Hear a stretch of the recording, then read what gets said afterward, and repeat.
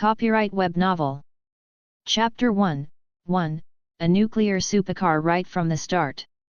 Leon felt downright miserable. He worked as a mechanic in an auto repair shop. During one repair job, a tire suddenly exploded without warning. With a deafening boom, his body was blown into the air, and everything went dark. When he woke up again, he was lying inside an unfamiliar garage. A burst tire. Rusty screws. Oil-stained wrenches. A mess of scattered tools. The place was littered with them. The building itself was made of wood, and the walls were covered with automobile repair equipment. Slowly, Leon pushed himself off the floor, his expression puzzled. Where is this place? How did I suddenly end up here? He was completely baffled. Welcome to the world of passion and speed. A strange voice echoed in his mind. Who's there? Leon snapped to attention, his eyes darting around warily. But the room was empty. There was no one but him. I am the hyper-modification system, existing inside your mind. You may think of me as a biochip. How the hell did you get into my head? Leon exclaimed in shock. He clearly remembered being killed by the exploding tire. By all rights, he should already be a corpse. So why was he alive and well? He patted his body. No injuries, no pain. His bones felt solid, his flesh reacted when he pinched himself, he even felt pain. Clearly, he wasn't a ghost. Did this mean he had been reborn? Or even transmigrated? Correct. It was I who revived you and brought you into the world of passion and speed. The hyper-modification system stated bluntly. According to it, Leon had indeed died in his original world, blown apart by that tire. It was this system that resurrected him and transferred him here. Leon froze, then sighed softly. I don't think I can do anything about this. I don't need what you think. I need what I think. The system suddenly adopted the domineering tone of an overbearing CEO. You possess the potential of a car god. Activating. At once, Leon's eyelids grew unbearably heavy, as though he hadn't slept for days. His whole body went weak, his mind foggy. The state lasted for over a minute. When he finally returned to normal, he looked down at his own hands in disbelief.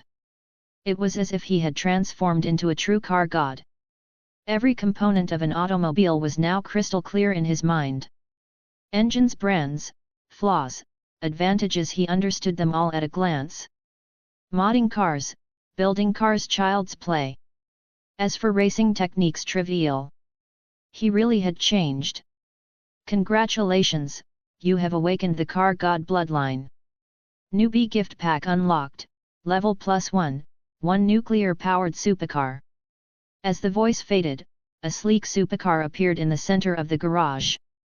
The body was forged from titanium alloy and carbon fiber, gleaming silver gray. Its lines were fierce and untamed, exuding dominance. The doors opened upward, but not like ordinary scissor doors, they flared back with even more swagger. Hundreds of diamonds sparkled on the LED headlights, while golden thread lined the luxurious seats. It was insanely cool. This is... Leon's eyes lit up as he rushed over, instinctively opening the door and slipping into the driver's seat. The steering wheel resembled a fighter jet's control stick, with twin wings extending from either side. As soon as he sat down, the instruments lit up, humming to life. Behind the wheel, a split-screen display showed speed, power output, temperature, tire pressure, everything. With just a tap, the interface could change, from futuristic sci-fi mode, to a mechanical Transformers style, to a bright youthful design. The center console rose up, revealing a massive 50-inch screen stretching across the dashboard. Even the gearshift had been replaced by touch-screen controls. S, D, N, R, P switch between them with a tap. For those who hated automatics, there was even a manual mode. It was pure, unadulterated cool. Damn! Leon's eyes practically glowed. He fell in love with the car at first sight. This vehicle is powered by nuclear energy. Maximum speed, 700 km per hour. Infinite range. Leon froze. A high-speed rail train's top speed was under 500 km per hour. Even commercial jets only flew at 700 to 1000 km per hour. And this car hit 700 km/h, comparable to an airplane. Awesome! Leon shouted in excitement. Compared to ordinary race cars or supercars, this thing was a guided missile. It could leave them hundreds of miles behind, utterly untouchable. And the best part? It ran on a nuclear fusion engine. No radiation, no nuclear waste. One fuel load meant infinite mileage. Drive it until it breaks down, and it would still never need refueling. Too awesome! This system comes with its own store. Beyond engines, you can also purchase a vibranium chassis, anti-gravity tires, ultra-intelligent onboard systems, and more. As long as you have money, you can buy anything. Nuclear power was only the beginning. Countless upgrades awaited. The ultimate fulfillment of every man's supercar fantasy. Open the store. Leon's breath quickened. At once, a blue panel unfolded in his mind. From chassis to body, from headlights to screws, every single component was listed. But the prices were steep. Replacing the chassis alone cost 1 million. And that was just average. The best performing chassis ran up to 100 million. If you had enough money, you could buy a brand new car outright starting at 100 million, with top models exceeding $1 billion. Where the hell am I supposed to get that kind of money? Leon wailed. Do not worry, host. This system will assign missions. Complete them, and you will earn vast sums of money. The system's words opened a door to a brand new future. Maybe, this wasn't so bad after all. Chapter 2, The Silver Marauder. If he tried to earn money the honest way, there was no way he'd ever make 100 million. But if the system issued missions, the rewards would be astronomical. Completing missions not only grants money, but also experience levels and sometimes top-tier components. Levels? What's that? Leon asked curiously. Open your status panel, the system replied bluntly. The blue store interface vanished from his mind, replaced by a glowing attributes board. Name, Leon. Level, 1.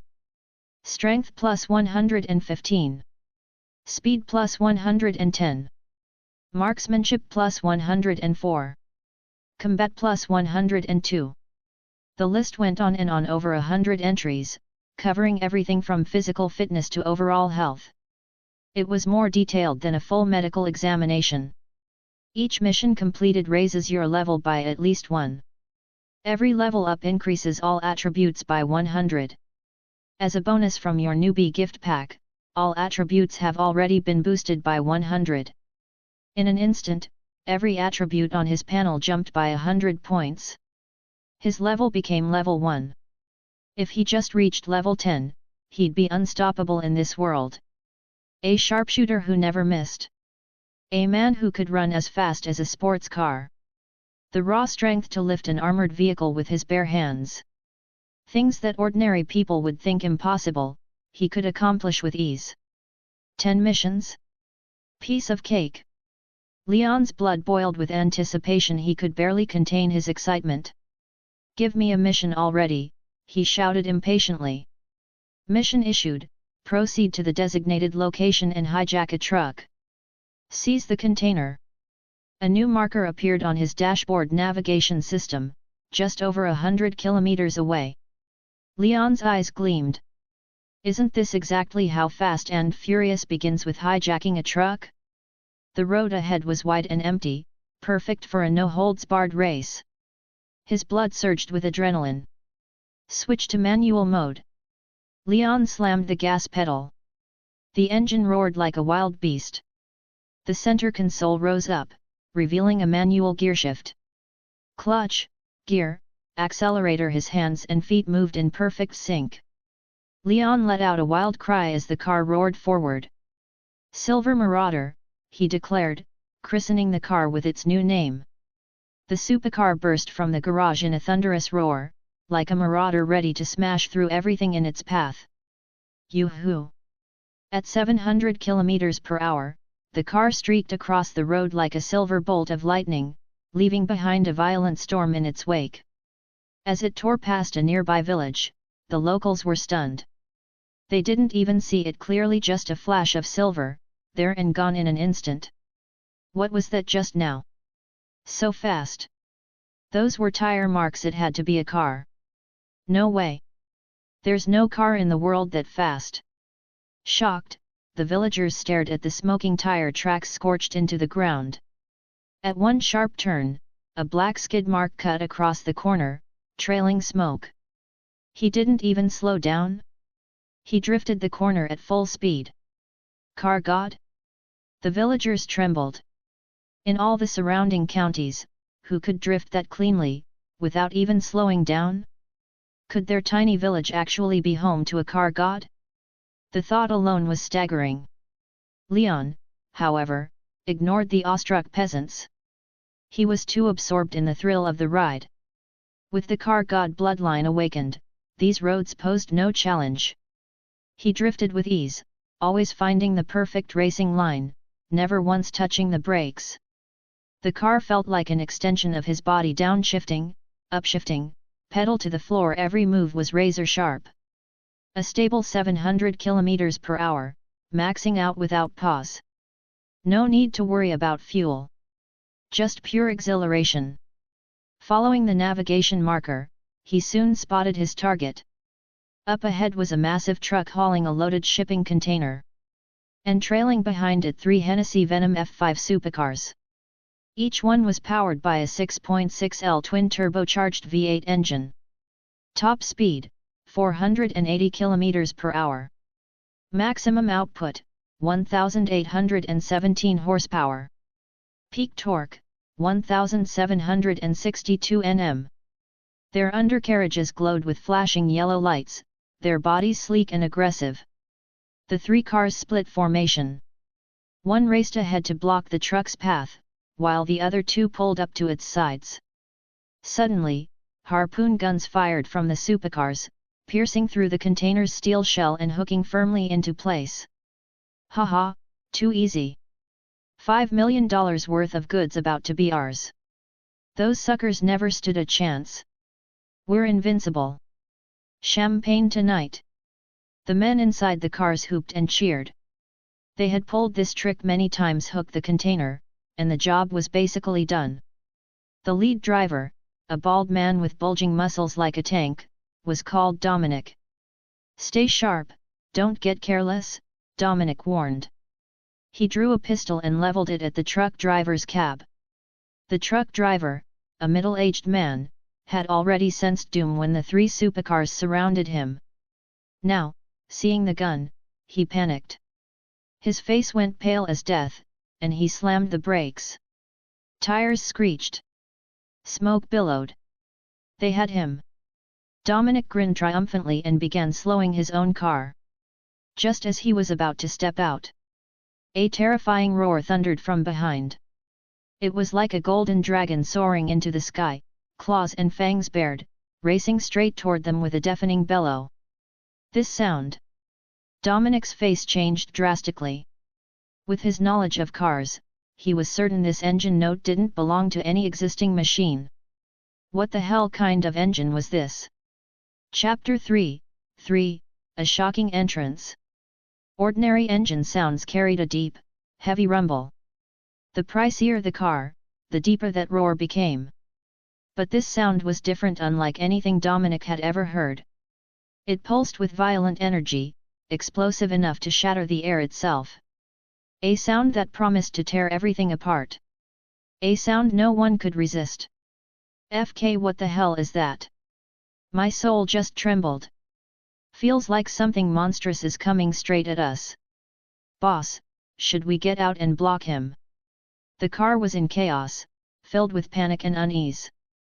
These were street racers, they knew cars inside and out.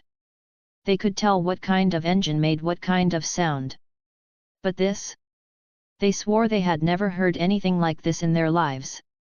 It was a car's roar, but also not. If they had to describe it, it was like an airplane engine, trapped inside a car. Dominic, the fearless leader of the crew, who always drove with an easy smirk and never took anyone seriously, looked grave for the first time. He stared into the rearview mirror. Whatever that is, it's not here as a friend. This mission was supposed to be airtight. Even the crew only got word right before they rolled out. Phones had been confiscated. Only in-car comms were allowed. If someone still managed to tip off the authorities, that'd be supernatural. Maybe it's just someone passing by, Vince suggested. He was a burly man with a thick beard, rough around the edges, the kind you'd expect to see in bars and back alleys. Hot-tempered, but Dominic's childhood friend and one of the few men he trusted absolutely. No one passing by would be this reckless. And that's just one engine, not a whole street race, Dominic said darkly. Which meant this car was coming for them. It's here. In the mirror, headlights flared blindingly bright, bearing down on them at an unbelievable speed. It flew across the road like a bolt of lightning, leaving even the wind trailing behind. Holy shit, that speed! Too fast! What kind of car is that? It's on us already! The crew gaped, jaws unhinged. Some even rubbed their eyes, refusing to believe what they were seeing. They had never seen a car move like this. Its sheer velocity whipped up a gale, slamming into them like a storm. In a flash, the silver Marauder's tail cannon fired a steel harpoon, punching clean through the truck's container. A burst of fire. At the final corner, the Marauder swung into a flawless drift, roaring like a wild beast. Dominic swore it was the most exhilarating engine sound he had ever heard in his life. Inside, Leon downshifted, then slammed the accelerator at the corner exit. Vroom! 8 exhaust pipes at the rear erupted in blue flame, the nuclear reactor flooding the car with unstoppable power. The Marauder surged forward again, speed climbing even higher, piercing straight through the convoy like lightning. Shit! Cut the lines, now! Dominic roared. But it was too late. The nuclear-powered Marauder's strength was overwhelming. The container ripped free in an instant, swinging wildly like a wrecking ball. One brush against Dominic's car sent it tumbling more than 10 meters, rolling 5 or 6 times before it finally stopped. Windows shattered, hood and doors crushed. Another car took the container full on, flattened into a pancake. The men inside never stood a chance. The lead car clipped the swinging box and was hurled 20 meters into the air. Its rear was mangled beyond recognition. Whether the driver survived was anyone's guess. Such was the savagery of the Marauder. Leon glanced at the wreckage in his rearview mirror, a grin spreading across his face. Wiping out the opposition so easily, this was the power of nuclear energy. His car was like an aircraft carrier on land. Dragging the container was no problem. But hauling it at high speed was dangerous and far too likely to draw attention from the authorities. System, is there a way to get rid of this cargo? Ideally, something that can be sold off quietly, without anyone noticing. It was a casual question. Leon didn't expect much. But the system actually responded. Container cargo consists of laptops. Some are damaged. Total exchange value, 5 million. Proceed with exchange. Exchange. Do it now! Leon exclaimed in delight. The container had taken a massive hit when it fell. Fragile electronics like laptops could barely withstand minor bumps, let alone such a crash. If not for the anti-shock packaging inside, the losses would have been even greater. At Leon's command, the cargo vanished instantly. The system severed the harpoon chain, freeing the Marauder from the container. Unshackled, its speed skyrocketed once more, flashing into the distance like a streak of silver lightning. Behind him, Dominic, Vince, and the survivors crawled out of their wrecked vehicles, blood streaming down their foreheads. But none of them cared about their injuries. They stood there, stunned, staring at the horizon where the marauder had vanished. If they hadn't seen it with their own eyes, they would never believe it. That such a car could exist in this world. What the hell, did we just run into? Dominic muttered. Chapter 4, Pure Adrenaline. Dominic was shaken to the core. He rubbed his bald head, disbelief flashing in his eyes. After all his years on the streets, after becoming the undisputed king of street racing, he had never seen a car like this. The sound alone was enough to make his blood surge, let alone the person behind the wheel. At such insane speeds, taking corners without slowing, this was terrifying skill. Someone like that couldn't possibly be an unknown. Vince, have we had any suspicious drivers show up lately? Dominic asked. Vince shook his head. No. It's the same old crowd. Even the newcomers don't have anything close to this kind of ability. Vince had been with Dominic long enough to know what he was talking about. That car had to be braking 500 kilometers an hour. And taking corners without braking? Even Dominic couldn't do that. Dominic, the street king himself. If even he couldn't manage it, that showed just how outrageous this newcomer was. Dominic fell silent, his eyes shifting with dark thoughts. A rival appearing out of nowhere, deliberately sabotaging their operation. It was obvious the car had come straight for them. And worse, the driver had taken the cargo only to dump it on the roadside. That wasn't theft, that was humiliation. It was like snatching meat from a tiger's jaws, then throwing it back and flipping the tiger off. A naked, shameless provocation. Vince, get the others out. I'll check the cargo. Grabbing an iron bar, Dominic jogged to the container and deftly unlocked it. But when the doors creaked open, he froze, staring blankly. Inside, the container was empty. Not even a screw remained. They had risked their lives for this? Lost crew members for nothing?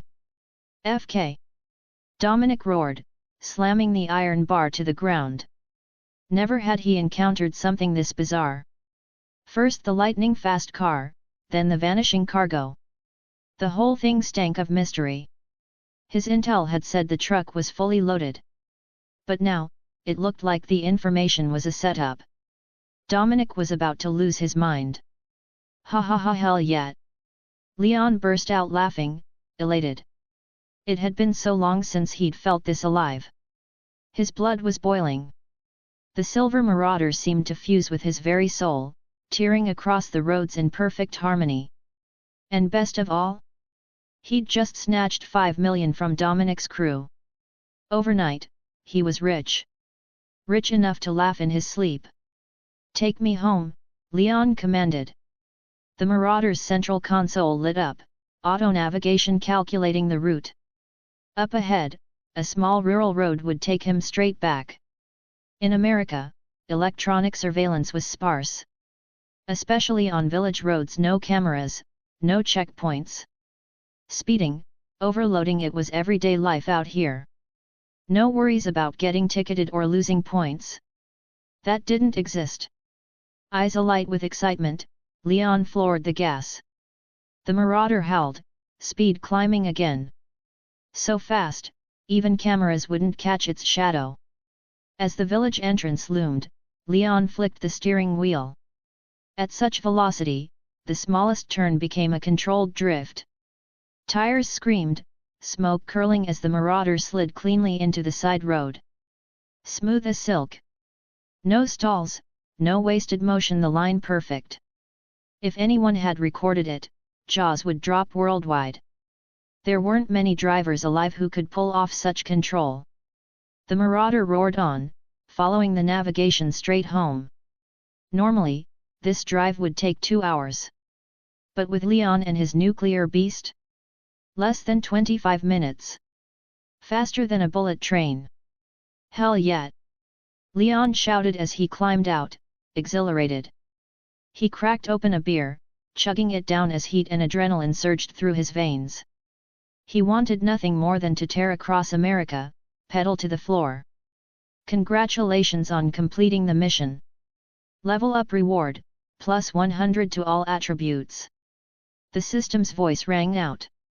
Leon's stats skyrocketed: strength, speed, agility, marksmanship, every ability soaring by 100 points. For his weaker attributes, it was a 20-fold leap. Incredible! His body swelled visibly, muscles thickening like an inflating balloon. Solid muscle, chest sculpted, ABS like stone, arms as thick as tree trunks. In moments, he looked as built as Dominic himself. Peeling his waistband open, Leon glanced down and grinned wider. Bigger, stronger there too. Life was good. He flipped in the air twice, landing with a spinning kick. Crack! A wooden wall shattered beneath his foot. Yet Leon barely felt a thing. It was like kicking through paper. Ha ha ha! This is insane. He never wanted to go back to his old world again. Why would he, when this one was so damn fun? Congratulations, you've received 5 million funds. Would you like to exchange for quantum tires? Quantum tires? What's that? Leon's eyes lit up. Just the name screamed high-tech. Tires crafted with quantum materials. Never wear down. Never puncture. Never explode. When pierced, the material detects the breach, ejects the object, and seals itself. No leaks. No balancing. No need for inflation. The quantum compound absorbs shocks, eliminating bumps even on rough terrain. Future tech, pure and simple. Leon's grin widened. This was good stuff. Chapter 5. Terrifying speed. Anyone who races knows, tires are one of the most heavily worn parts of a car. The more violently you drive, the faster they burn out. With the way Leon had just pushed it, a brand new set of tires was already half gone. If it hadn't been nighttime, with the air cool and the pavement not too hot, the rubber might have melted outright, damage even worse. But with tires made of quantum materials, that would be the ultimate weapon. He could tear across the entire American continent without so much as a scratch. No fuel, no tire changes. Who could possibly compete? Leon's breathing grew rapid, his eyes shining. His voice shook with excitement. How much to swap for these tires? He suddenly remembered, everything in the system's shop cost money. And it was expensive. This quantum tire had to be outrageous. What if even his 5 million payout wasn't enough? That would be awkward. But the system quickly eased his doubts, pulling up the tire info. Price, 1.25 million per tire. Full set of 4, discounted to 4 million, save 1 million. A pleasant surprise. Leon hadn't expected a bundle deal. $1 million saved that could buy a brand new sports car in the real world. Perfect. Swap them out now. Leon urged impatiently. Leaving money idle was a waste. Besides, he'd still have $1 million left over, enough to burn through for a while. He had the skills. No way he'd ever starve. Money? He could get it anytime. Spending it was just a matter of mood. Account debited, 4 million. Product en route. In the garage, the silver Marauder lit up, shining in a dazzling silver glow. Especially the tires, they flared like suns. They grew, transforming from 18-inch rims to 21-inch beasts. More savage. More powerful. Pure violence on rubber.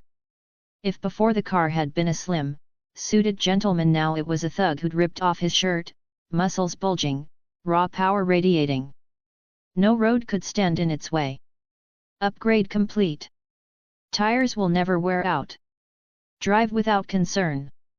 From now on, no matter how hard he drifted, he'd never again need to worry about his wheels. Just slam the pedal and go. Ha ha ha. Yes. Leon laughed wildly. Bit by bit, he was transforming this car from top to bottom. Who knew how terrifying its final form would be?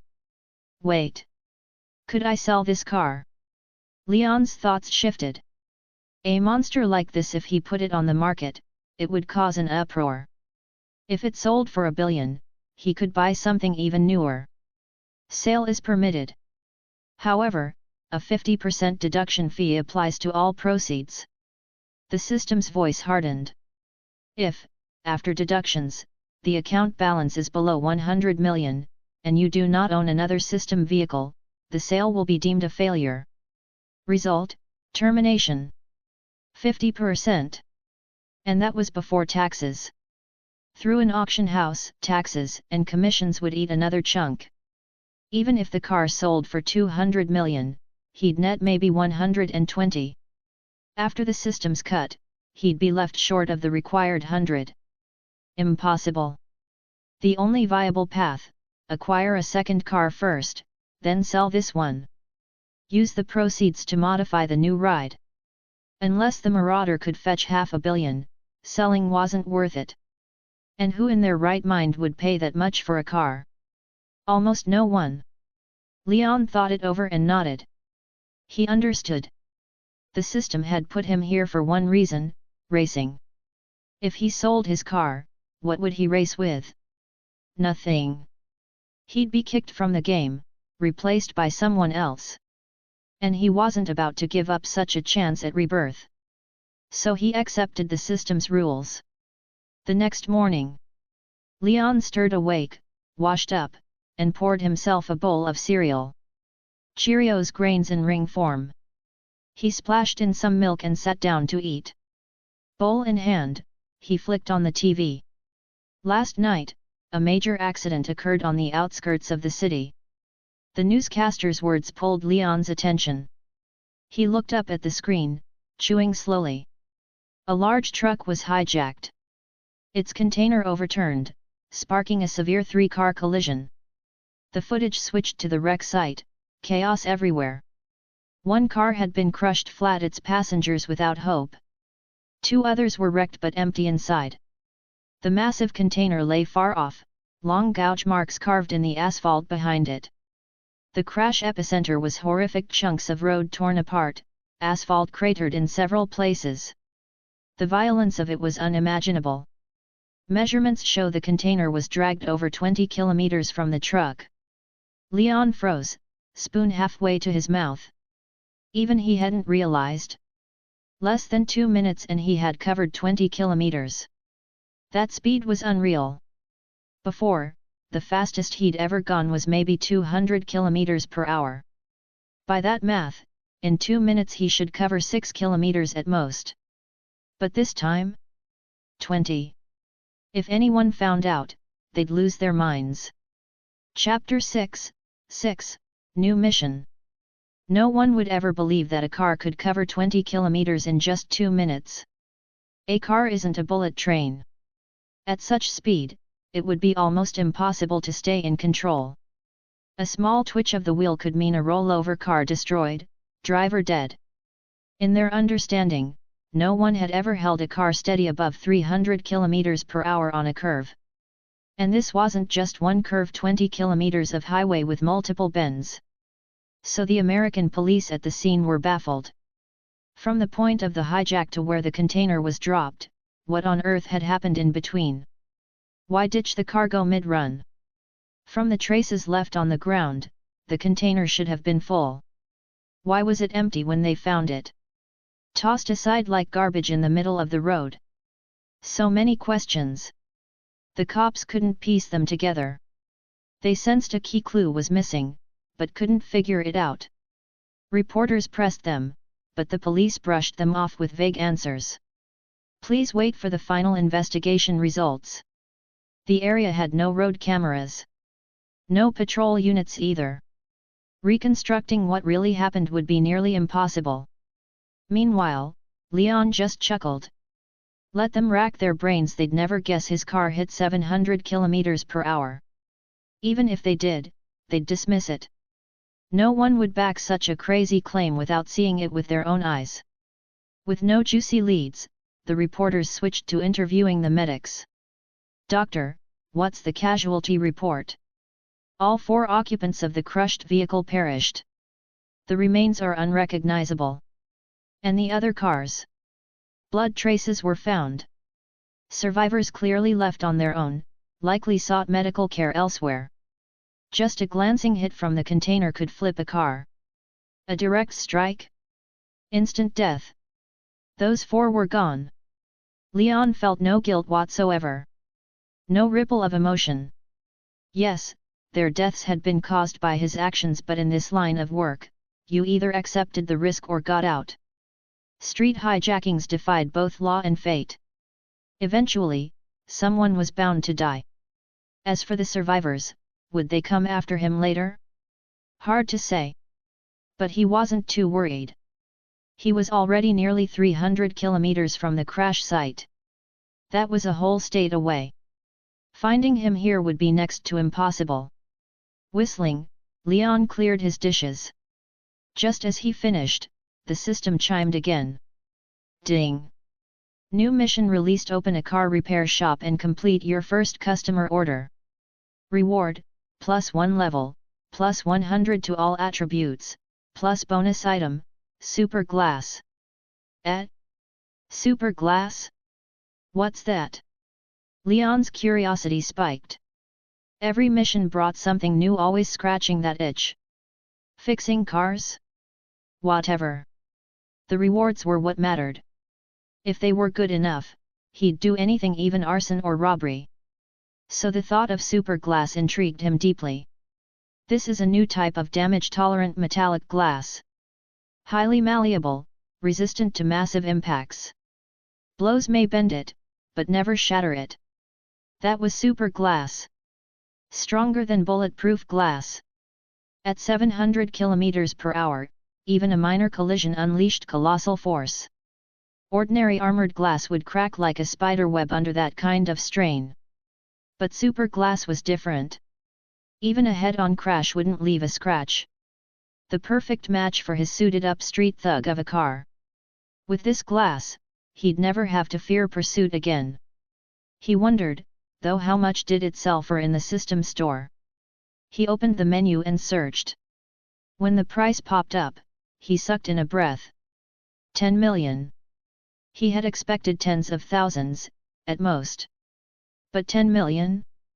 His head spun. I'll take it, he declared, then laughed with glee. If he kept completing missions, he could push the Silver Marauder to full upgrades without spending a dime. Saving billions in the process. What a steal. Getting the shop open was easy. Just unlock the doors, hang an open sign. But getting a customer? That would be the real challenge. This was a small, out-of-the-way town. Sparse population meant fewer cars, fewer chances of business. Would anyone even show up today? Shaking his head, Leon rolled up the garage door and flicked on the neon open light. Then he grabbed a beer, popped the cap off with a flick of his thumb.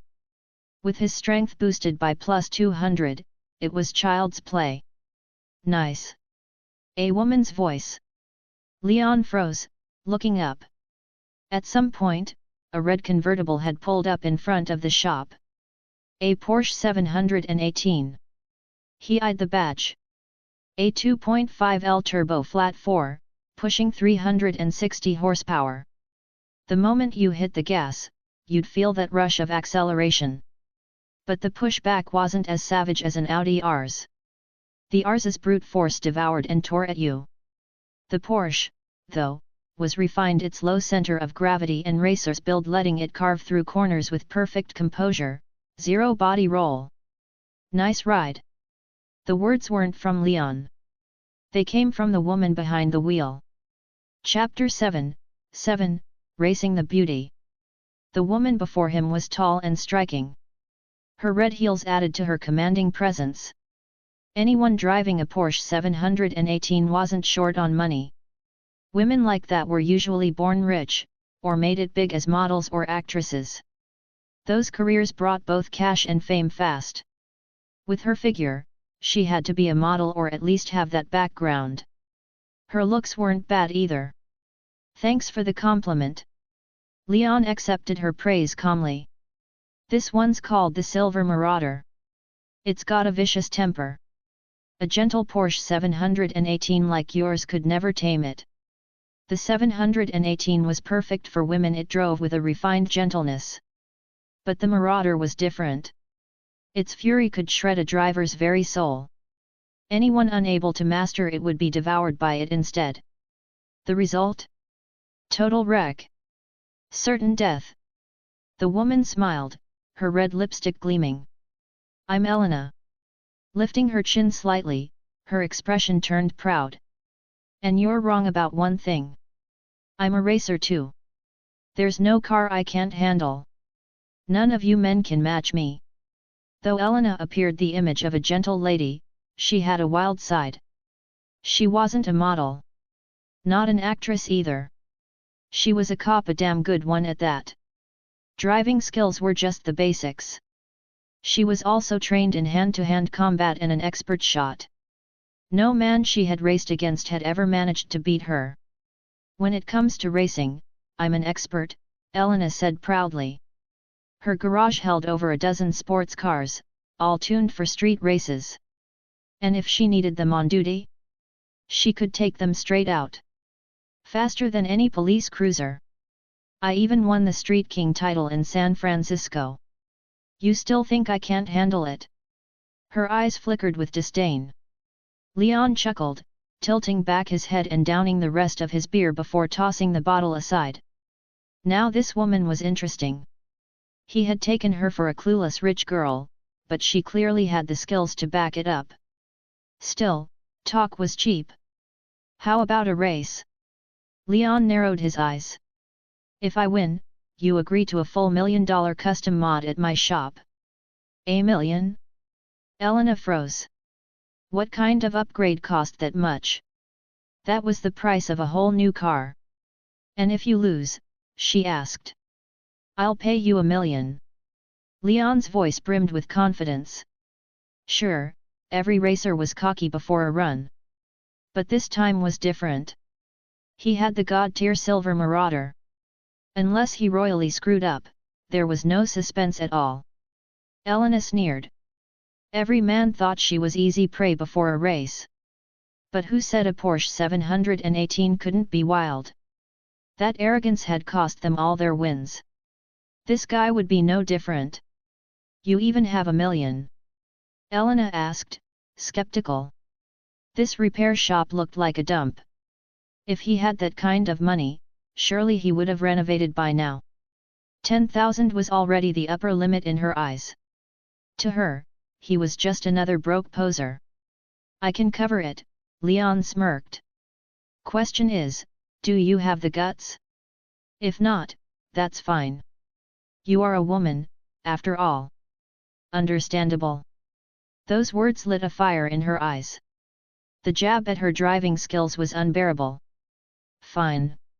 I'll race you, she snapped, her pride stung. She'd make damn sure this man learned exactly who he was dealing with. Leon's lips curled in a victorious grin. Just like that, he had her on the hook. $1 million job practically in his pocket already. Engines roared. The Porsche's roof slid shut, its motor growling to life. It revved with vibrant energy, straining to leap forward. 4 seconds to hit 100 km/h no problem. But the Silver Marauder wasn't to be outdone.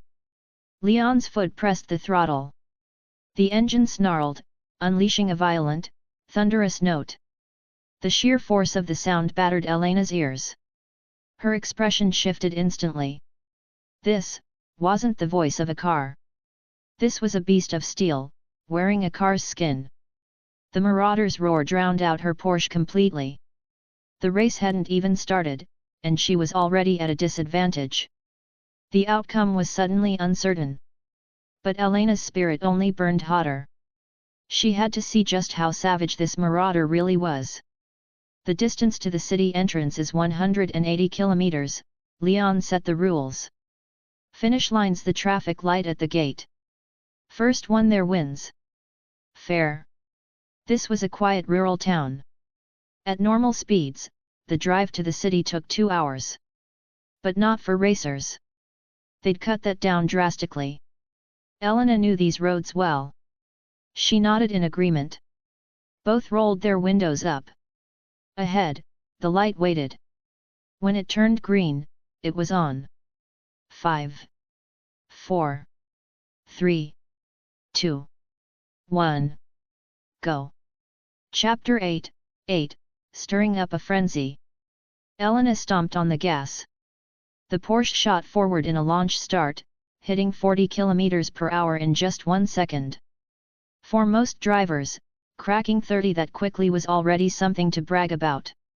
She grinned, ready to savor the achievement.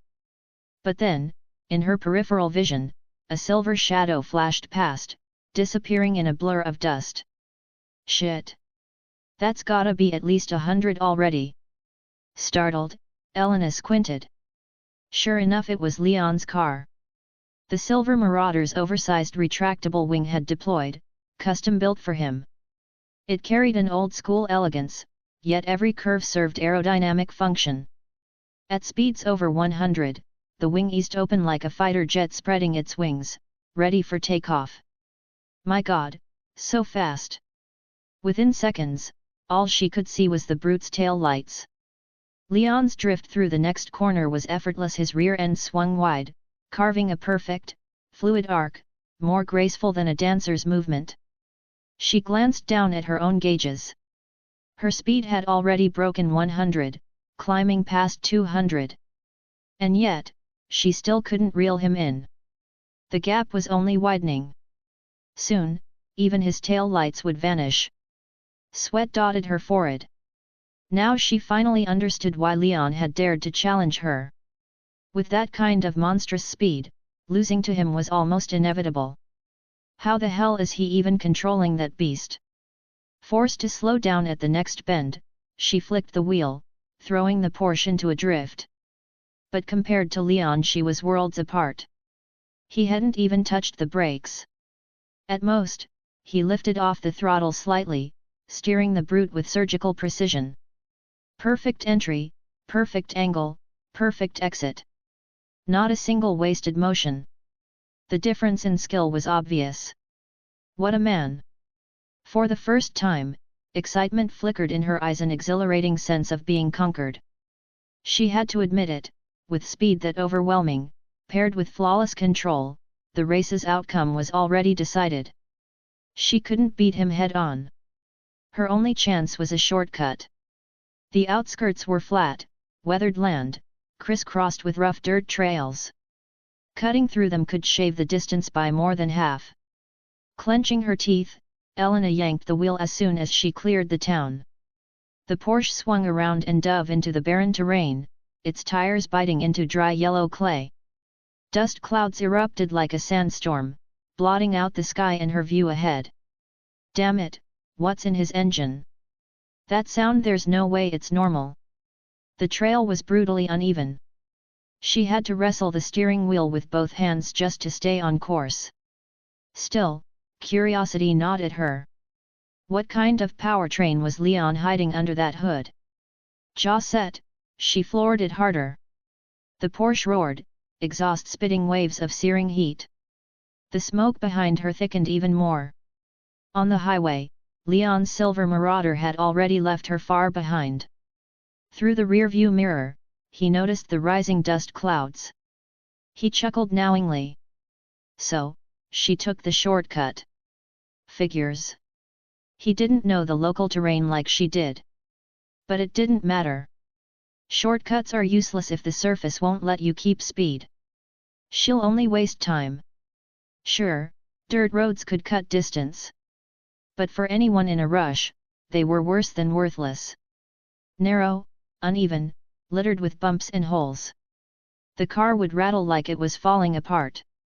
Fast? Not a chance. Smiling, Leon downshifted manually, built up revs, then smashed through the gears again. The Silver Marauder surged back to peak speed. Its roar thundered out like a nuclear blast. Nearby drivers flinched, thinking a missile had just detonated. But when they checked their mirrors, all they saw was a streak of silver tearing past. A blur that vanished like lightning. In the blink of an eye, it was ahead. Another blink, and it was gone, leaving them choking on dust. What the hell car was that? Too fast, way too fast. Did we just see a ghost? I swear I'm hallucinating. Bullshit, I've never seen a car move like that. It had to be over 300 km/h. The silver marauder's speed caused an uproar. Every driver stared at the direction it had disappeared, buzzing with disbelief. To weave effortlessly through dense traffic at that velocity. That wasn't just driving. That was artistry. Unbelievable. That's a god behind the wheel.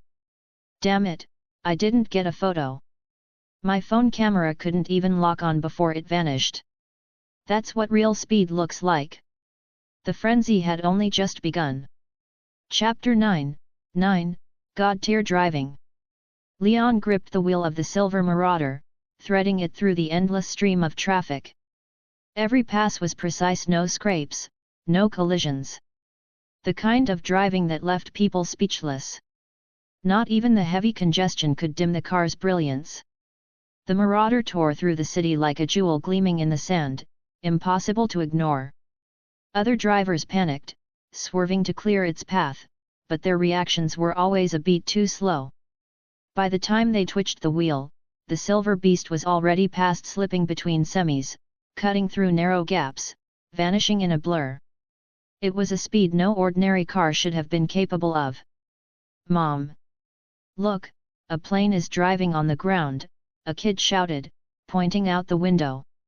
"Sweetie, don't be ridiculous," his mother started, then froze. Her eyes widened in shock and disbelief. Out the window, a silver streak ripped by. That wasn't a car anymore. It was lightning. A jet fighter running on asphalt. "Oh my God, get it on video," she fumbled for her phone, raising it just in time for the marauder to scream past in a silver blur. The lens couldn't even catch the outline by the time she tapped record. The car was gone. Too fast for the human eye, too fast even for a camera. This is Guinness World Record speed. No, this is a damn myth. Car god. That has to be the car god. The freeway erupted in excitement. They were fans of street racing, junkies for thrills and danger, but this was something else. Speed like that, precision like that, it was the return of a legend. Who the hell is it? Could it be Dominic Toretto? They call him the king of the streets. No way. Dom's fast, but not this fast. Even with his best mods, his cars never reached that level. Leon's display of skill set the entire highway ablaze with chatter. He leaned back slightly, feeling the rush, a smile tugging at his lips as he caught snippets of praise trailing behind him. 200 kilometers might take an ordinary car 2 hours. For Leon? Less than 20 minutes. The exit loomed ahead. He flicked the wheel, the marauder's tail whipping out in a clean, controlled drift. Tires shrieked on the asphalt, singing the sweetest note Leon knew. No smoke. No scarring. Just pure grip. The 1 million apiece performance tires held steady, eating the road with unshakable traction. Drifting, cornering, flat-out sprinting, these were leagues beyond anything he'd used before. Worth every cent. The silver marauder roared, surging harder into the bend, clipping the guardrail by a hair's breadth before powering out with perfect momentum. Up ahead, the city entrance came into view, a traffic light, cars queued up waiting for green. 20 seconds until the light changed. Then the roar hit. The drivers glanced nervously at their mirrors, their faces draining of color as a silver blur came barreling toward them like an out-of-control missile. Panic set in. Someone tried to jump the red. Another stomped the brake. Horns blared, chaos erupted. But instead of ramming through, the marauder's nose whipped sideways. The car spun wildly, tires screeching, carving savage black arcs across the asphalt. 2, 3 full rotations, then, impossibly, it settled. Perfectly aligned in the emergency lane. Not an inch off. The crowd stared, stunned silent. The marauder exuded an eerie, regal aura, its 4 tires gleaming, untouched. 8 exhausts at the rear sat like a war machine's cannons, while the retractable spoiler eased back down, taming the beast, transforming it into something quiet, reserved. Like a scholar closing a book. The door opened. Leon stepped out. Gasps rippled through the onlookers. He was young. Too young.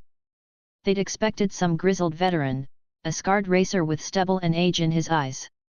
Not this sharp, confident face.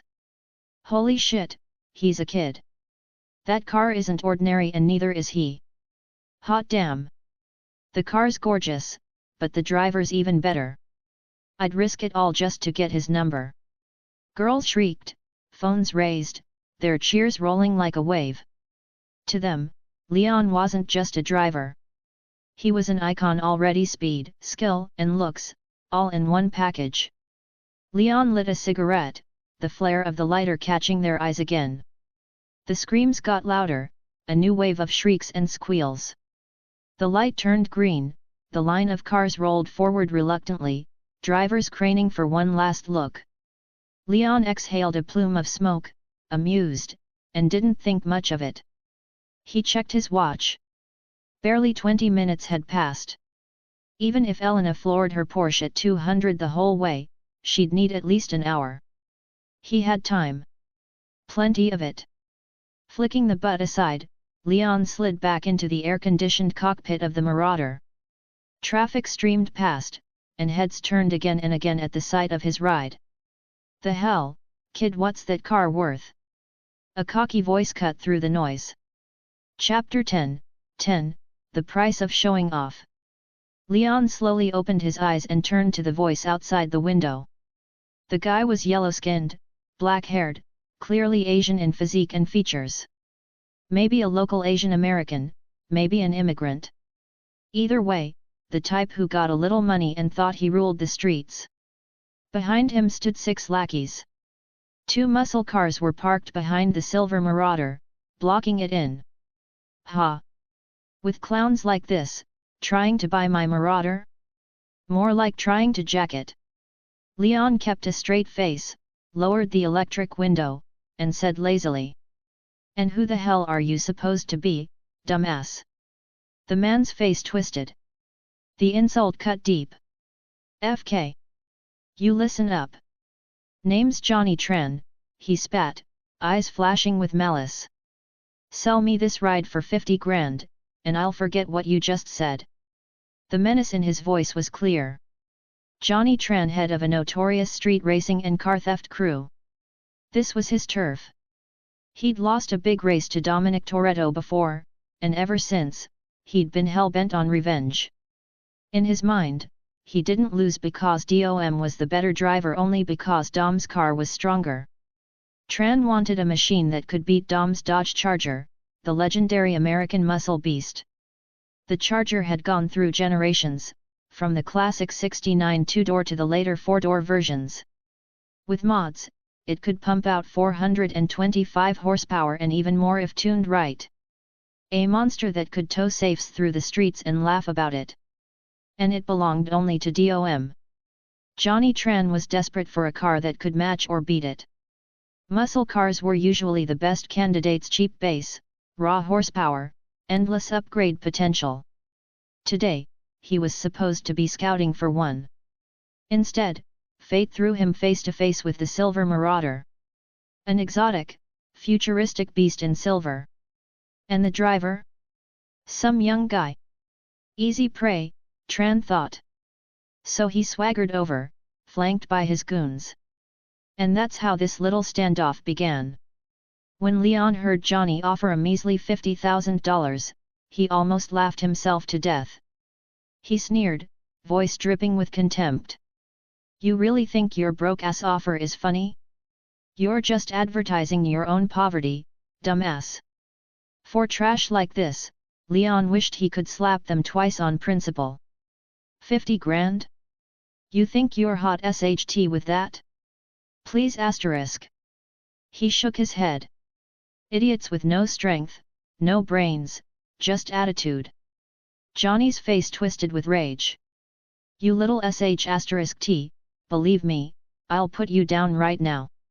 He lunged, yanking Leon by the collar, grinding his teeth like a rabid dog.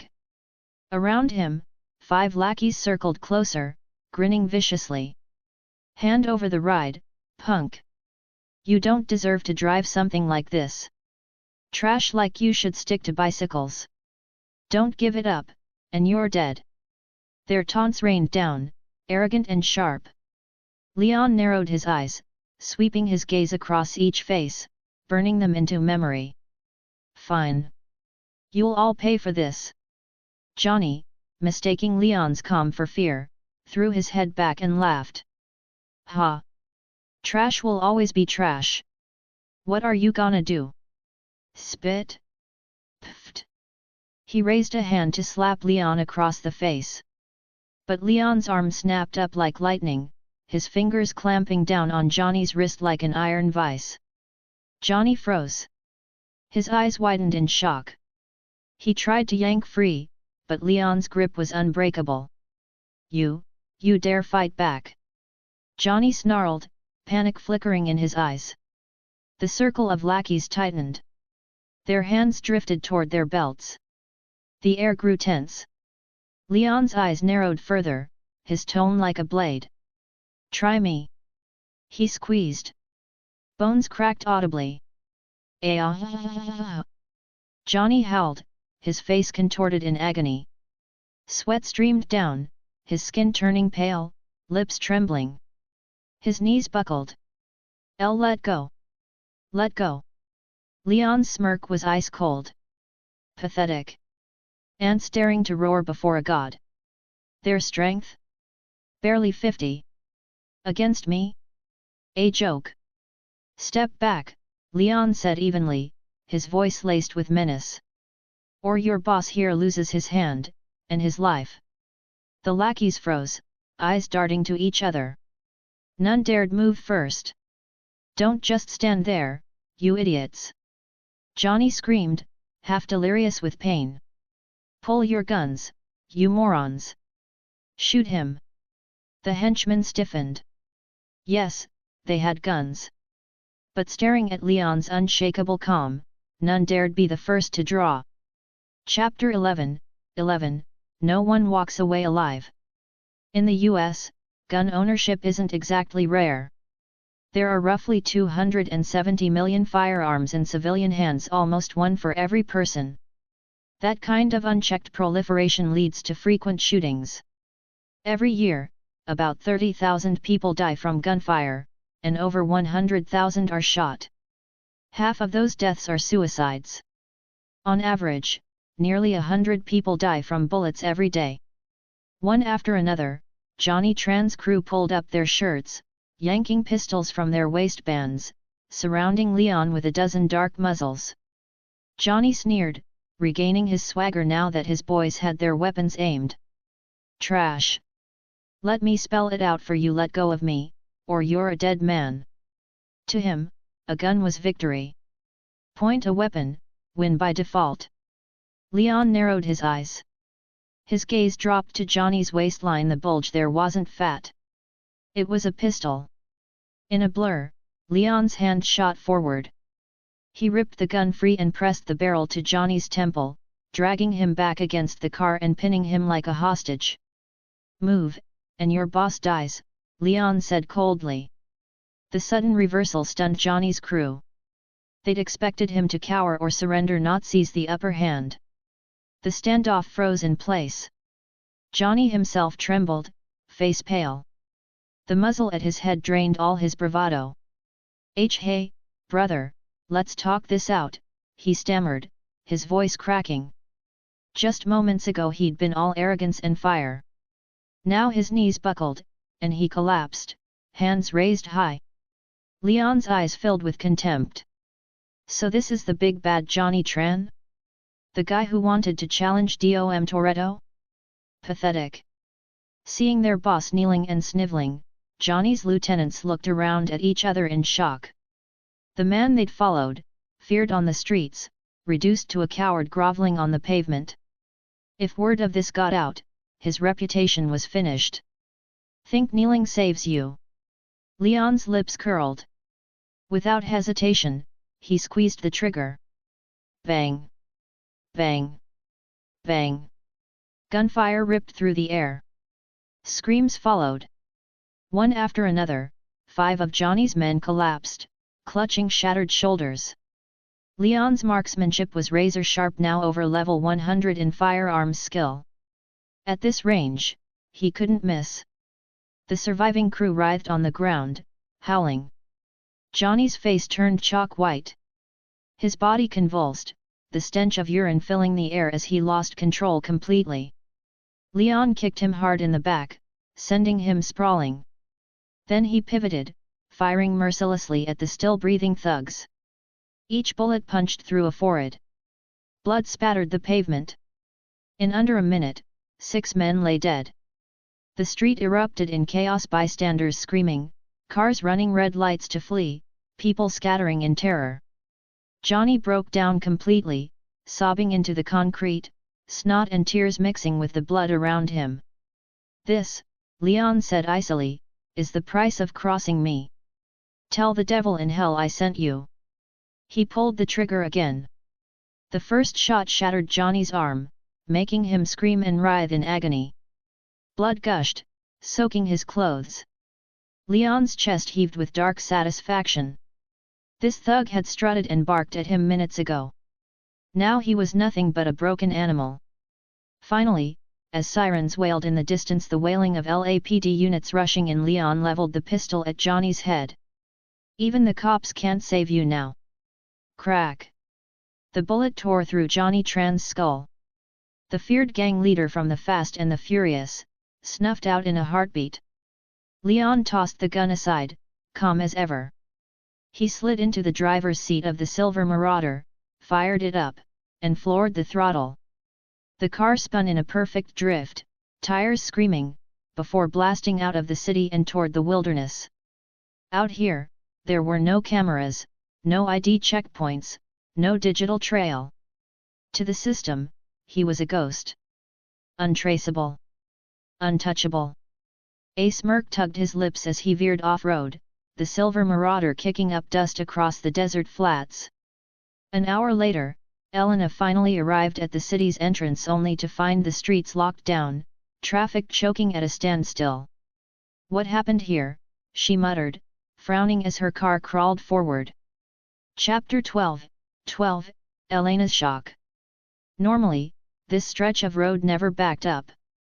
Even with an accident ahead, they wouldn't completely shut it down unless it was a catastrophic collision with fatalities. But that kind of crash was rare. Drivers were forced to slow down when exiting the freeway, and just past the entrance there was a traffic light. As long as you weren't completely brainless, even if you mistook the gas pedal for the brake, you'd still have time to stop. So how could a massive pileup have happened? Elena frowned, curiosity gnawing at her. She rolled down her window and asked the driver in the next lane. "Excuse me, do you know what's going on up there?" The man, overweight with a round belly pressed against the steering wheel, perked up instantly at the sight of her beauty. His eyes lit up. "Of course I know," he said, eager to impress. "They say there was a shooting up ahead. 7 people dead." "What?" Elena's breath caught, her head buzzing. "A shooting? Here?" Her mind raced. "Leon, he got here first. Where is he now? Is he safe?" She craned her neck, scanning the cars ahead, but saw no trace of his Silver Marauder. After nearly half an hour in line, she finally reached the scene. The bodies were gone, but police were still interviewing witnesses. Dark stains marked the asphalt, and white chalk outlines traced where the victims had fallen. Elena considered pulling over to assist, but hesitated. The LAPD had strict jurisdiction protocols. This wasn't her case. If she stepped in now, people might think she was interfering or worse, covering for someone. Biting her lip, she spun her Porsche around at the next light. Instead of going into the city, she headed back toward Leon's garage. She needed answers. Meanwhile, Leon had already taken the Silver Marauder on a detour into another state. Once he confirmed no one was tailing him, he looped back via different highways. Unless someone scrambled a fighter jet, nothing on the ground could catch him. His speed was unbelievable. A route that normally took 7 or 8 hours he crushed in just one. The silver marauder devoured the asphalt, shoving him into his seat with relentless acceleration. Every muscle in his body focused on control. One mistake at these speeds meant instant death. 1,600 kilometers of driving in a single round trip, yet Leon handled it easily. Most of the highways cut through desolate highlands, sparsely populated, straight as a ruler. For him, it was nothing but a playground. Finally, he rolled back into his place. He popped open a bottle of liquor, sat on the porch, and stretched out with a satisfied grin. The silver marauder's roar still rang in his ears. The rush of it, the way it bent the laws of physics, left him buzzing. Some time later, the growl of another engine approached. A sleek Porsche pulled up smoothly in front of his garage. Leon cracked an eye open, recognizing it instantly. He smirked. Well, well. The beauty's back. Don't forget our little wager. But Elena wasn't in the mood for banter. She hurried toward him, eyes sharp. That shooting, what happened? She demanded. Straight to the point. This police officer's sense of justice was nothing if not fierce. Leon leaned back lazily on his chair, unfazed. Officer, is this an interrogation? His tone was casual, but his eyes were cool, offering nothing. No matter who was asking, nobody would admit to a killing spree just because they were pressed. Elena studied him for a long moment. Something about him made her doubt he was guilty. Her posture softened. Then why did you come back? She asked, frowning. You were supposed to wait at the finish line. Leon chuckled. Was I? I only said whoever arrived first won. Nothing about waiting around. He leaned forward, eyes gleaming. Do you know how long it took me? 18 minutes. Elena blinked, stunned. 18 minutes for nearly 200 kilometers? That's impossible. Her voice shook. Her mind raced with the math. 180 kilometers in 18 minutes, that was 10 kilometers per minute, 600 kilometers an hour. Her heart pounded. There isn't a car in the world that can hold 600 kilometers per hour, not for long. That's insane. Leon just smiled. Nothing's impossible. Come here. He waved her toward the car. The two of them walked to the gleaming silver machine. Start up, Leon commanded. Voice recognition confirmed, came the AI response. The silver marauder roared to life, gauges and displays lighting up in sequence. Elena's eyes widened. She'd seen exotic sports cars, high-end tech packages, even concept vehicles, but nothing like this. Her heartbeat quickened. The more she saw, the more captivated she became. It's incredible, she whispered, unable to stop herself. Leon grinned, opening the driver's door. Go on. Take a look for yourself. Hesitant but curious, Elena slid into the seat. Her gaze fell on the speedometer. And then her jaw dropped. 800. She breathed. The needle's top marker sat at 800 kilometers per hour.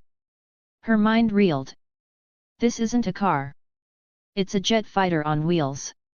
Chapter 13, Top-tier modifications. Leon couldn't help but chuckle at Elena's dazed expression. It reminded him of his own reaction the first time he'd seen the Silver Marauder's speedometer. The gauge read a top speed of 700 km/h, but with nitrous engaged, it could push to 800. What car on earth could even dare claim numbers like that? You built this? Elena asked, still visibly shaken. Her disbelief lingered in her eyes. No ordinary car could possibly reach those speeds. But a heavily modified one? That was another story. In the hands of a true master, modifications could push machines to their absolute limits. Her eyes lit up as she circled the Silver Marauder, hungry with curiosity. No wonder her Porsche had been left in the dust. This beast ran at nearly 800. Suddenly, everything made sense. What brand is this? She asked, inspecting every inch. But she found no badge, no emblem. For all her experience, she couldn't even identify its lineage. Don't tell me it's a prototype? Even then, it should have a logo.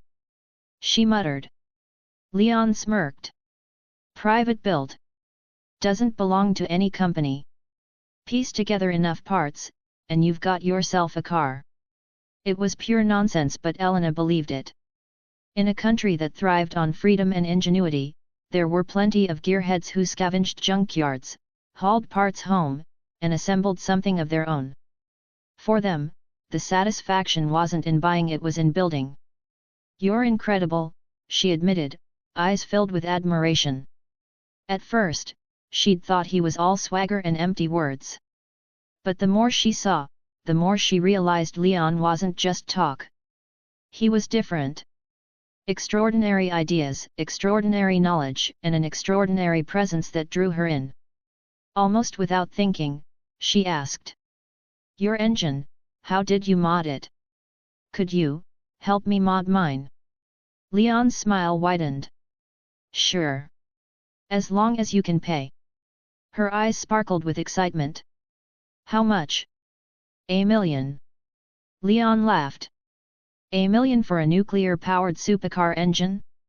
The very idea was absurd.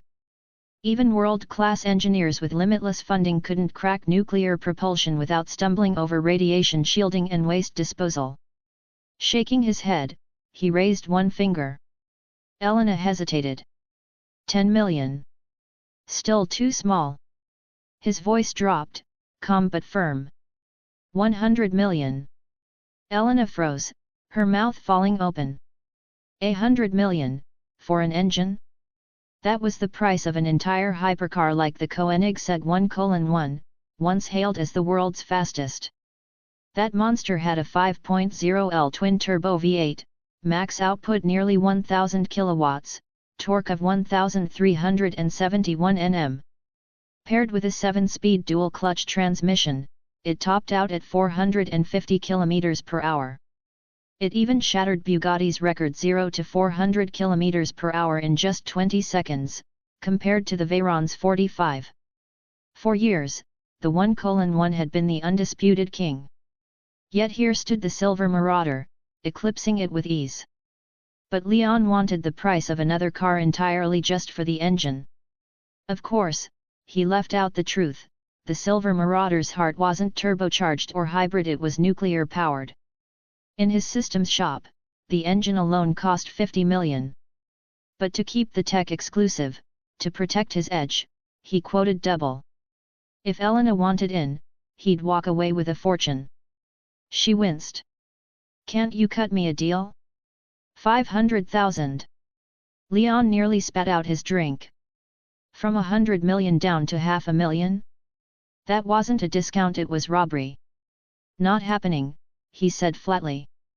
But, for $1 million, I can give you a premium upgrade package.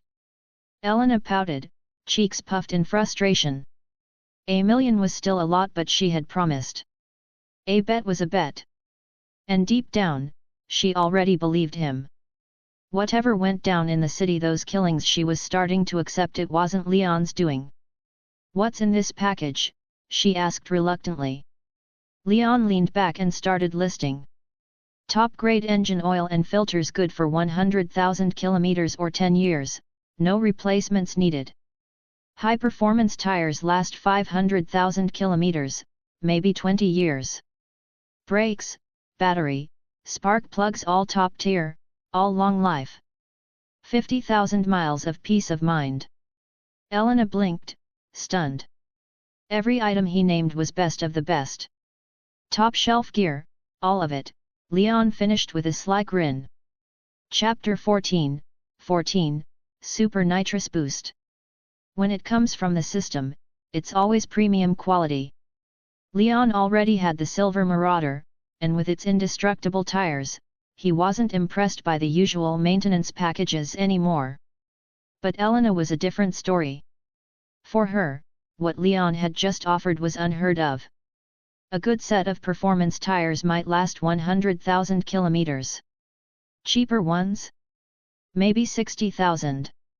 But 500,000 kilometers on a single set of tires? That sounded insane. And oil, don't even mention it. The best synthetic oils needed to be changed every 10,000 kilometers or once a year. Leon's oil, however, lasted 100,000 kilometers or 10 years. Elena was left speechless. How could such top-tier technology come out of this rundown auto shop? If Leon was this skilled, why not open in some high-end district instead of hiding in this shabby place? You're serious? With skills like this, you can't possibly be short on money, Elena said suspiciously. It was true on ordinary cars, a mechanic might cut corners and get away with it. But this was her Porsche, a precision machine. One bad batch of oil or parts, and the repair bill could skyrocket. My money is none of your business. I do things because I want to, Leon replied flatly, giving her no face at all. He grabbed a pen and, with a few quick strokes, filled out a work order. Handing it over, he said. Look it over. If there's nothing else you want to add, sign it. Elena skimmed the sheet. It listed more than 20 upgrade items, each with a clear price. Altogether, exactly 1 million. In truth, Leon's costs were only about half that. But he had to make money, so he doubled the price. With his system-backed upgrades, every part was top-tier, completely unavailable on the open market. And after the replacements, the Porsche wouldn't need another service for 300,000 kilometers. Elena wasn't actually getting ripped off. Just as she was about to sign, Leon's eyes lit up with another idea. How about I install a nitrous boost system for you? Her eyes widened. Wait, you can really do that?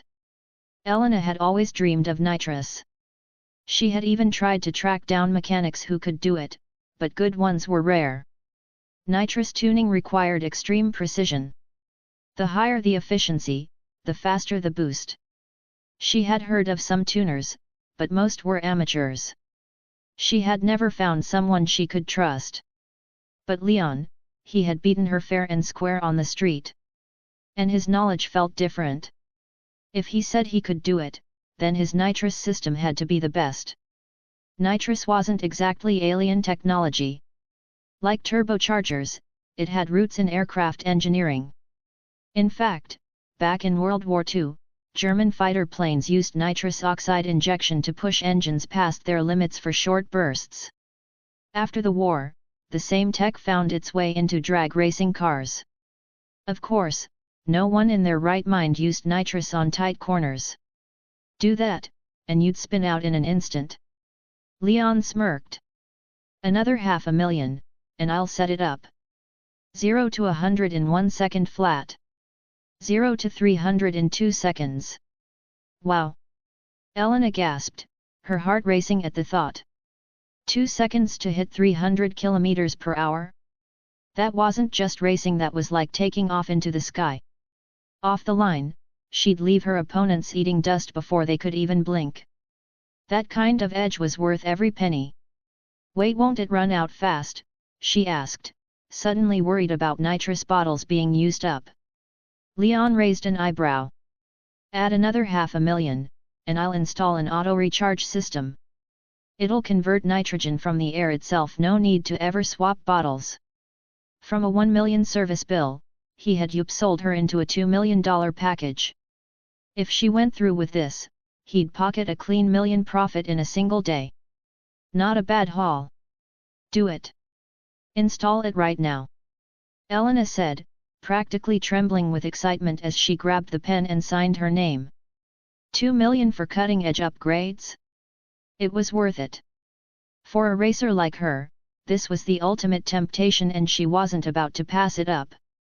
Leon chuckled inwardly. Success. Taking her signed order, he got to work while Elena was shown to the lounge with tea and a TV. Half an hour later, Leon called her back. Payment first, then you can take your car. Elena swiped her card, transferring the money straight into his account. When she restarted her Porsche, she immediately felt the difference. The engine note was deeper, smoother. The tires gripped the road like claws. It was like the car had been reborn, every critical part upgraded to something stronger, sharper, and more alive. Excited, she tapped the throttle a few times. The roar that came back was pure ecstasy. Leon tapped on her window. When she lowered it, he leaned in and pointed at a bright red button on her steering wheel. That's the nitrous trigger. Press it, then hit the gas. It won't activate unless the car's running. When the engine's off, the system automatically recharges from the air. Got it. The red button was so eye-catching it was impossible to ignore. Got it, Elena nodded firmly. Good.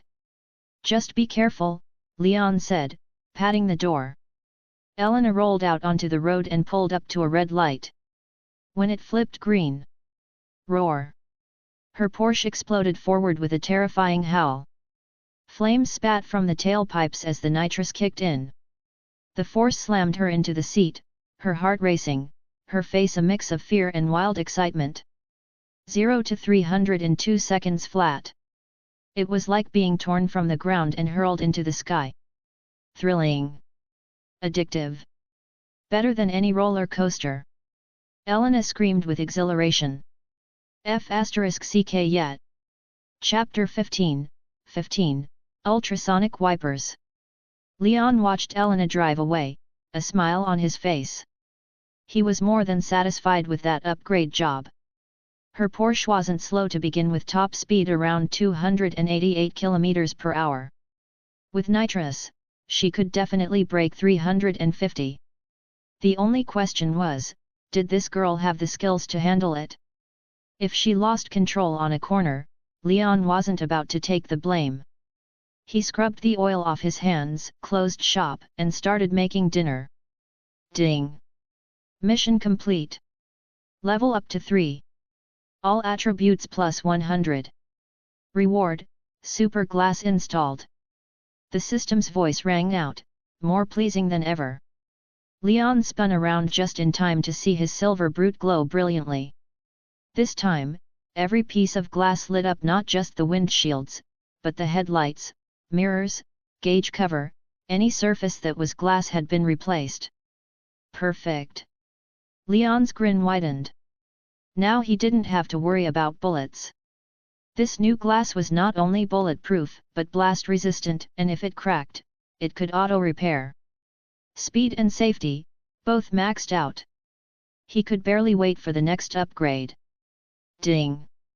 New mission, fulfill a neighbor's request.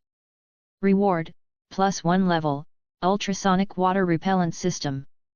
Another jackpot. Leon's eyes lit up. Even something as trivial as a wiper was holding cars back. Traditional wipers added weight, needed motors, and forced designers to reserve space for them, messing with aerodynamics. Get rid of them, and the car's lines would be smoother, drag would drop. For a supercar, every fraction of performance mattered. What's the principle behind this system? Leon asked. Ultrasonic transducers mounted on the windshield emit vibrations that clear away any debris, water, mud, snow, even bugs. Without wiper motors, the car gained better aero, and no more scraping ice in winter either. Multifunctional, futuristic, and very cool.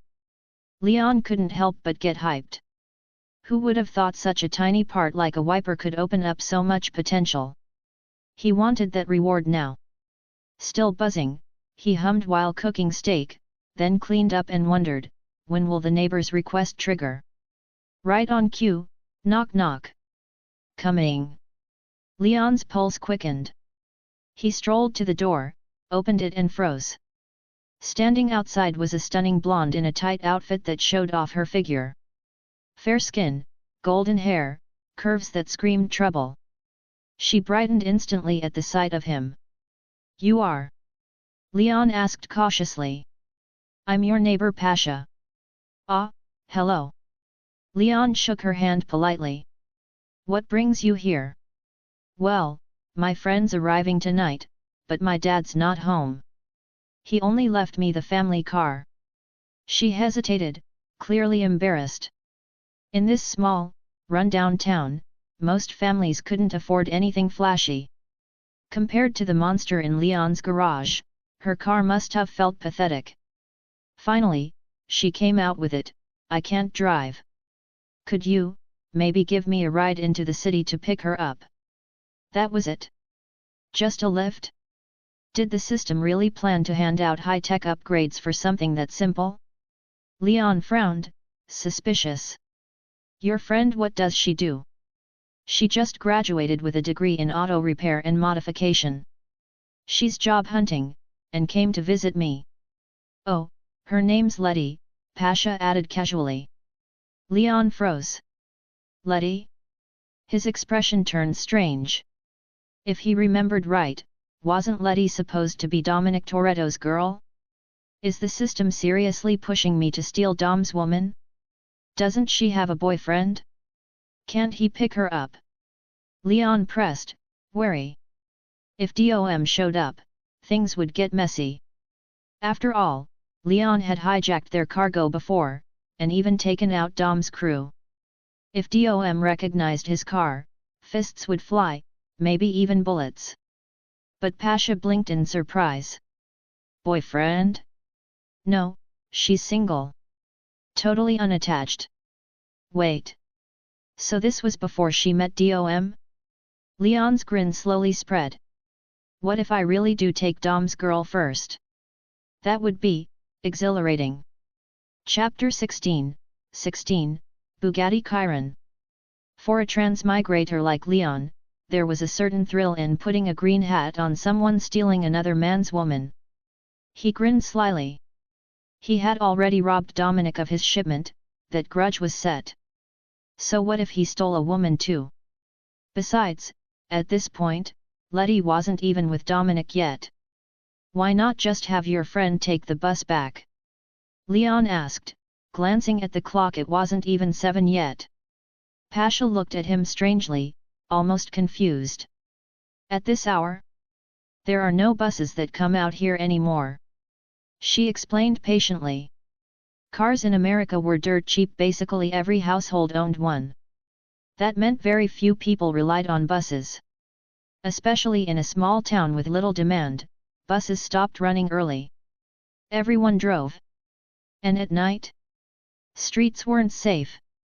Crime thrived after dark. Ordinary people avoided going out unless necessary. Leon hadn't realized the local unspoken rules. He nodded and relented. "All right. Give me a sec, I'll grab my keys." But Pasha quickly waved her hands. "No, no, no. Let's just take my car. I can't have you wasting fuel on my account." She had no idea Leon's silver Marauder didn't even run on gas. In everyone else's eyes, a supercar was a fuel-devouring monster. Just tapping the accelerator on something like a Ferrari could burn through a few dollars worth of gas. Owning one meant insane fuel costs. That's why hardly anyone dared take their exotic cars on the highway. You'd either run out of fuel before reaching the next gas station, or be forced to refuel at every stop. Inconvenient as hell. So she didn't want to trouble Leon. After a moment's hesitation, Leon agreed. Actually, it was for the better. His own car had just been in the city earlier that day, where a killing had gone down. If he showed up there again in the same car, it'd be far too conspicuous. If the cops recognized it, he'd have a real headache ditching them. And carrying passengers would only make it worse. "All right, you lead the way," Leon said with a smile. Pasha lit up and eagerly led him to her car. When Leon laid eyes on it, he froze. Not because it was a clunker but because it was a Chinese-made minivan. What the? A Wuling Hong Guang? Out here in America, he thought, dumbstruck. Seeing the legendary God van overseas gave him the weirdest sense of running into an old friend abroad. The back was even plastered with a contractor's sign for leak repairs, complete with a phone number. Classic Chinese flavor. "My dad's a fan of the brand," Pasha said quickly, seeing his strange expression. Fair enough. Let's roll, Leon chuckled, taking the keys and starting it with practiced ease. Soon, they were cruising down the road. Of course, it wasn't the Silver Marauder, so he couldn't unleash its monstrous speed. Still, a casual pace for him meant 180 km/h so, barely acceptable. The humble minivan roared like a restless beast, surging toward the city. Pasha sat in the passenger seat, her face drained of color. Slow down. Please, slow down, she squealed, covering her eyes and refusing to look at the road ahead. Leon laughed out loud, thoroughly enjoying himself. It was Pasha's first time experiencing real speed, and she was overwhelmed, brain-fried, guts twisted in regret.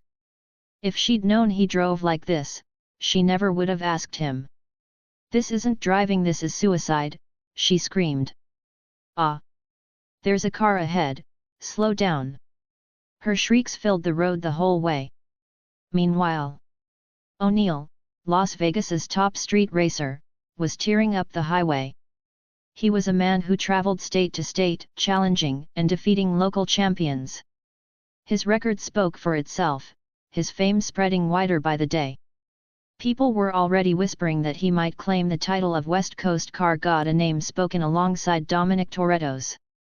With a rugged beard and sharply defined features, he had the air of a seasoned, masculine veteran. Today, he was behind the wheel of none other than a Bugatti Chiron. This was no ordinary car. Top speed, 440 km per hour. Engine, 8.0 LW16, quad turbocharged. Output, 1,500 PS, 1,600 Nm of torque. The beast's sheer power made cooling a nightmare. To keep the Chiron's engine under control, it carried 10 radiators, pushing nearly 800 liters of coolant per minute. Put another way, that's the equivalent of 1,455 half-liter water bottles cycling every minute. Beyond that, its aerodynamic design funneled massive amounts of air over the brakes and engine to siphon away heat. And the air it swallowed? Staggering about 60,000 liters per minute, more than a human breathes in 2 full days. But the appetite for fuel was even scarier. At top speed, the Chiron guzzled a 100-liter tank in just 9 minutes. Truly, invincibility is a lonely thing. Driving such a monster today, O'Neill clearly had a goal in mind. O'Neill, his CO driver Shaw grinned, using this thing against Dominic, don't you think it's a bit unfair? Chapter 17, Getting Overtaken. Deckard Shaw, a British Black Ops assassin. Once upon a time, he single-handedly eliminated 20 agents before vanishing without a trace. His younger brother, Owen Shaw, was an international terrorist and arms dealer. Both men were ruthless and dangerous, but Deckard valued loyalty far more. He and O'Neill had first met through street racing, bonding over their shared obsession with cars. For someone like Shaw, who usually worked alone, O'Neill was a rare friend. Originally, Shaw hadn't planned to come, but O'Neill insisted this was to be his West Coast coronation battle. Out of respect, Shaw agreed to join him. Dominic Toretto has quite the reputation. His Dodge Charger, after heavy mods, is a terrifying beast, O'Neill said gravely. Without bringing the Chiron, I doubt I'd even stand a chance against him. To O'Neill, Dominic was already the strongest rival of his life. Only by defeating him could O'Neill cement himself as the true god of the West Coast. If he avoided Toretto, no matter how many others he beat, his throne would forever be questioned. Humph! Just nobodies, Shaw replied with disdain.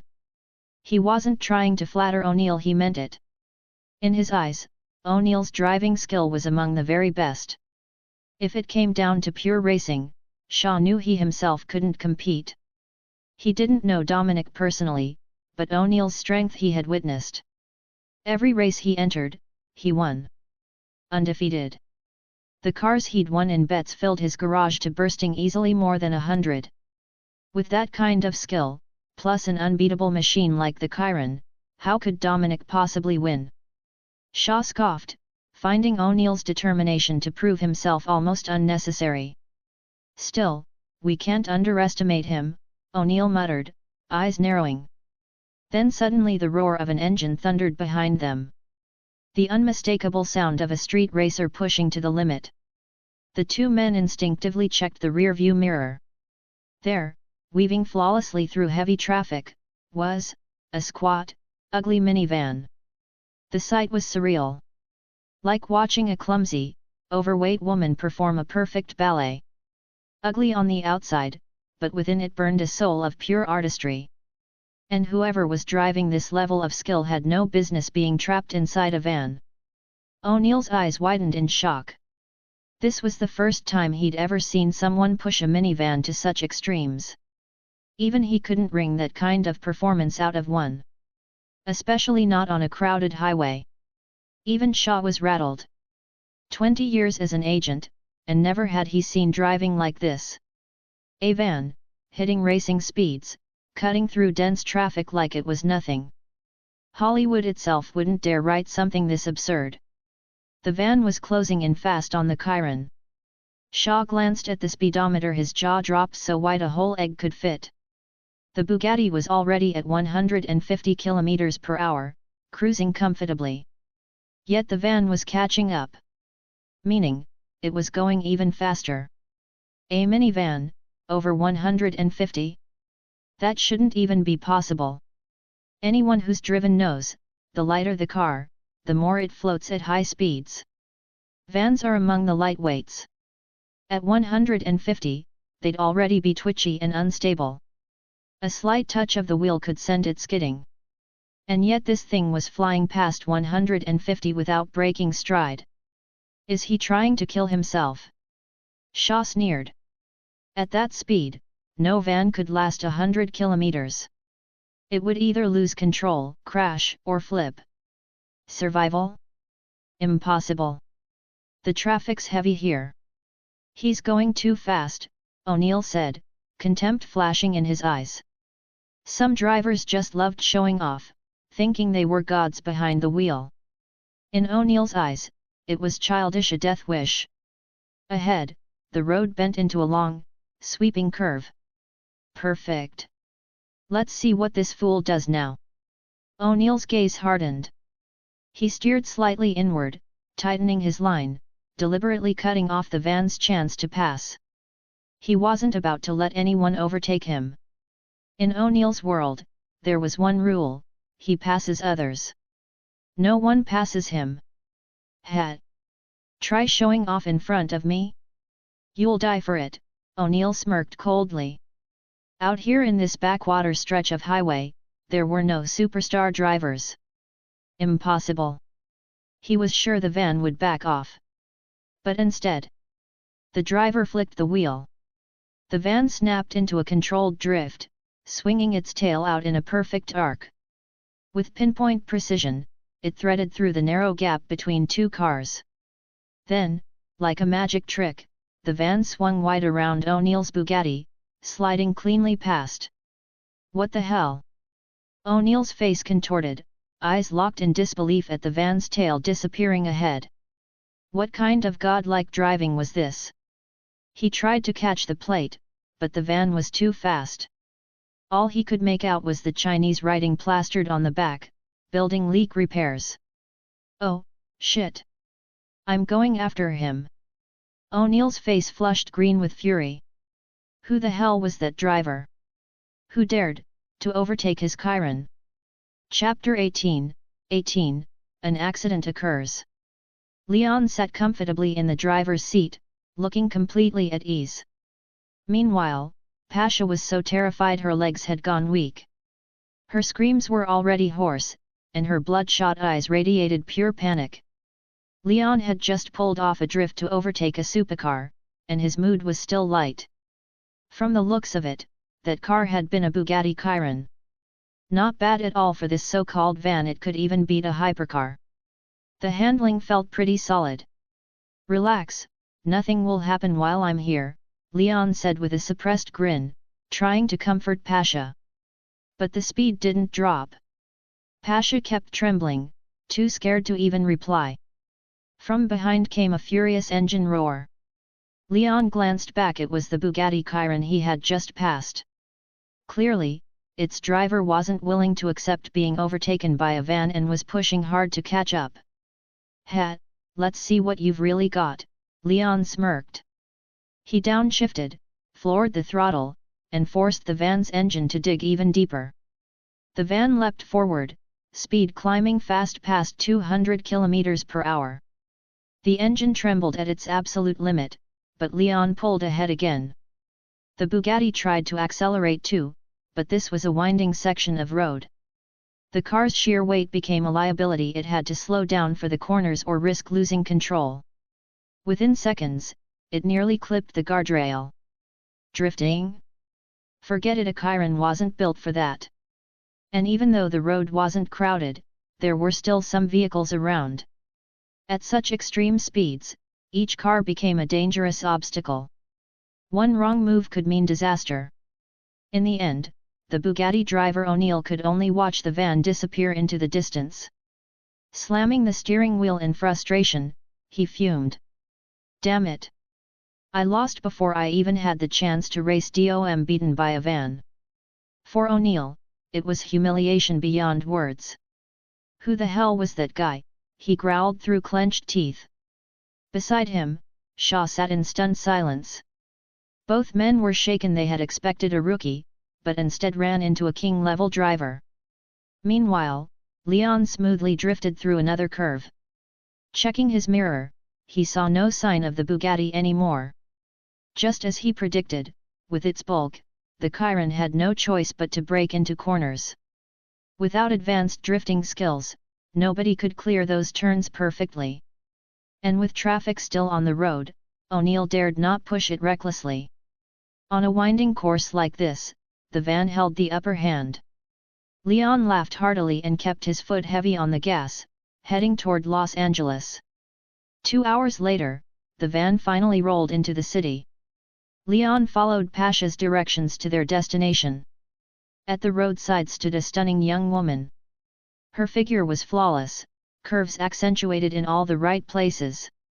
Unlike Pasha's blonde hair, hers was jet black, styled in sexy waves that framed her face with a mature allure. She wore a fitted V-neck tee under a navy suspender dress, a stylish, campus goddess vibe with just a hint of playful sensuality from the bare shoulder cut. Paired with an orange high-waist skirt, her look was both elegant and feminine. Her S-shaped silhouette was the kind of beauty that could be called criminal. And unfortunately, crime was exactly what was about to happen. Just as Leon's van approached, several thugs suddenly rushed out of nowhere. The girl Letty froze in shock. Before she could even scream, she was dragged into a Ford muscle car. Muscle cars, hugely popular in America, were born for drag racing, brute force straight-line acceleration. But outside the strip, their weaknesses were glaring. On city streets, their poor cornering turned them into lumbering beasts. "Who are those guys?" Leon asked, frowning. I don't know," Pasha stammered, face pale. She was already terrified. "Please, chase them. You have to save her," Pasha pleaded desperately. Her anxiety was palpable. Whoever those men were, they weren't inviting Letty out for tea. Forcing her into a car like that could only mean something sinister. Pasha grew more panicked the more she thought about it.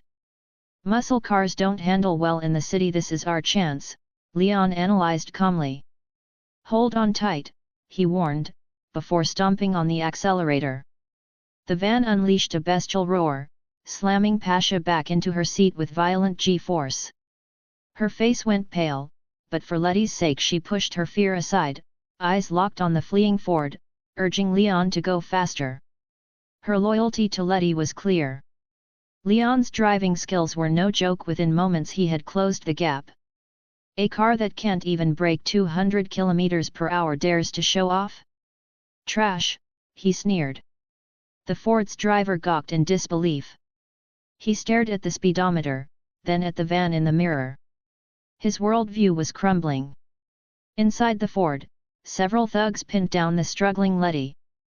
She looked out the window in terror, eyes pleading with Pasha for help. But with her mouth gagged, only her desperate gaze got through. "Brace yourself," Leon warned again. He wrenched the wheel, slamming the van into the Ford. Bang! The two vehicles collided hard. Both doors were crumpled and scraped, but because Leon had initiated the ramming, the Ford suffered the worst damage. Chapter 19, Who's the trash now? The opposing driver had some skill. Even after being sideswiped, he didn't panic. He steadied his muscle car, glared at Leon, slammed into gear, and floored the throttle. The beastly roar of the V8 filled the road as his speed surged, and in a flash he overtook Leon's grey van. "Not bad," Leon smirked, cat and mouse amusement glinting in his eyes. But to him, this was nothing more than a child showing off in front of a master. Like swinging a toy sword in front of Guangong himself. Inside the muscle car, a burly passenger asked. "Muller, can you shake him off?" The driver's name, naturally, was Muller. Of course. How could a piece of junk like a minivan ever match a Ford? Muller sneered with utter contempt.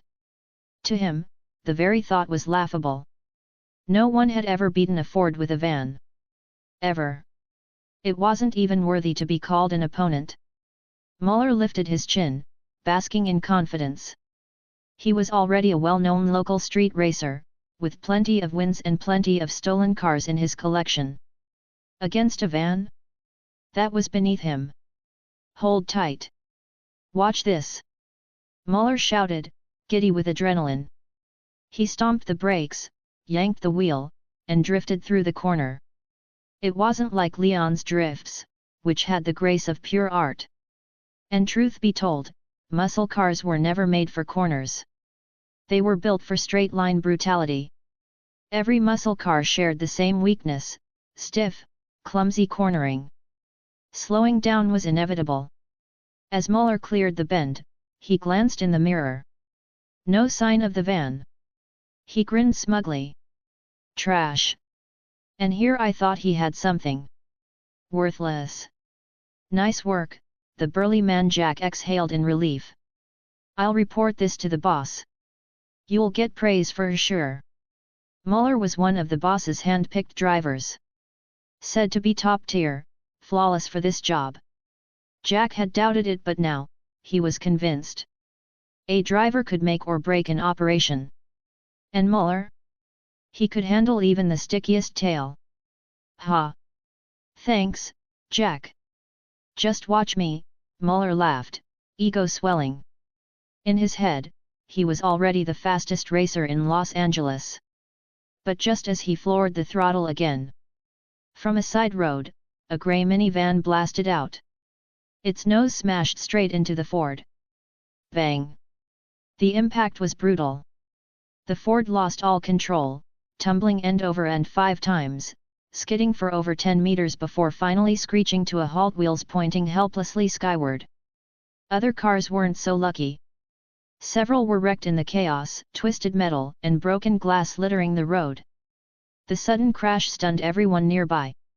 Drivers slammed brakes, traffic snarled, pedestrians froze. Why did he hit him like that? Looked deliberate. That van straight up rammed him. Gang retaliation. Are the people inside even alive? Phones came out, videos rolled, 911 calls lit up. The scene spiraled into chaos. But Leon didn't care. He swung open his door and stepped out. Amidst a sea of white and black faces, his Asian features drew stares. Gasps followed. No one expected the perpetrator to be a Chinese guy. Pasha bolted from the van, racing toward the overturned Ford. "Letty! Are you okay?" she cried, on the verge of tears. The Ford was mangled, crumpled in on itself, smoke curling from the hood. To any bystander, survival seemed impossible. But Leon was calm. He was sure Letty would be alive. The others? Maybe dead. But Letty? protected by the bodies that had cushioned her in the crash. At worst, she'd be knocked out. Sure enough. Pasha, a weak voice called. The door creaked, and a limp, unconscious thug tumbled out. Then Letty herself crawled free, bruised and bloodied but intact. Scratches marked her forehead and arm, but her bones were fine, her body still strong. Oh, thank God! You're alive! Pasha sobbed, clutching Letty tight. I thought I lost you. Leon stepped closer, glaring down at the groaning men inside. Then, with a smirk, he flipped them the middle finger. Who's the trash now? Couldn't even outrun a van and they still had the gall to brag. For Leon, it was deeply satisfying, a release of pent-up scorn. Come on, we should go. Too many eyes here, Leon urged. You are? Letty asked, blinking at him. Pasha's neighbor. Let's move, Leon grinned, turning to leave. But suddenly, grab! A bloody hand latched onto his ankle. One of the battered thugs, teeth red with blood, rasped. Don't go, our boss won't let you get away. Leon's eyes narrowed. F***ck off trash. And with that, he raised his foot and kicked the man square in the face. Chapter 20, Advanced Supercar Summon. Leon's body, after modification, possessed extraordinary strength. Even if his opponent was a 200-pound brute, a single kick from him could cause a concussion. The thug screamed in agony, blood spraying from his nose and mouth, 2 teeth flying loose. His eyes rolled back and he collapsed unconscious. Pa! Leon spat disdainfully. What kind of trash gang is this? You think you can compare with me? Who was Leon? A man blessed with a system, superhuman stats, monstrous driving skills, and insane supercars. Even if a helicopter showed up, he wouldn't flinch. Why would he ever fear some street gang? Let's go, we'll talk when we get back, Leon told the women. But how? The car's wrecked, Letty said, frowning at their van. The front end was crushed, thick smoke billowing out. With that level of damage, even the best mechanic couldn't restore it fully. At best, it could be patched up enough to crawl forward. One more bump, though, and it could break down again. Driving it on the road was a death trap. Having a car won't help, Leon shook his head. With this traffic jam, we couldn't even drive out if we wanted to. Pasha glanced around. At the intersection, a massive traffic snarl had formed. Car horns blared non-stop, drivers in back oblivious to what had actually happened up front. The sidewalks were packed with onlookers whispering amongst themselves, shock and disbelief on every face. What do we do now? Letty turned to Leon. Unknowingly, she and Pasha had already begun treating him as their backbone, trusting and relying on him completely. Leon frowned, deep in thought. At that moment, the system's voice chimed in again. Ding! Silver Marauder is equipped with global positioning and navigation. Once a location is set, Silver Marauder can automatically arrive at the designated spot. So powerful? Leon's eyes lit up. That function was insane. Sure, modern high-end cars had features like autopark, remote summon, or remote control, but they all had strict distance limits. The owner couldn't be too far away, otherwise the summon simply wouldn't work. But Silver Marauder shattered those limits. It could be summoned from anywhere in the world. This was beyond powerful. Leon was thrilled, his fondness for Silver Marauder growing even deeper. In his mind, a 2D map of Los Angeles popped up, showing their current position and the traffic congestion. Recommendation: board on Glory Avenue, 2 kilometers away, the system highlighted in green. That was the optimal pickup point. Judging by the traffic jam's spread, it wouldn't clog up there for a while. All right, set it to Glory Avenue. How long until it gets here? Within 20 minutes. With Silver Marauder's max speed of 700 km per hour, 20 minutes was about right. Perfect timing. Leon and the others could walk there within the same span. Let's head to Glory Avenue. The car will meet us there. Leon led the way. Letty and Pasha exchanged puzzled glances. How did he know there'd be a car waiting on Glory Avenue? Did he own a private garage around here? Let's just follow him and see, Letty said, trailing after Leon. Not long after they left, American police cars and ambulances arrived, taking control of the scene and filing reports. Signs of violence were obvious. This wasn't some simple traffic accident. Chaos rippled through the streets. The cops didn't know that the people they were chasing were only 2 blocks away. If they'd had better surveillance coverage, none of this would have slipped past them. 20 minutes later, Leon and the others reached the designated spot.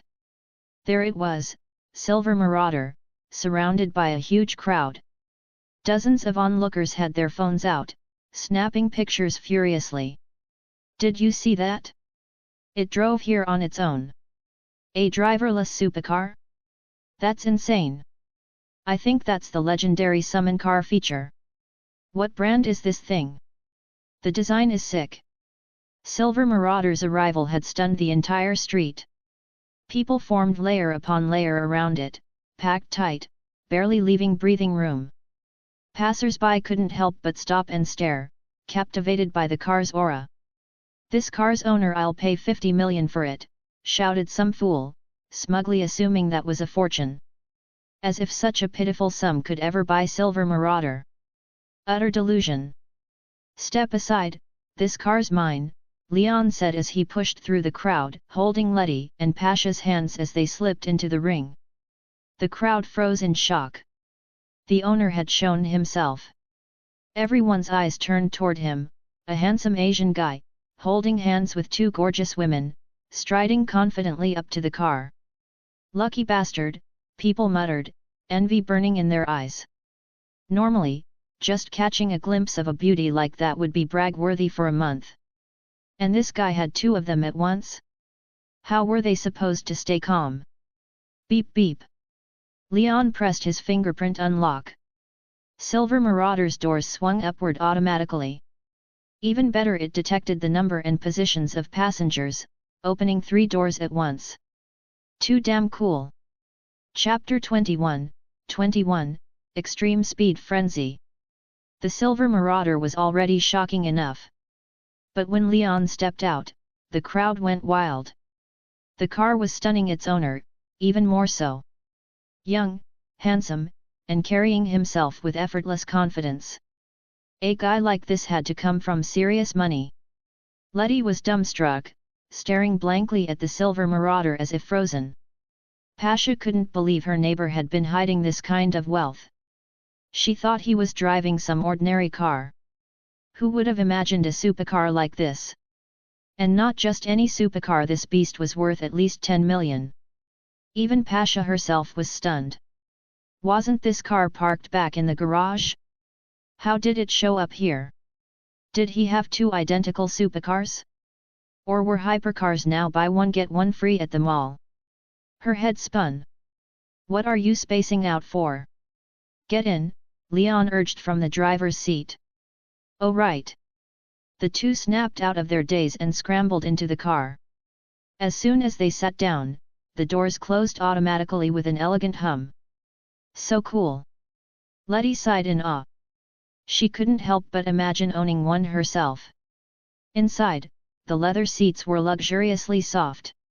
Subtle ambient lighting bathed the cabin in a princely glow. She was already in love with this car. Outside, a few women on the sidewalk had been watching the scene unfold. When they saw Letty and Pasha get in, their eyes lit up.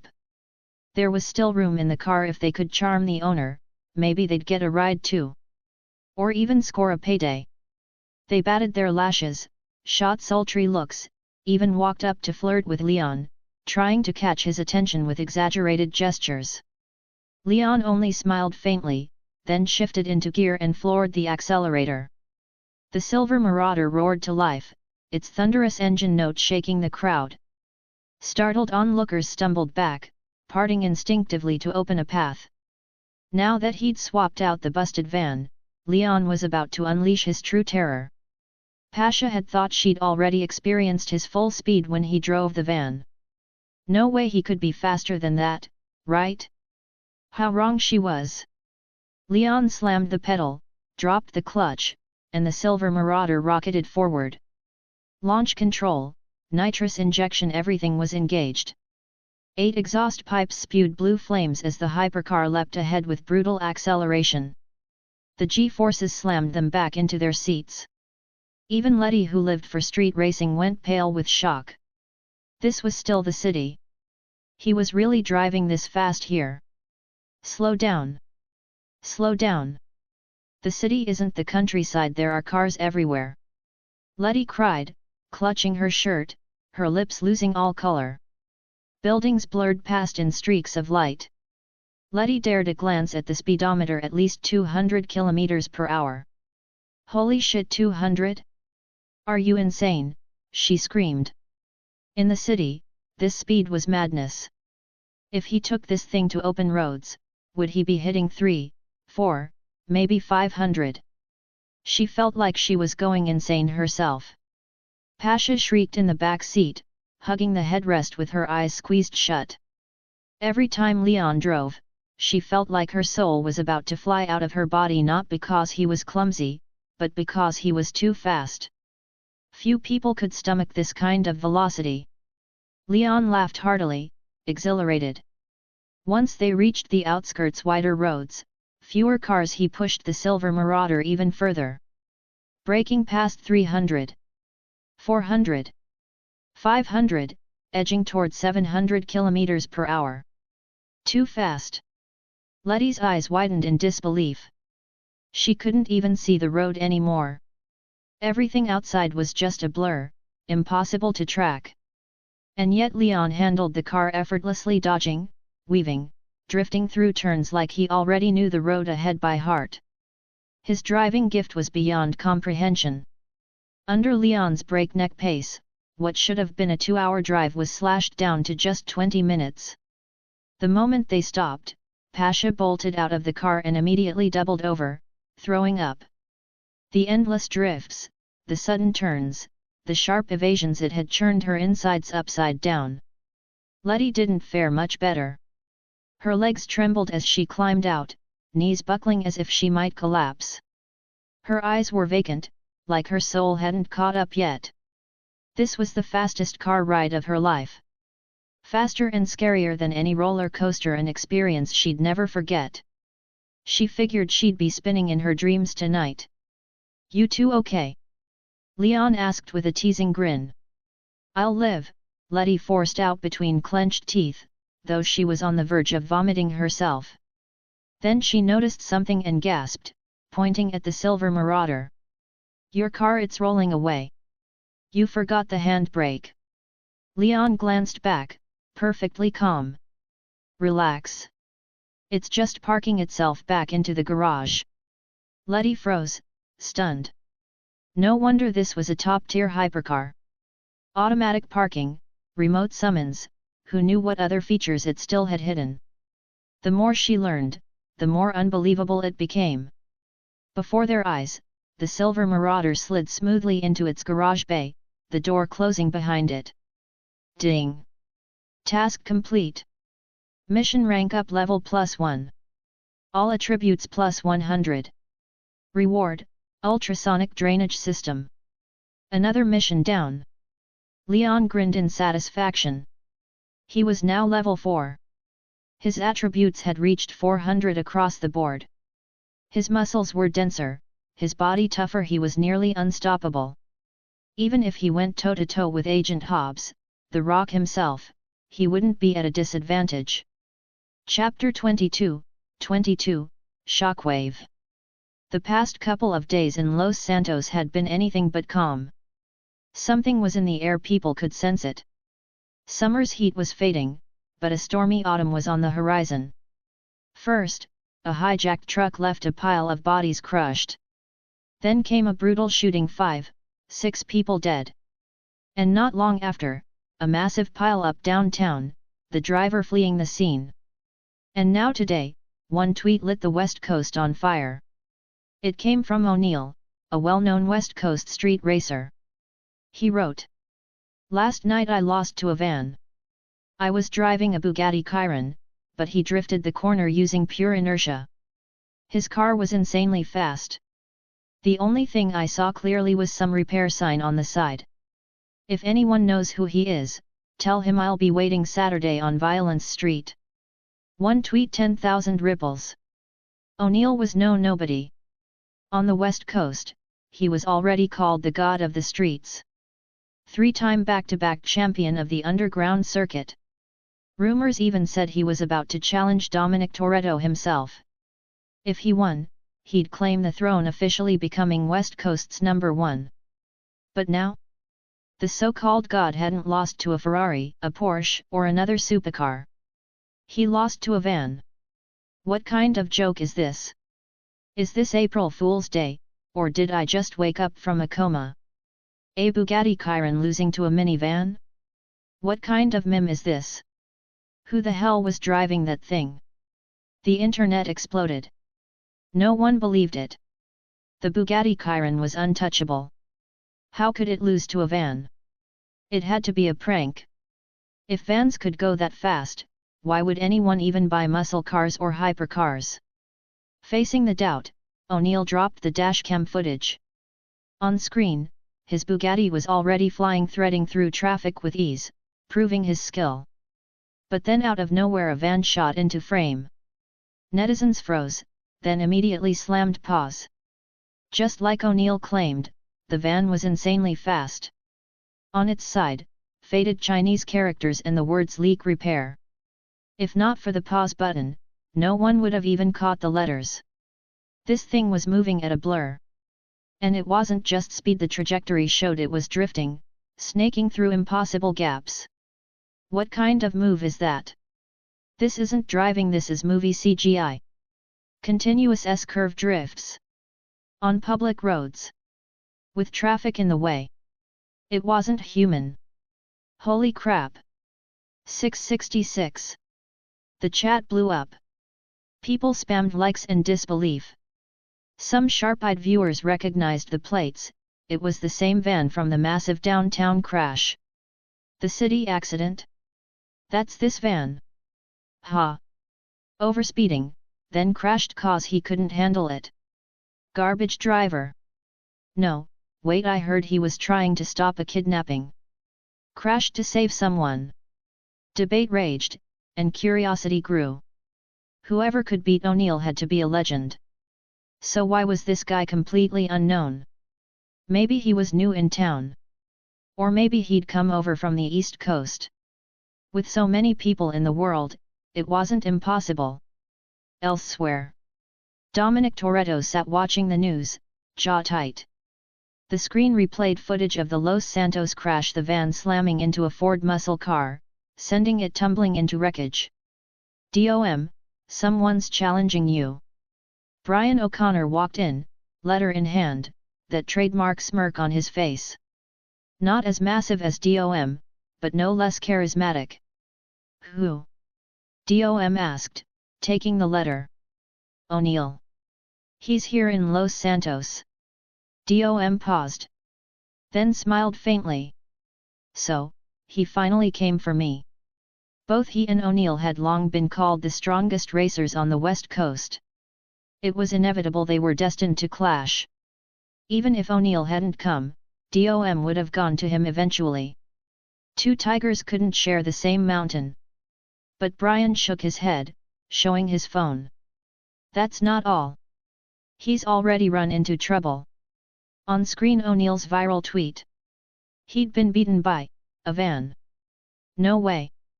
DOM rubbed his bald head, stunned. Since when could a van do this?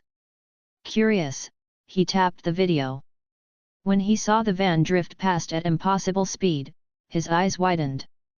As a veteran racer, DOM could see what others couldn't. He replayed it again and again, his face growing serious. At that insane velocity, the driver wasn't just surviving the turns. He was flowing through them like eating, drinking, breathing. Moving however he wanted, with absolute control. It was something close to myth. Could it be him? Dom whispered, shaken. He thought back to that night, the silver car that had flashed past, impossibly fast. Could it be the same driver? Chapter 23, Forming a Team. Dominic Toretto had a gut feeling. After years of uneasy peace in Los Santos, one man's arrival was about to stir the city into chaos. Hijackings, murders, car crashes, those were just the beginning. With this guy around, Los Santos wouldn't know peace again. The whole city would be dragged into the storm. No one would escape. Who is he? Any info yet? Dom asked, flipping open a photo of Leon snapped by a bystander at the crash site. The van was caved in, unmistakable. Brian O'Connor leaned over for a look, then shook his head. Nothing. My guess? He's new to town. Dom stroked his chin, frowning in thought. Meanwhile, O'Neill's tweet had spread like wildfire. Now the entire US was talking about Leon. He'd hit trending on Twitter. His name was plastered across news feeds. Overnight, he'd become a sensation. And the man at the center of it all? He was sitting at his doorstep, eating a beef pizza, perfectly relaxed. No worries in sight. If a car came in needing repairs, he'd tune it in minutes. Maybe even recommend a few upgrades. Earning a few $1,000s a day was no problem. Not everyone was a millionaire pulling $1,000,000 orders. Just then, the door next door opened. Letty Ortiz, dressed down in casual clothes, came over. She pulled up a chair beside Leon and sat. Thanks for saving me. It was rare to see her this feminine. As a girl who'd grown up around cars, Letty usually came off tough. On top of that, she knew hand-to-hand combat, no pushover in a fight.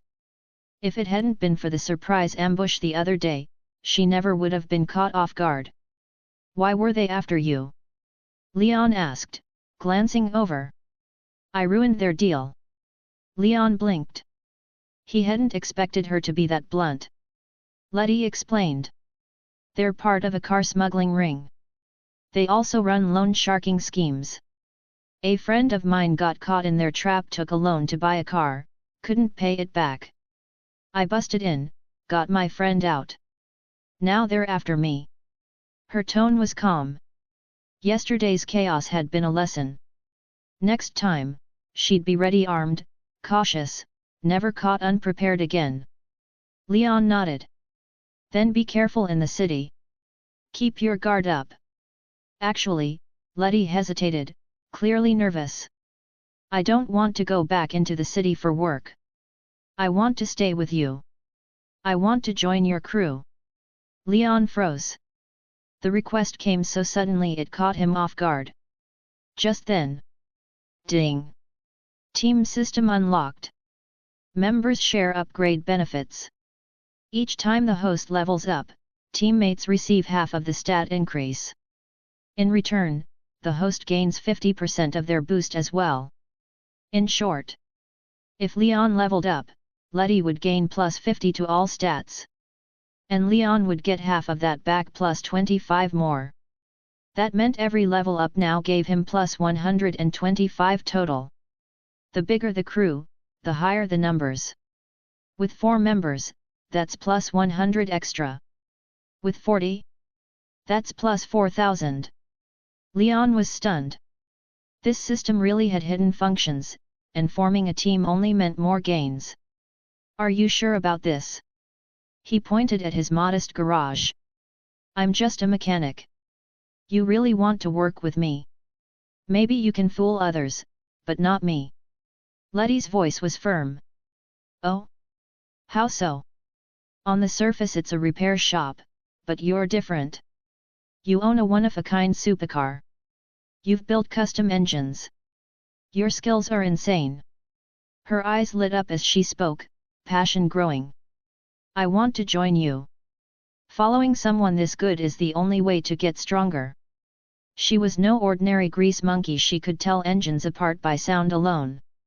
The roar of the Silver Marauder was unforgettable. Its fierce, guttural tone was etched into her memory. She wanted to learn that craft. And more than that, she wanted to ride with him. Leon smirked. I only pay 2,000 a month for the garage work. You still in? Yes. Letty's eyes sparkled. She leaned in close, brushing his arm, her enthusiasm easy to misread. Leon's heart skipped. She was dangerously tempting. In truth, Letty wouldn't normally take a low-paying gig. But this wasn't about money. He'd hinted himself repair business was only part of the picture. The real jobs would be worth far, far more. 2,000? Try 20 grand, and that'd still be light. Ding! Letty Ortiz has officially joined your team. Level 0. Leon lit a cigarette and grinned. His crew was born. From here, it was war across Los Santos, across America, across the whole world. Ding! Congratulations on forming your first team. Reward unlocked, Medusa S engineered for the curves. Leon chuckled. Recruiting teammates came with free cars now? Chapter 24, the new car, Medusa S. Leon was still stunned when the garage floor suddenly rumbled open. Letty's eyes widened as she turned. Parked in the underground bay was a bright red hypercar. It was mid-engine, sleek, elegant, its presence rivaling the most iconic supercars. Twin triangular LED headlights gave it a seductive, almost predatory look. Beneath them, aerodynamic splitters and a narrow grille gave the impression of a beautiful but dangerous woman. Its fastback body was sculpted almost entirely from carbon fiber. A set of 21-inch 5-spoke alloys made it scream performance. And like Leon's Silver Marauder, it wasn't powered by fuel at all. Inside was a nuclear generator. Still, it wasn't quite on the Marauder's level. Top speed, 500 km per hour. Not the raw power of Leon's machine, but built for handling. At high speeds, its downforce gave it unrivaled cornering ability. The custom tires weren't as hardcore as Leon's, but far more durable. No need to swap rubber after every drift. In short, weaker than the Silver Marauder, but a monster compared to anything else on the road. For Letty, though, hitting 300 km per hour would already be pushing her limits. Damn, that's beautiful, Letty whispered, circling the car, running her hand along its curves. It felt like fate, love at first sight. Who would have thought a simple mechanic's garage had a multi-million-dollar hypercar hidden underground? Was this Leon's style? Living low-key, playing the part of the ordinary man, while hiding toys worth tens of millions. This one's called the Medusa S. The S stands for slalom. She's built for curves. Leon folded his arms, smiling. You've decided to join my team. No racer goes without a car. This one's yours. Letty's eyes lit up. For real? Yet. He tossed her the key fob. Take her out. See how she feels. She fumbled but caught it, overwhelmed by the rush of joy. Her own supercar. Gifted to her by him. Her heart skipped when a man gave a woman a car like this. It meant something. Blushing, she slid into the driver's seat. The interior was luxurious red and white leather, a carbon fiber dash, a digital display with touchscreen controls. Minimalist, but elegant. She gripped the wheel, trembling with excitement. The Medusa tops out at 500. But you're not ready for that yet, Leon warned. Don't get carried away. She'll bite if you push too hard. Letty glanced at the gauge cluster. Her jaw dropped. The speedometer went up to 600 km per hour. A buffer, of course, reserved for when nitrous was engaged. Which meant, the Medusa could go even faster. She swallowed hard, nodded, then fired her up. The Medusa S roared alive, her first entrance. The note of her engine familiar, yet different from the Silver Marauder. Not as savage, but still exhilarating. Letty didn't care. To her, this was more than enough. She knew if Leon had something even stronger, he'd never hand it over. The Medusa was hers now, and that was all that mattered. Leon watched her roll out of the garage. He figured it would be an hour or two before she came back. Just then, Pasha stepped out, clutching her phone, worry etched on her face. "Leon, we've got trouble." "Hey." He raised a brow. She handed him the screen. "Your race got leaked. Someone's issued you a challenge." Leon immediately thought of that Bugatti Chiron. The guy he'd dusted before left him behind in disbelief. If anyone wanted a rematch, it'd be him. Sure enough, one glance at the video feed and Leon recognized the car. The same Bugatti. The same color, same streetscape. No doubt about it. Scrolling through O'Neill's post, Leon realized this wasn't just any challenger. O'Neill was one of the West Coast's elite street racers, a name spoken in the same breath as Dominic Toretto. Now he was in Los Santos, throwing down a public challenge. This wasn't just about pride, it was about deciding who truly deserved the title of West Coast Street King. Ding! New mission unlocked, win the West Coast Ascension race. Reward, +1 level, electronic adaptive rubber body, massive cash payout. The rewards were no joke. Leon smirked. "A challenge, hey? Fine. I'll take it." And with Letty now on his crew, the timing was perfect. This race could be her trial by fire. "I'm worried they'll gang up on you," Pasha warned. "Dom and O'Neill, they're both American. You're not. Don't forget what this country's like. They could team up to take you down. Breaking through would be nearly impossible." Leon chuckled, unshaken. "If they want to screw me, they'll have to keep up first." He still had trump cards hidden away. And he wasn't about to lose. Chapter 25, First Appearance, Bumblebee. Back inside his garage, Leon pulled the doors shut and flicked on the lights. The soft glow spilled across his machine, highlighting the raw elegance of the Silver Marauder. A monster of pure power, yet, under the light, it carried an almost gentlemanly grace. "This ride's got personality," Leon chuckled. To anyone who hadn't witnessed it in motion, it was hard to imagine how brutal, how intoxicating this beast really was. That savage acceleration, the feeling of breaking free from every shackle that was the Marauder. Only it could ignite that kind of passion. But tonight, he couldn't rely on speed alone. "System," Leon called out. "Any defensive upgrades? Something to keep me from getting blindsided." Right now, the Marauder's body was just reinforced carbon fiber grade, but not enough to withstand deliberate collisions. If Dom and O'Neill decided to double-team him, using shortcuts and side streets to box him in, it could get ugly. He needed insurance. "There is a 1.5 million credit package," the system responded. "It includes a glass resonance blaster, and 3 micro-homing missiles." Leon raised a brow. The glass blaster could shatter nearby windshields in an instant, perfect for breaking a pincer attack, throwing rivals into panic and disrupting their line. And the missiles? Last resort weapons. If anyone truly wanted him dead, he'd have the firepower to answer in kind.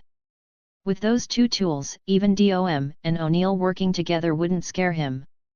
He checked his balance. Only 2 million left. Better packages were out of reach. "This one will do," Leon decided. Purchase confirmed. 1.5 million deducted.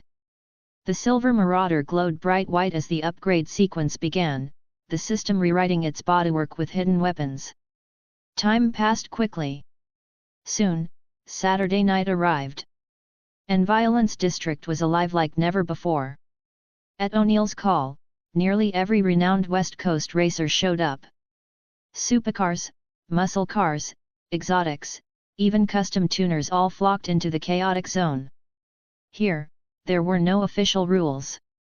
Anyone who could afford to lose could enter. The prize? The winner took every competitor's car. The losers? Hand over their ride, or pay its value in cash. That was why most ordinary racers stayed away. This was gods clashing with gods. Only those with money and skill dared to risk it. But the reward was insane. Some cars here were worth over 10 million each. Add it all up, and the pot was easily over $1 billion. And beyond the money, whoever won tonight would sit on the throne, the West Coast's true racing king. The Violence District was the perfect battlefield. Separated from the rest of Los Santos by a crumbling wall, it was lawless, run by gangs, flooded with drugs and crime. But it was also a racer's playground. Broken streets, twisting alleys, sudden dead ends. Perfect for ambushes, shortcuts, and dirty tricks. It wasn't just speed, it was survival, strategy, and brains. Sharp turns made raw drifting useless. Even the best drivers couldn't carry momentum for long. O'Neill had chosen this battleground deliberately. The Marauder's top speed was terrifying, unstoppable on straights or wide curves. But in the Violence District's labyrinth of alleys, it wouldn't be easy for Leon to unleash its full potential. As night fell, the district's entrance came alive.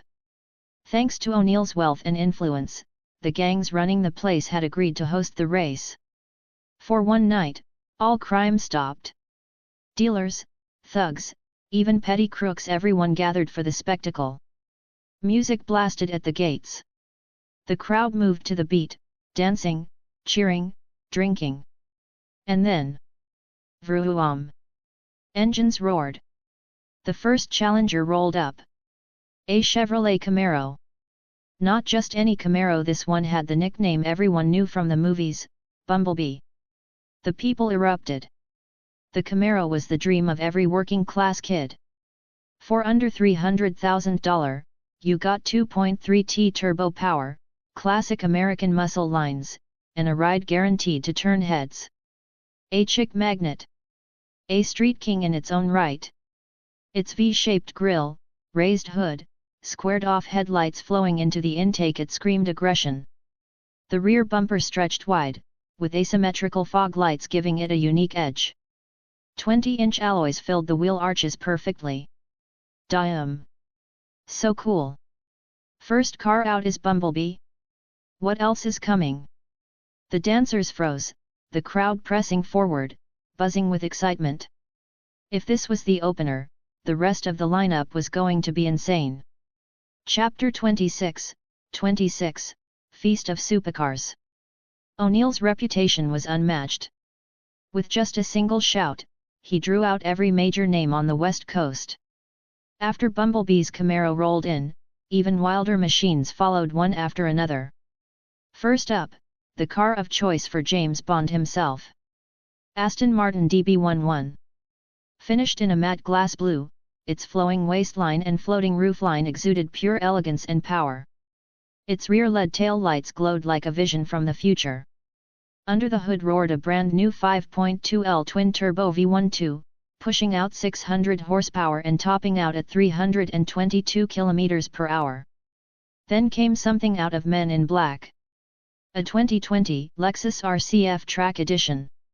It wore the signature spindle grille, sharp LED headlights, and new carbon fiber body panels that screamed race-bred DNA. Its 5.0L naturally aspirated V8 pumped out 478 horsepower, launching it from 0-100 km/h in just 4 seconds with its electronic launch control. And it didn't stop there. McLarens, Ford Mustangs, Lamborghini Sesto Elemento, Koenigsegg hypercars. Even the ultra-rare Spania GTA Spano, a car that looked like it drove straight out of GTA V. The Spano was the first production car to use graphene in its construction, paired with an aggressive wedge design. Up front, massive intakes framed with LED running lights gave it an intimidating stance. Inside, an 8.3L V10, sourced from the Dodge Viper, screamed with 900 horsepower, 0-100 in 2.9 seconds, topping at 350 km per hour. The Violence District had turned into a supercar showcase. Every car glowed with underbody lights, their presence overwhelming. Young heirs and playboys stepped out, slapping hands with friends. Models and club girls threw themselves onto hoods, kissing drivers in dramatic displays. The music grew louder. The crowd grew thicker. Every new arrival drew roars of excitement. And then Dominic Toretto arrived. But he wasn't driving his usual Dodge Charger. That muscle car, iconic as it was, couldn't compare to the beasts prowling here tonight. Instead, Dom rolled in with a monster. The Hennessy Venom F5. Gasps ripped through the crowd. The Venom F5. No way. That's insane. Born to break records, the Venom's aerodynamic design was ruthless. Giant side intakes, a razor-sharp front splitter, towering fenders channeling downforce, a massive rear wing, and a wild triangular exhaust that made it instantly recognizable. Its twin-turbocharged V8 blasted out over 1,817 horsepower. 0-300 km/h in under 10 seconds. Top speed, 480 km per hour. Dom looked every bit the king. But then O'Neill rolled in. And he wasn't in his Bugatti Chiron anymore. This car looked like it had been dropped from the future. Jagged, predatory lines. Exhaust pipes shaped like jet nozzles. A triangular nose like a bullet chambered and ready to fire. The crowd lost their minds. Devil 16. It's real. The legend. The beast from Dubai. Packing a 7.2L quad-turbo V16, built with F1 technology, producing a staggering 5,000 horsepower. Its exhaust system was modeled after jet turbines, made from aerospace-grade ceramic composites and titanium alloy. 0-100 km/h in 1.8 seconds. Top speed, 560 km per hour. It was a track monster.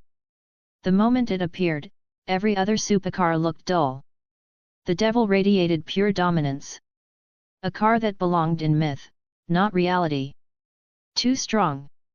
This is hopeless. That guy with the van? He's here to die tonight.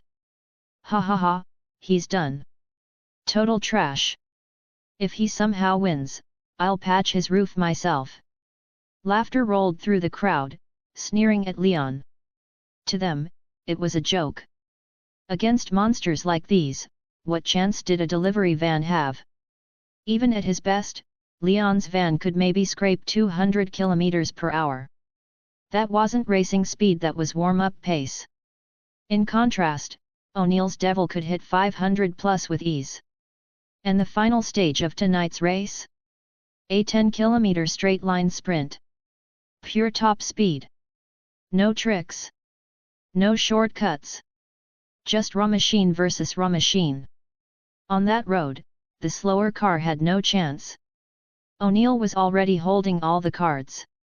Even Dom's Venom F5 would struggle against him. And Leon? The crowd laughed harder. The idea that his mystery silver marauder could stand against these gods? Impossible. Patreon Advanced Chapters. Patreon.com/Dreamer20. Chapter 27, 27, The King Arrives. There was no way Leon could win. Everyone agreed on three things. The minivan was trash.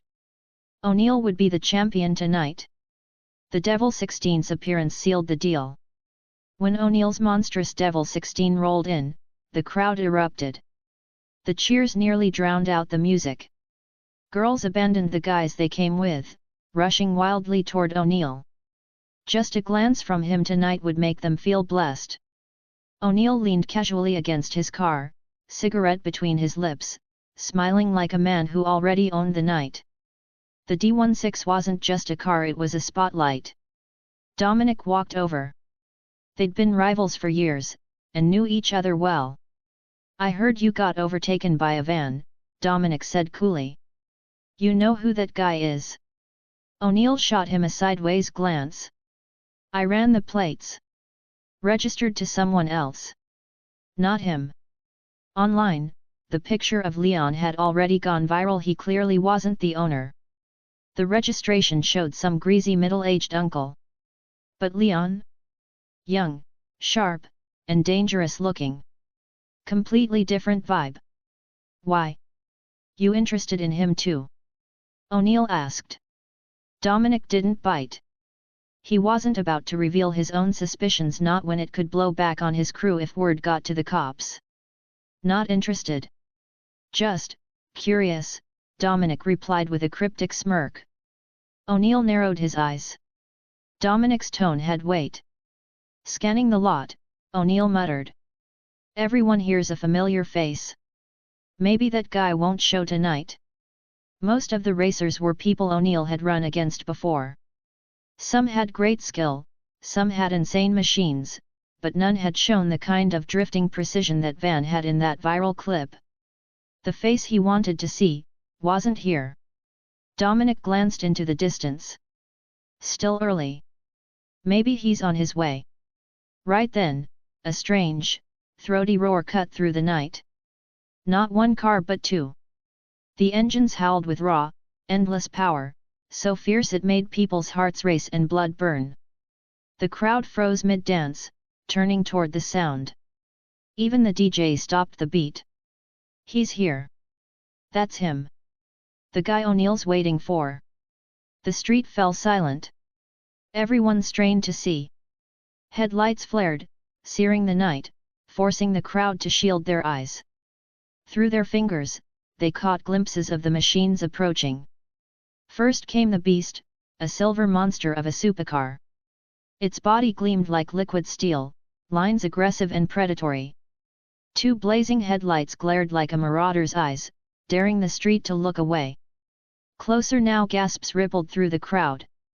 The stance, the wide grille, the swollen fenders, the rocket-like rear, every inch screamed speed. 21-inch wheels spun like blades. Twin exhausts glowed like thrusters primed for liftoff. Behind it rolled the second car, sleek, elegant, deadly beautiful, the Medusa's feminine lines, curves wrapped in carbon fiber.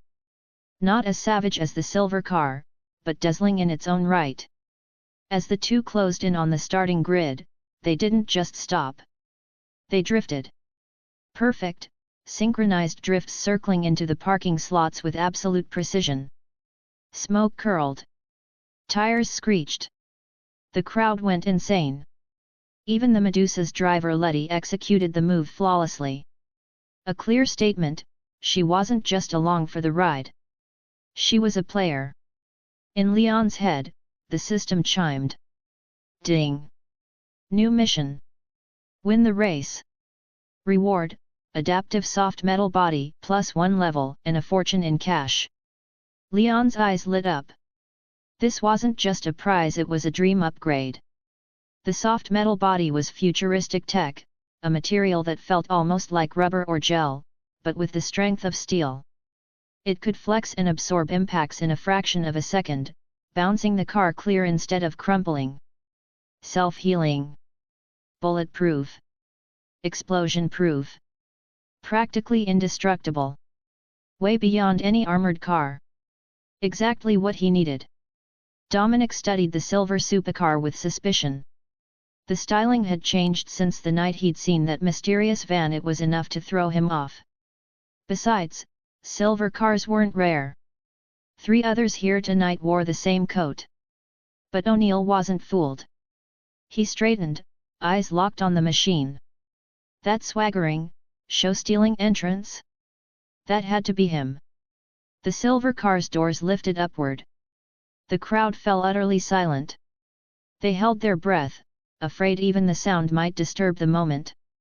Click! A foot touched down on the pavement. And from the silver marauder, Leon stepped out. Like a king entering his court. Patreon Advanced Chapters. Patreon.com/Dreamer20. Chapter 28, Pre-Race Clash. When Leon finally stepped out of the silver marauder, the crowd went wild.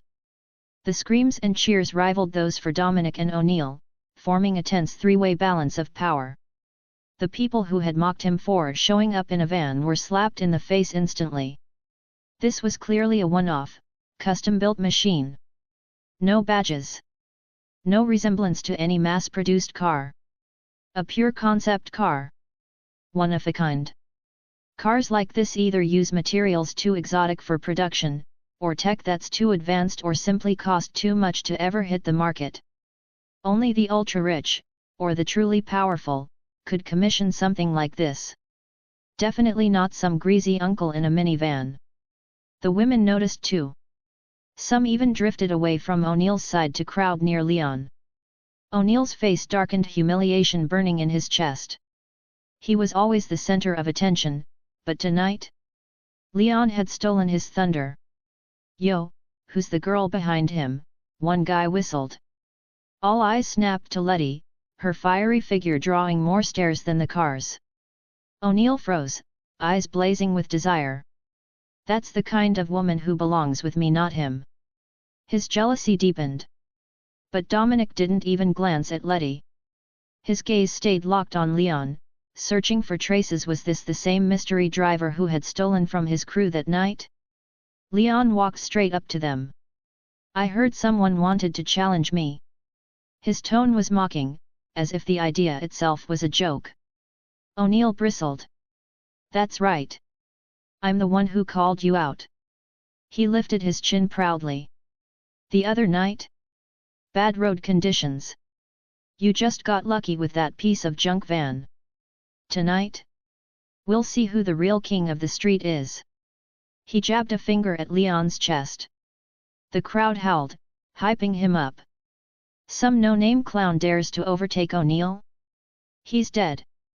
Get lost, man. That junk heap isn't touching AD-16. Kid thinks he can step up? What a joke. O'Neill's gonna crush you. The insults were loud, cruel, and racist, yet typical of the Fast and Furious world's underground street scene. O'Neill's fanbase dominated the crowd, drowning Leon in jeers. But Leon didn't flinch. He didn't even frown. Was he not angry? Or was he simply so controlled he hid everything behind calm eyes? He smirked. "Unlike some people, I don't need to front. I prefer to prove myself on the asphalt." Then, with deliberate contempt, he flipped O'Neill the finger. The crowd gasped. O'Neill's face twisted with rage. His body shook, fists clenching so tight the bones cracked audibly. He swung. But Leon was faster. With one hand, he caught O'Neill's fist midair. Held it effortlessly. No matter how hard O'Neill strained, his knuckles didn't move an inch. Leon's grip was like an iron vice welded shut. The crowd fell silent. O'Neill's eyes widened in disbelief. He was no weakling. In fact, in the States, he was considered built like a pro fighter. Not far off from guys like Hobbs or even Dom himself. His punches weren't things normal men could just stop. But Leon had caught it like nothing. And then he sneered. "You have no idea what kind of power I carry." He flicked his wrist. O'Neill's arm whipped back uncontrollably, his fist slamming into one of his own friends. The poor guy screamed, clutching his shattered nose as blood poured down his face. Shock rippled through the crowd. O'Neill stumbled back, sweat trickling down his spine.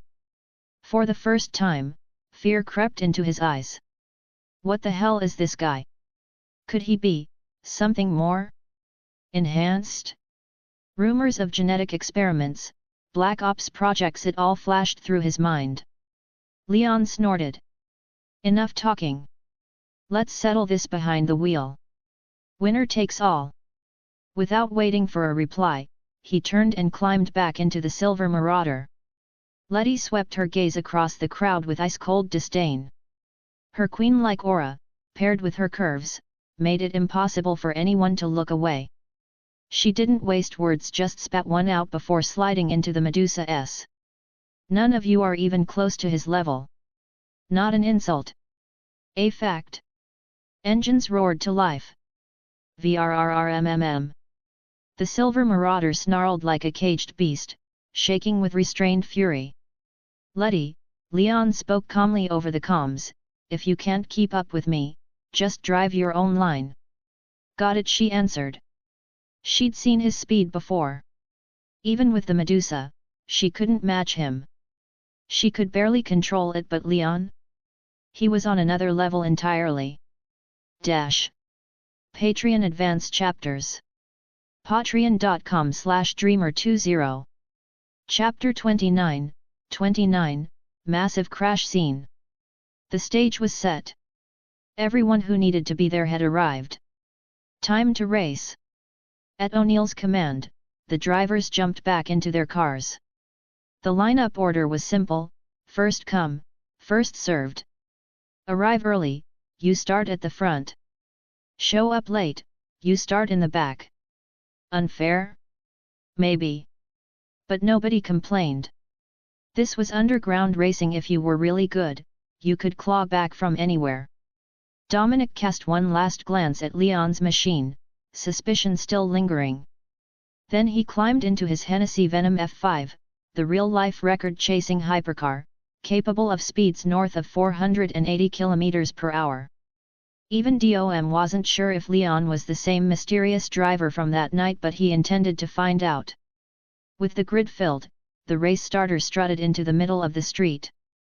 A curvy woman with a mischievous grin, she reached into her clothes and pulled out a pair of pink panties. Tonight's starting flag. Every driver's eyes locked on the fabric. Feet pressed hard on throttles. Engines howled like caged beasts ready to kill. The crowd screamed as the roar shook the block.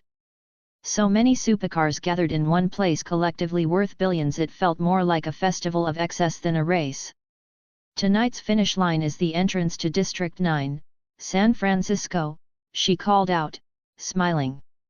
From Los Angeles to San Francisco was about 630 kilometers. At normal speed, a car might take 6 hours. A bus 9. But for these monsters, cruising at 200 plus km/h, it could be cut to 3 hours.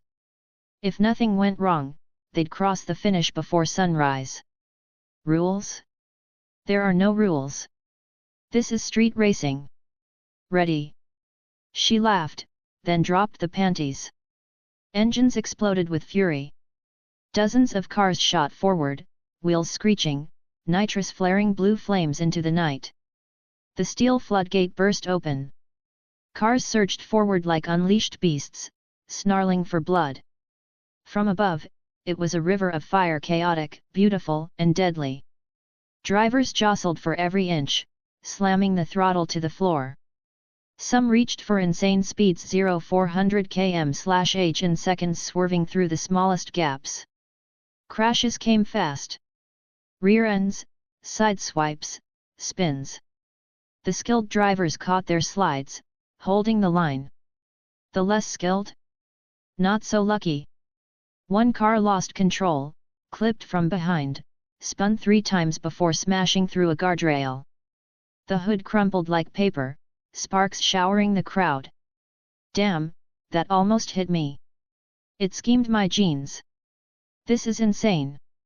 Do it again. The audience screamed, adrenaline surging.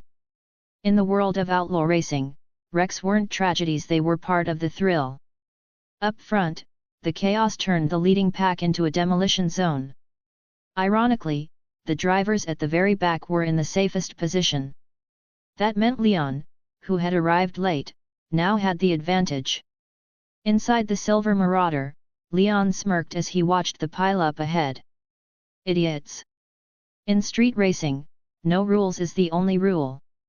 The road ahead was jammed with wrecks, no way to build speed. So he looked around, spotted a narrow side street, yanked the handbrake, and slid the Marauder into a perfect drift. The car carved a flawless arc, slipping into the alley at speed without losing momentum. The move stunned the crowd. Wait, isn't that the Asian kid's car? What the hell, he took another route. Is he nuts? Even GPS doesn't work in there, you'll get lost. Ha! Thought he was something special. He's dead now. The alley was infamous, narrow, winding, barely wide enough for a single car. At hypercar speeds, Entering it was suicide. Nobody believed he'd come out intact. Dominic's eyes narrowed. He yanked his own handbrake, slid the Venom F5 sideways, and followed Leon in. He wasn't about to let this mystery driver slip away. What? DOM2? O'Neill muttered, dumbfounded. The path ahead was clogged, leaving him no choice but to stay on the main road. He wasn't about to gamble blind on a labyrinth he didn't know. Besides, he had the Devil 16. With its claimed 5,000 horsepower and insane straight-line speed, he didn't need shortcuts. Once the wrecks cleared, he'd unleash hell on the straights. His confidence surged. Victory was his. And then the crowd screamed again. Look! The silver car's already out. O'Neill's head snapped up. It was true. In the blink of an eye, Leon's Marauder burst from another alley, exploding onto the main road in a blaze of silver. Its headlights cut through the night, its body gleaming with untouchable pride. The car leapt forward like a king returning to claim his throne. O'Neill's jaw dropped. For the first time, he felt it. Leon wasn't just another racer. He was watching a god behind the wheel. Patreon Advance Chapters. Patreon.com/Dreamer20. Chapter 30, Super Speed. The speed of Leon's car left everyone dumbfounded. They stared blankly at the silver streak of his tail lights. That maze of cramped alleyways should have taken minutes, yet he had blasted out in under 60 seconds. His car emerged without a single scratch, not even a scrape along the panels. No way! How the hell did he do that? Spectators gaped at the silver Marauder's rear end, unable to fathom how he threaded through passages barely wide enough for a motorcycle, let alone a supercar. And what stunned them most, once he cleared the alleys, the Marauder went berserk.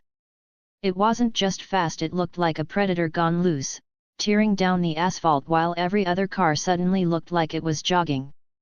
Drivers buried their throttles, but no matter how hard they pushed, all they could do was watch the tail lights and lead strip glowing like a beast's snarl fade further and further ahead.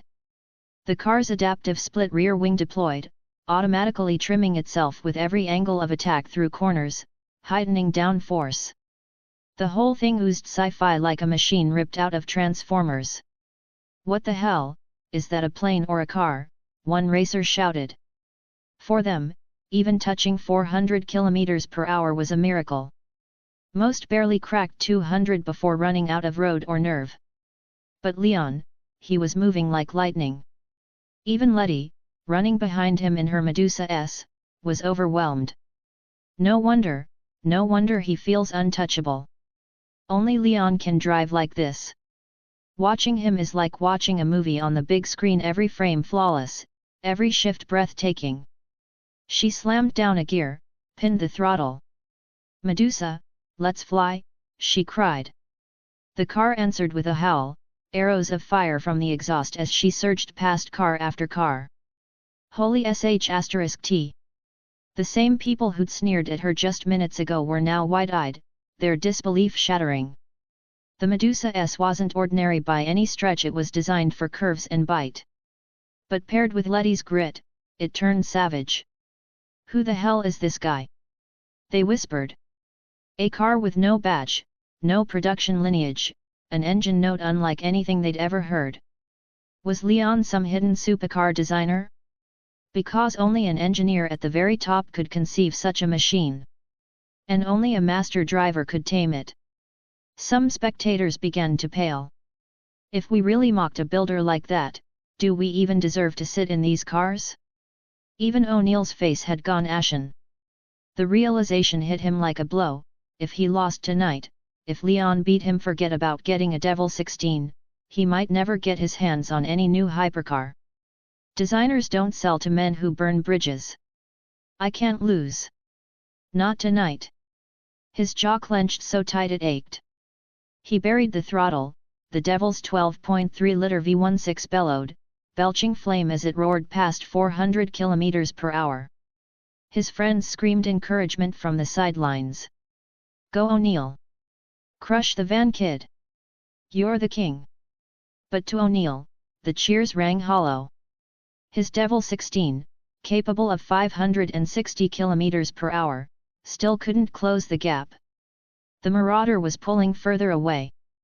Moments later, Dominic Toretto muscled his Hennessy Venom F5 through the wreckage and into open space. The 1,600 horsepower monster clawed its way forward, slipping into fourth place.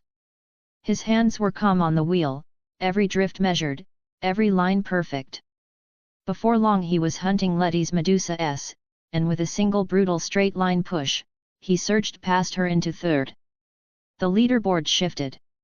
First, Leon, far ahead, the Silver Marauder shredding the night with impossible speed. Second, O'Neill, wringing every ounce from the Devil 16, his pride burning hotter than his exhausts. Third, Dominic, the Venom F5's savage pace and his unshakable technique closing the gap. Fourth, Letty, Medusa S blazing, but her lack of street racing hours forcing her to hold back slightly, keeping her steady around 250 km per hour. Her car could do more, but her reflexes weren't honed for this chaos. While engines howled and neon blurred into streaks, danger brewed outside the track. From the rooftop of a hotel overlooking the violence district, a man lowered his binoculars, a cruel smile curling his lips. "Hat." Finally, the race begins. A voice behind him asked, "Young master, do we move forward with the plan?" His eyes hardened. "Anyone who dares steal what's mine, won't walk away whole. Execute it." "Yes, sir." The aide pulled out a phone, dialing with a smirk. "Hello? I'd like to report illegal street racing happening right now."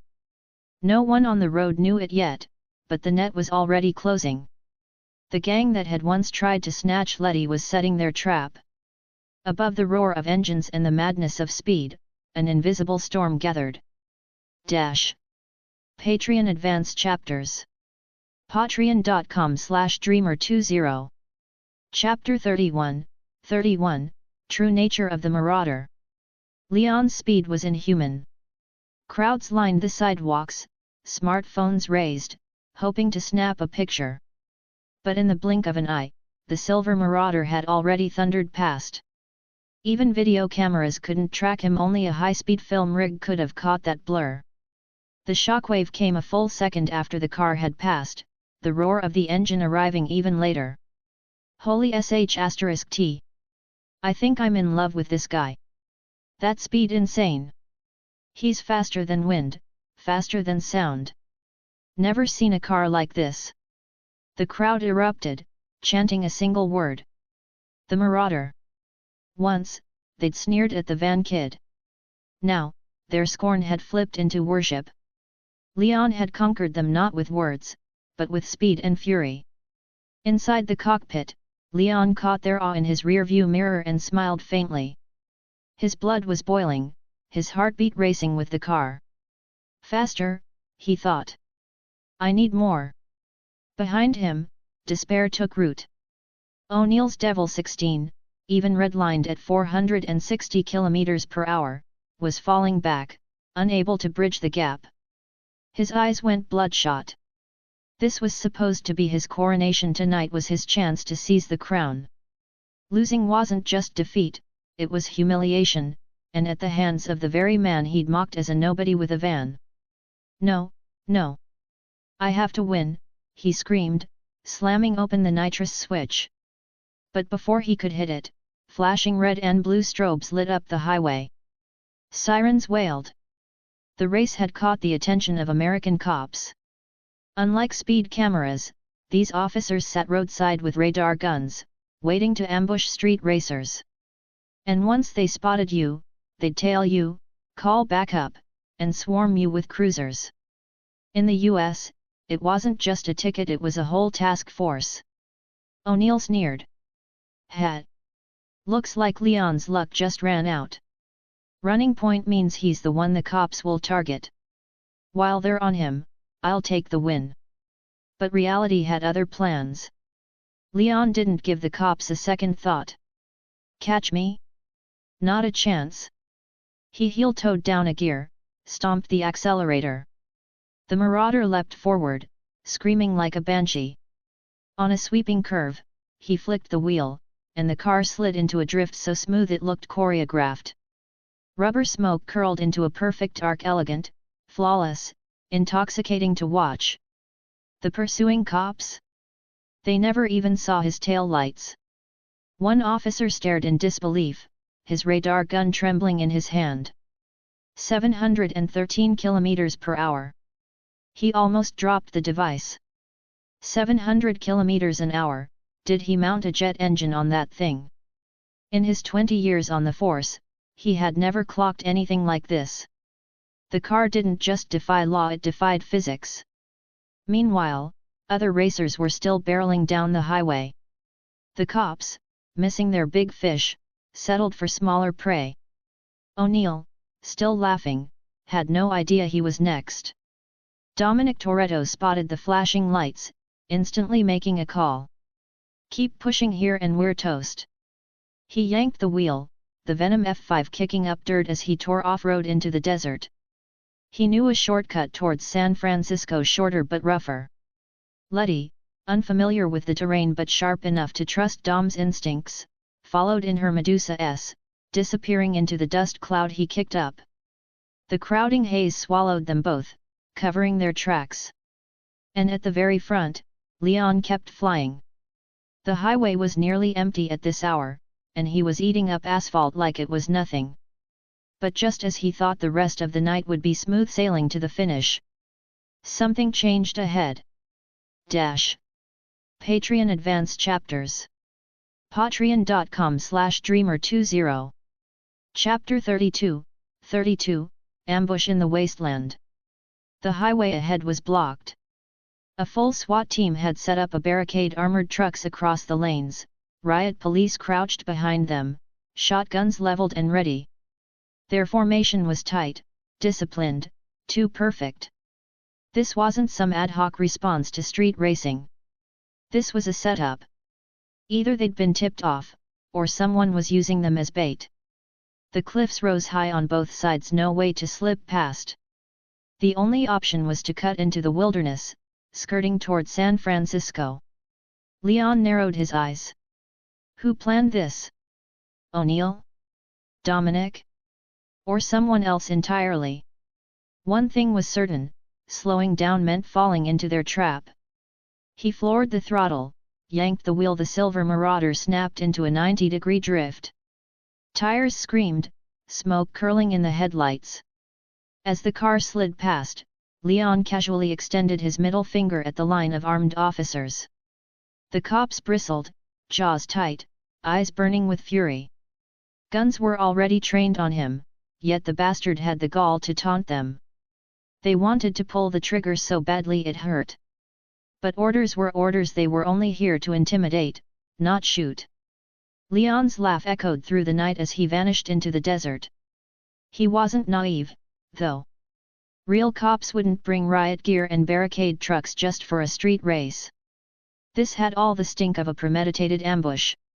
Either the authorities were staging a counter-terror op, and he just blundered into it.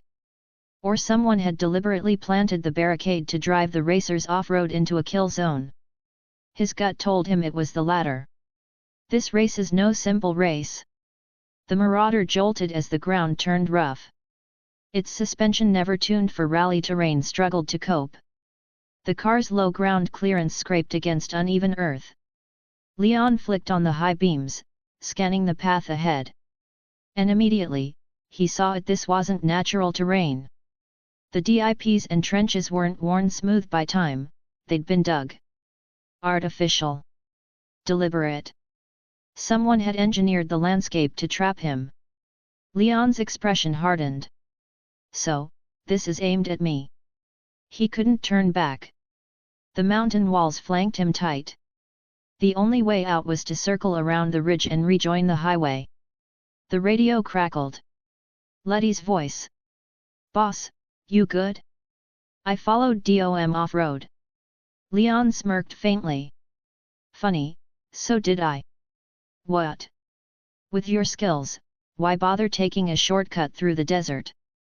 Because the highway's blocked. Barricades, SWAT trucks, the whole 9 yards. Had no choice but to detour. Letty hesitated. Could it be O'Neill? He wants this win so badly, maybe he planted the roadblock. That's one option. Leon's tone dropped colder. But Dom's on the same path, too. Maybe he's not running from the cops. Maybe he's running to me. Letty fell silent. Focus on driving, Leon cut the channel. I've got company up ahead. Because there were lights in the distance. Not one pair, dozens. At least 10 vehicles were rolling straight toward him, their beams slicing across the night. Heavy off-road trucks, each packed with riders. Some leaned out the windows, hands steady on pistols. Muzzles flashed. Shots cracked through the desert air. The wind dragged the bullets wide, but Leon heard the whistle of rounds slicing past his car. His jaw clenched. You came to kill me. His grip tightened on the wheel, fury igniting. Then I'll show you the marauder's true nature. Patreon Advanced Chapters. Patreon.com/Dreamer20. Chapter 33, Sonic Shockwave. Leon had expected interference, maybe harassment on the road, a few dirty tricks. But these guys weren't here to play. They were here to kill him. Want my life? Then come take it. Leon's foot slammed down on the accelerator. The silver marauder surged forward, speed skyrocketing as though it had broken free from the laws of physics. The needle climbed past sanity, and Leon aimed directly at the incoming convoy. His intent was clear: if they wanted blood, he was ready to take them all with him. The assassins flinched. At this speed, if Leon rammed them head-on, they'd be nothing but mangled steel. Crazy bastard. He doesn't even care if he dies. Fine, let's see who breaks first. For killers, there was one rule: never show less resolve than your target. If Leon wanted to gamble, then so would they. They slammed their own accelerators, their 10 vehicles thundering forward. Not ordinary cars. These were Night 15 armored SUVs, each a monster on wheels. With steel mesh over the headlights, armored grills, and reinforced bumpers, they were essentially military-grade vehicles disguised as SUVs. Each was built to tank small arms fire, shrug off collisions, and flatten lesser cars like toys. And Leon? He was charging them in what looked like just another exotic supercar. The killers howled with laughter. Ha! Suicide move! Who uses a sports car against armored beasts? 10 cars? We don't even need that many. One's enough to crush him flat. The convoy jeered, convinced Leon was about to be pulp under their tires. With the bounty on his head, the payday felt all but secured. One gunman leaned out a window, cackling as he fired round after round at the silver marauder. Bullets pinged harmlessly off the car's reinforced shell. The marauder's super glass barely rippled under the impacts, not even a scratch left behind. On the bodywork, at most, a little paint chipped. Leon smirked coldly. Their weapons couldn't even touch him. But he wasn't about to waste more time. His eyes hardened. His voice cut like steel. Activate, Sonic Shockwave. The marauder's AI obeyed instantly. A low-frequency vibration rippled through the frame, then detonated outward in a cataclysmic blast. Whoom! A wave of sonic energy exploded in every direction. Dust and sand erupted into a blinding storm. It was as though the marauder had breathed out a hurricane of dirt and fury. The assassins froze. The road vanished into a wall of swirling yellow grit. Then came the sound. Not ordinary noise but a piercing, unnatural screech, like a demon screaming straight into their skulls. Ah! Drivers clutched their heads. Ears bled. Their minds swam with pain. Shattered by agony, their control faltered. Crack! Crack! Crack! Their SUV's bulletproof windows fissured under the resonance. A second later. Boom! All 10 windshields burst apart, shards blasting inward like shrapnel. Blood. Screams. Chaos. Glass slashed faces, tore into eyes, embedded in arms. The killers shrieked, blinded and bleeding. With their protection gone, the storm of sand roared into their cabins. Drivers gagged as dirt filled their mouths, or choked as grit burned into their lungs. Blinded, deafened, half-choking, they lost all control. The SUVs careened violently. Wheels bounced on uneven asphalt. Steering locked in panic. Crash. Boom. Roll over. One by one, the armored monsters lost traction and toppled. Some spun into boulders, crunching metal into twisted wreckage.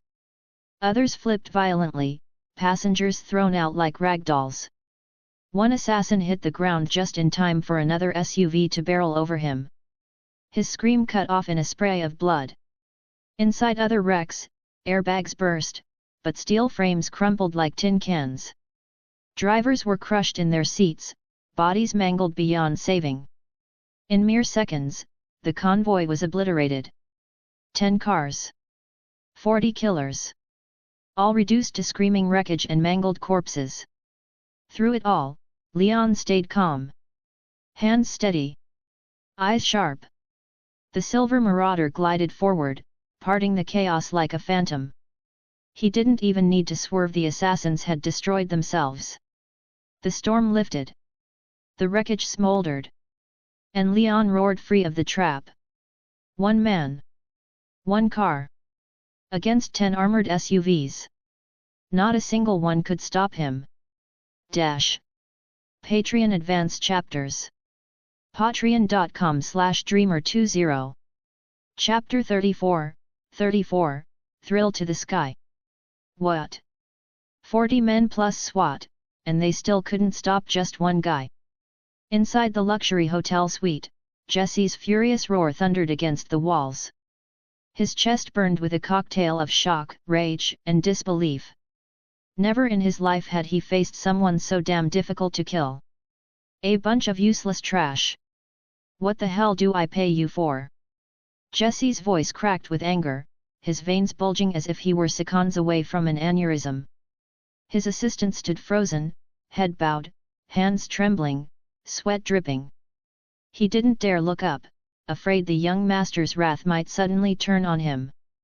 "Master Jesse," he stammered, carefully picking his words, "that kid, he's not normal." According to survivors, a sudden strange wind came out of nowhere, sand and dust swirling everywhere. Then, they heard a piercing sound. It shattered the glass around them. "Doctors are still on the way. We're not sure if it's true."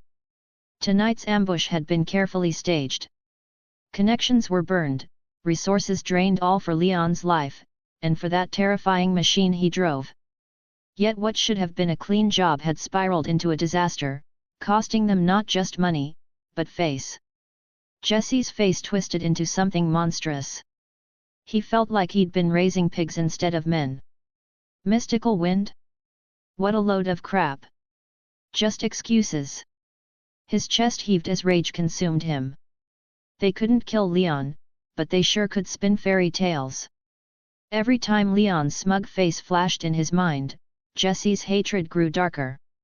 As a self-proclaimed superior white elitist, he couldn't accept it, an Asian humiliating him in his own territory. Unthinkable. Call the shooters and the drivers in San Francisco. I don't care what it takes, kill him. Jesse's eyes gleamed with bloodlust. "Yes, sir." The assistant bowed, not daring to ask more. Serving Jesse meant knowing less and obeying more. Questions bred suspicion, and suspicion was often fatal. As he left, the sound of shattering glass and flipped furniture exploded behind the door. Jesse had lost all control. Meanwhile, Leon had just flipped 10 cars in his wake. The silver marauder roared forward like a predator, slicing through chaos with untouchable grace. Survivors stared wide-eyed, frozen in disbelief. Just minutes ago, they had mocked him, sneering that he was trash. Now, they were the ones lying in wreckage. Who was trash now? Leon caught their faces in the rearview mirror and burst into manic laughter. Too damn good. He slammed the brakes. Screech. Tires screamed. The silver marauder spun violently, a gleaming blur under the night sky. Like a top, it twirled 4 perfect circles before halting, its nose now aimed directly at the battlefield. Flawless control. A maneuver only Leon could pull off with such nonchalant mastery. The survivors held their breath. Leon lowered his window slowly, every eye fixed on him. What was he about to do? He stuck out his hand and flipped them the boldest middle finger they had ever seen. Ha ha ha ha. Leon's laughter thundered, wild and unrestrained. The wounded choked on their own rage. One of them, too injured to bear the humiliation, fainted on the spot, knocked unconscious by sheer shame. The story would spread. Taken down not by bullets, not by fists, but by a middle finger. Ha ha ha, what a bunch of losers. Leon sneered. Every pore in his body buzzed with euphoria. This was the high he lived for. Whoever thought van drivers were weak had clearly never seen the silver marauder in action. With a smirk, Leon rolled up the window and slammed the accelerator. The silver marauder roared like an awakening beast, headlights blazing like a predator's eyes.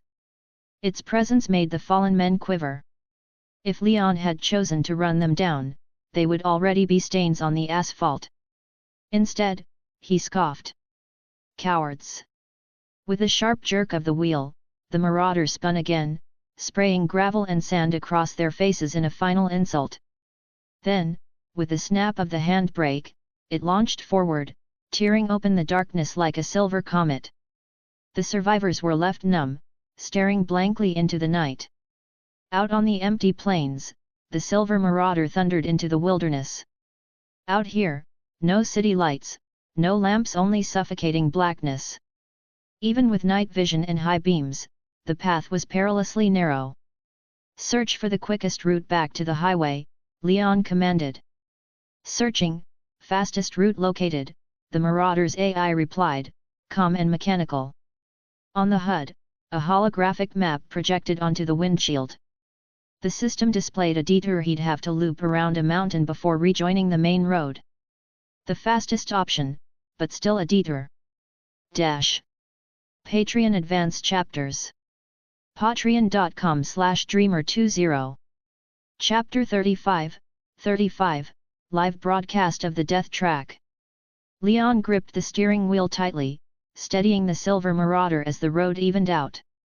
At the same time, his eyes flicked to the holographic display of the route. According to the system's recommended path, he would need to circle around a huge detour. His brows furrowed. Right now, every second mattered. A longer distance meant more wasted time. Even a 5-minute delay could completely change the outcome of this race. Dominic Toretto was no slouch, his speed was frightening, and more importantly, he knew the terrain. He had chosen a shortcut, trimming the distance he needed to cover. That alone reduced Leon's advantage. And now, if Leon was forced to add another 50 to 100 kilometers to his own route, even O'Neill might overtake him. That was a result Leon could never accept. Are there any other routes? He asked sharply. Ignore safety concerns and poor road conditions. The system was rigid, it always prioritized safety when planning routes. Unless Leon specifically overrode it, it wouldn't even consider dangerous options. But those were exactly the kind of paths he needed now. Deadly, reckless, but short. Recalculating route, shortcut located, the AI intoned. On the HUD, a glowing red line appeared, the path led straight up the mountainside, over the ridge, and down the far side to rejoin the highway. Leon's eyes narrowed. For an off-road vehicle, this would be manageable. But the silver marauder was a low-slung hypercar. Taking it onto such a rugged, narrow trail was practically suicide. This path has been abandoned for decades. Narrow width, uneven terrain. High risk of losing control and falling. Additionally, there is a ravine over 10 meters wide. Estimated success rate for the Silver Marauder to jump across, 30%. 30%. Not even half. Once, there had been a wooden bridge there, but it had collapsed long ago. No one had used this road in years. If not for the dry desert climate, it would have been swallowed by weeds by now. The road is only wide enough for one vehicle at a time. Proceed with extreme caution, the AI warned, the words flashing in ominous red. Leon exhaled, jaw tightening. This shortcut was deadly. Slowing down would eat into his time, but if he cleared it, he'd rejoin the highway far faster. How long would it take? At 100 km per hour, less than 10 minutes. And the normal route? Approximately 1 hour. 6 times faster even at just 100 km per hour. If he could push 150 or 200, the gain would be even greater. Leon's decision snapped into place. Damn it, let's do it. He yanked the handbrake and spun the wheel. Tires screamed, sparks flew, sand sprayed in glittering arcs as the Silver Marauder pulled off a flawless 180-degree drift. Vroom! The engine roared like a caged beast released, propelling the Marauder like an arrow loosed from the string. The car surged up the mountain trail at over 200 km per hour. The path was terrifyingly narrow, barely wide enough for a horse cart. Even the Marauder's wheels brushed close to the edges, gravel crumbling into the abyss with every turn. Activate 360-degree panoramic mode, Leon commanded coolly. The center console display shifted instantly. The view zoomed out into a satellite-like overhead projection, showing the car and its immediate surroundings. Leon glanced to the right, only a cliff edge and certain death if he veered even slightly. But his hands were steady. Only someone with his skill and nerve would even dare take this route. Warning, 180-degree hairpin turn ahead. Reduce speed immediately, the AI blared. On such a narrow path, taking the curve at 200 would be nothing short of suicide. Meanwhile, far above, the whir of rotor blades echoed in the night. A helicopter cut across the sky, its front rigged with a broadcast camera. On the fuselage, bold white letters spelled, NMSL News Network. This was no coincidence. Word had spread that tonight's street race from Los Angeles to San Francisco would be legendary.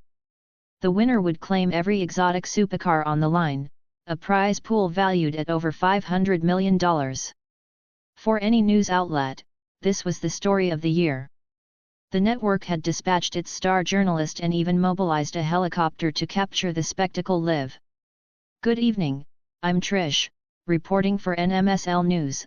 A blonde reporter smiled at the camera, her voice smooth and professional. Tonight, we're covering a high-stakes underground street race. The racers are already en route, though we haven't reached the main stretch yet. Her eyes flicked to something below, her smile faltering. The cameraman followed her gaze and swiveled the lens. There, tearing up a mountainside road, was a silver car. It streaked forward like a bullet, the sound of its monstrous engine audible even through the helicopter's hull. Wait, isn't that the death track? Trish gasped, her professional veneer cracking. Excitement lit up her features as she turned back to the camera. Ladies and gentlemen, you're seeing this live. Someone is attempting to conquer the infamous death track. The death track. A cursed path where too many had failed and died, earning its sinister reputation. It wasn't just a road, it was a gauntlet of nature's cruelty and man's arrogance. And now, one silver monster was charging straight into it. Patreon Advanced Chapters. Patreon.com/Dreamer20.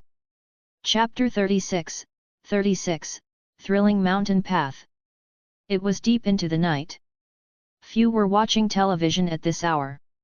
Ordinarily, the channel's viewership hovered at a mere 0.1%. But the moment the broadcast showed Leon tearing along the mountain road in the Silver Marauder, the ratings skyrocketed, instantly jumping to 1%, and still climbing. Trish's eyes lit up. Even a fool could see that the audience loved this. If she didn't keep the live broadcast going, she'd be missing a golden opportunity. Luckily, she was familiar with the track, at least enough to keep her bearings. The road was infamous for testing limits, the limits of the car, the limits of steering, the limits of a driver's skill. The final stretch was a 10-meter wide cliff, where countless vehicles had met disaster. Every year, dozens of drivers attempt the death track, Trish narrated into the camera, and countless fail, often fatally. No one has ever truly conquered it. She pointed toward the road below, where the silver Marauder hugged the edge of the narrow path. The tires teetered dangerously close to the cliffside. The cameraman zoomed in for a close-up. Every word Trish had said was correct, the path was barely wide enough for a car. One wrong move, and disaster awaited. Impressive. Even the cameraman couldn't hide his amazement. The ratings jumped to 1.5%. Trish composed herself, though her heartbeat raced. The second challenge, the minimum turning radius. Ahead of Leon lay a tiny hairpin, barely wide enough for a single car to pass. A full 180-degree turn. Pedestrians might manage it on foot, but driving? Insanity. No wonder this mountain path was legendary. Only a true master could navigate it. Ordinary drivers would struggle to even reach the turn. How will he manage it? Trish whispered, tension thick in her voice. Viewers across the nation held their breath, eyes glued to the screen. Everyone expected him to plunge over the edge. Each year, over 100 racers attempted this track, with a 40% mortality rate. Survivors often suffered catastrophic injuries, paralysis, or multiple fractures. ICU stays lasting months were common. The monetary and physical cost of failure was astronomical.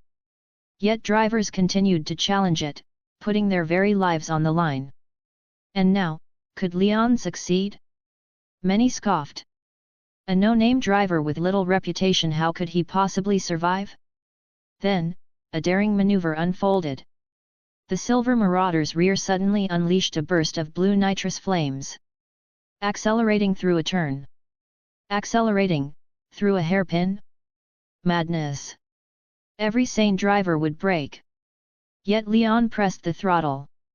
The audience gaped in shock, mouths agape wide enough to fit a fist. Ratings surged to 2%. The silver Marauder executed a flawless drift. On such a narrow road, this was suicidal. Everyone expected disaster. The rear of the car swung out, teetering over the cliff edge. But then miracle. Half of the car hovered in the air, the other half clinging to the path. Leon's extraordinary driving stabilized the vehicle. A god-level feat. Boom. 8 pillars of blue flame shot from the exhaust pipes, each over 10 meters long. Like a glowing cerulean bridge laid across thin air.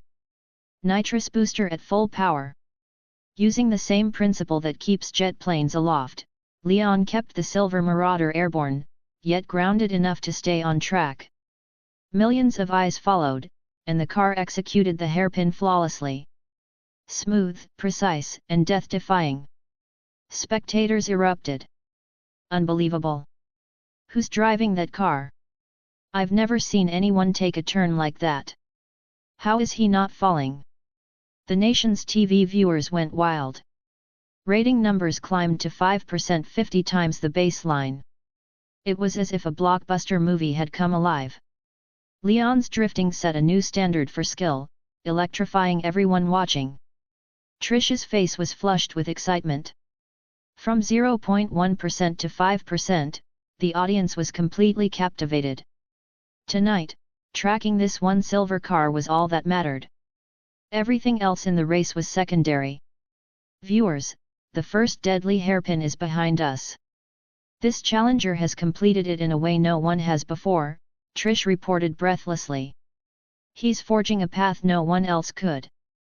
Let's see what comes next. Oh, look! He's accelerating. Trish's voice rose in excitement.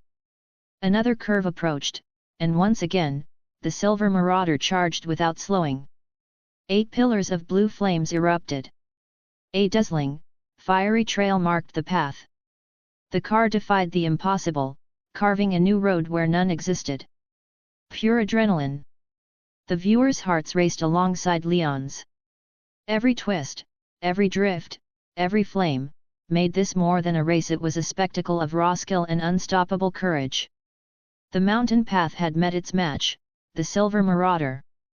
Patreon Advanced Chapters. Patreon.com/Dreamer20. Chapter 37, Twin Loop Mountain Road. The operation was absolutely breathtaking. Viewers in front of their TVs gaped in disbelief, staring at the Silver Marauder. Even those working overtime abandoned their desks, completely transfixed by the live broadcast. Another drift. 8 10-meter-long blue flames shot from the rear. According to calculations, under constant air density and car shape, a car would need to reach 900 miles per hour to lift off on a regular road. The Silver Marauder had already reached 700 miles per hour, and with nitrous fully engaged, it exceeded 900 miles per hour. At such extreme speeds, executing a mid-air drift through a curve became plausible. Adding inertial balance made hovering through the turn almost effortless for Leon. The true challenge, bringing the car safely back onto the road after the drift without being flung off the cliff. This demanded supreme skill. Even Leon had to hold his breath, controlling the vehicle with utmost precision. One misstep and the Silver Marauder would careen off the mountain. Now! Leon's eyes blazed. He maneuvered the steering wheel, adjusting the car's arc, and smoothly returned the Silver Marauder to the mountain path. Phew! Leon exhaled, palms sweaty. Even the most skilled driver would find such a turn nerve-wracking. One slip, and the result was a wrecked car and a tragic death. Viewers at home collectively held their breaths. Any slight mistake could send the car plummeting. The height wasn't extreme, but a fall could easily cause paralysis, far worse than death for some. This technique is insane. Unbelievable. He actually made it through. I don't even respect walls anymore, just him. Next up, the Twin Loop Mountain Road. Veteran viewers recognized the route and felt a surge of excitement. Traditionally, drivers took extreme caution, relying on prior experience. Some passed, others failed. But Leon's aggressive drifting? Unprecedented. He was the first. Ahead lay a double-layered loop road, circling the mountain twice before switching direction. The final, most dangerous challenge awaited. Success depended entirely on driver skill and car performance. The Twin Loop Mountain Road was extremely perilous. Continuous curves and narrow lanes meant Leon had to maintain the hovering drift for 2 full laps. Was it even possible? Millions of viewers wondered, and yet felt a rush of anticipation. What if he succeeded? Viewership soared to 6%, the highest ratings of the night. Not a single viewer switched channels. Everyone was captivated by Leon's god-tier skills. Trish, exhilarated, saw hope where there had been despair. The channel's ratings had been declining for years, even prompting talk of closure. Tonight, Leon might just save the network. Trish silently vowed to interview him once he stopped. The roaring engine brought her back to reality. Leon was about to ascend the Twin Loop Mountain Road, building speed for the climb. This speed! Trish gasped, unable to speak.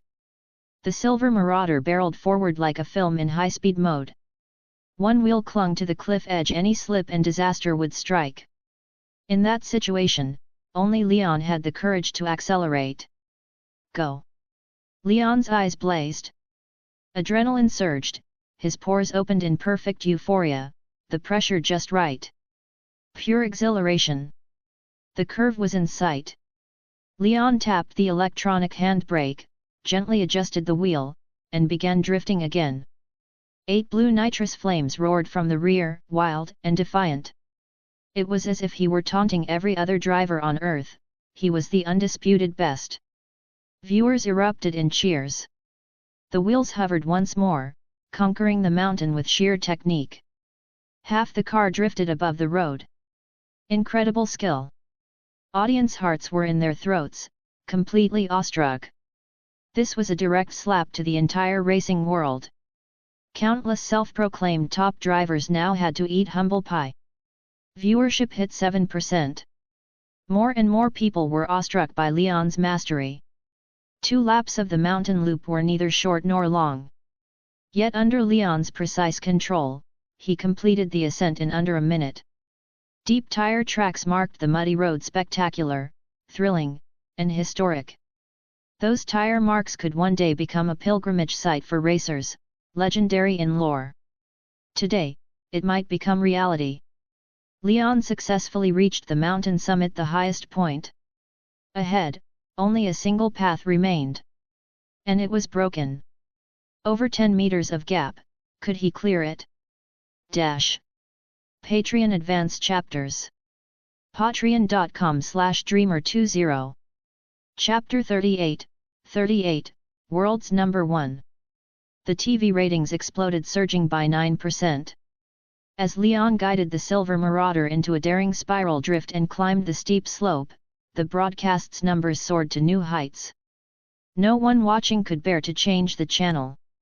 Even those who were drowsy refused to go to bed. They all wanted to see the same thing. Could he conquer this deadly mountain road? Come on! You have to make it. Tonight, make history. I just know he can do it. Do the impossible, conquer the cliff. Countless spectators clenched their fists, their hearts hammering harder than Leon's engine. Some even gripped their shirts so tightly their knuckles turned white, unable to look away.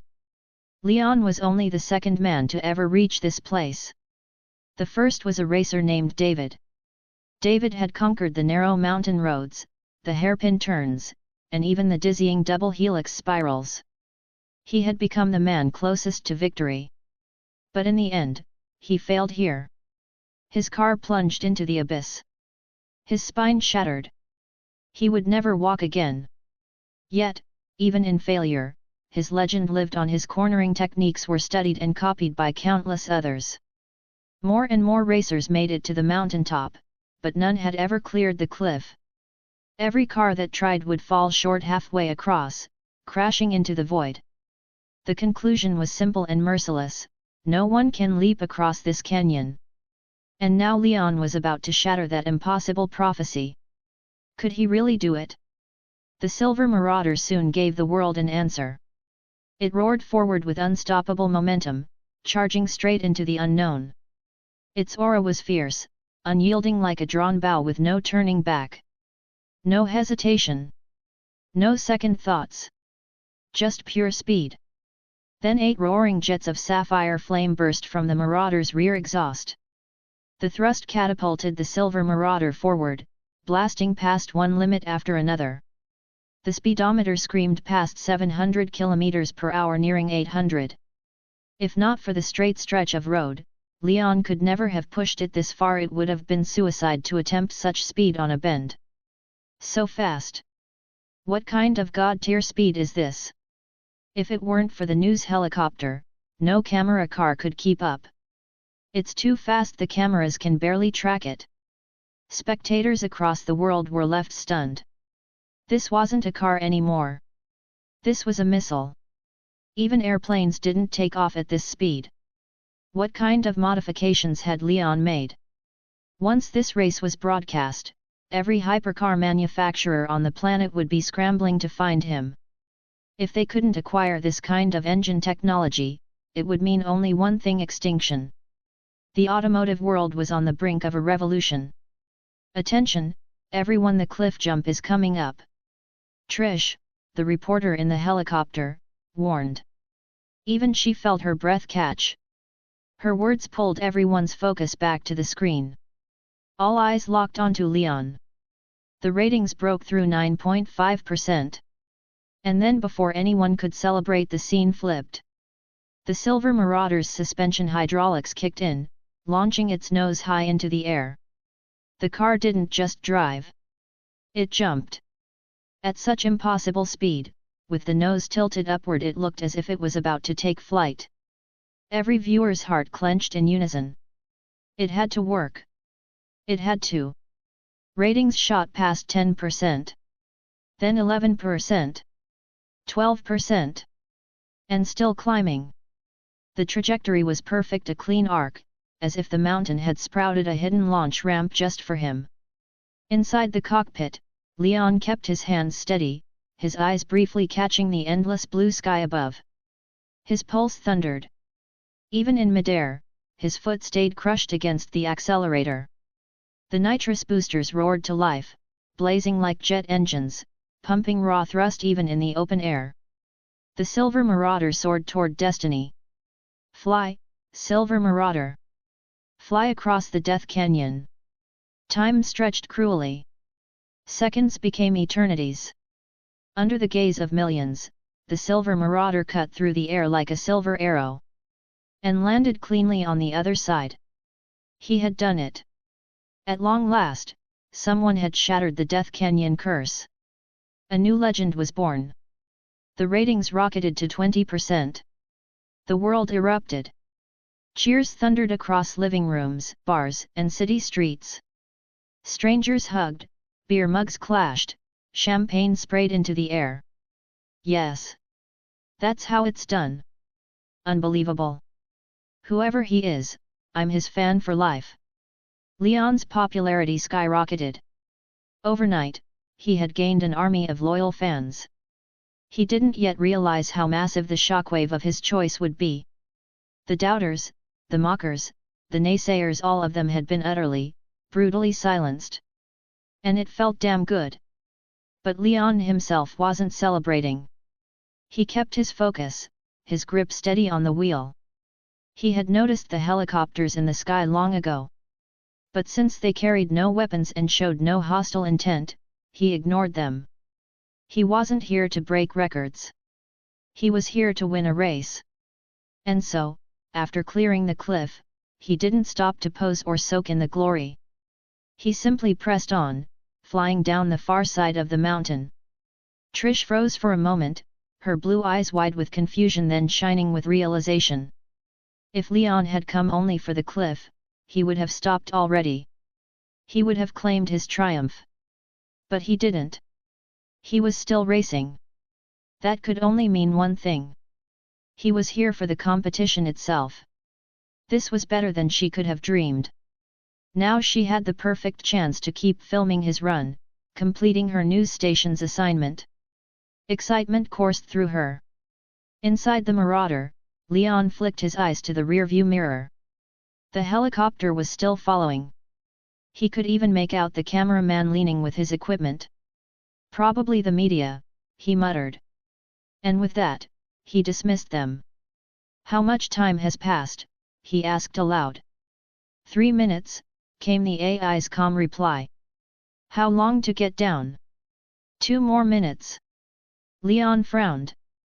5 minutes, just for this mountain? For a hypercar, that was an eternity. A 5-minute gap on the open road could mean entire races lost. Is there a faster way? He pressed. Yes, the AI said flatly. From the mountaintop straight down. 10 seconds. Leon fell silent, staring out at the dizzying cliff edge. Did it really mean, jump? Dash. Patreon Advanced Chapters. patreon.com/dreamer20. Chapter 39, Extreme Leap. From the mountaintop to the road below, the drop wasn't more than 50 meters. If a car jumped down and landed flat, the vehicle might be wrecked but the driver could survive. But in reality, cars weren't designed for perfect landings. The heavy nose almost always tilted forward first. The moment it slammed into the asphalt, the driver's head would whip violently against the steering wheel.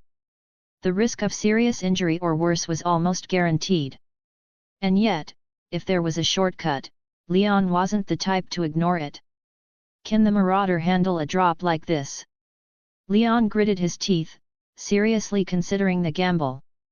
As long as the nose doesn't strike vertically, it's absolutely safe, the onboard system replied without hesitation. Moments later, the heads-up display projected a full simulation. Thanks to the reinforced tires, the Silver Marauder now had even better shock absorption. Its reinforced glass wouldn't shatter under impact. Every internal component was built with system-grade technology engineering from another civilization. Its structural integrity bordered on monstrous. As long as the car didn't nosedive like a missile, it could survive the fall. And as for the driver? He had even less to worry about.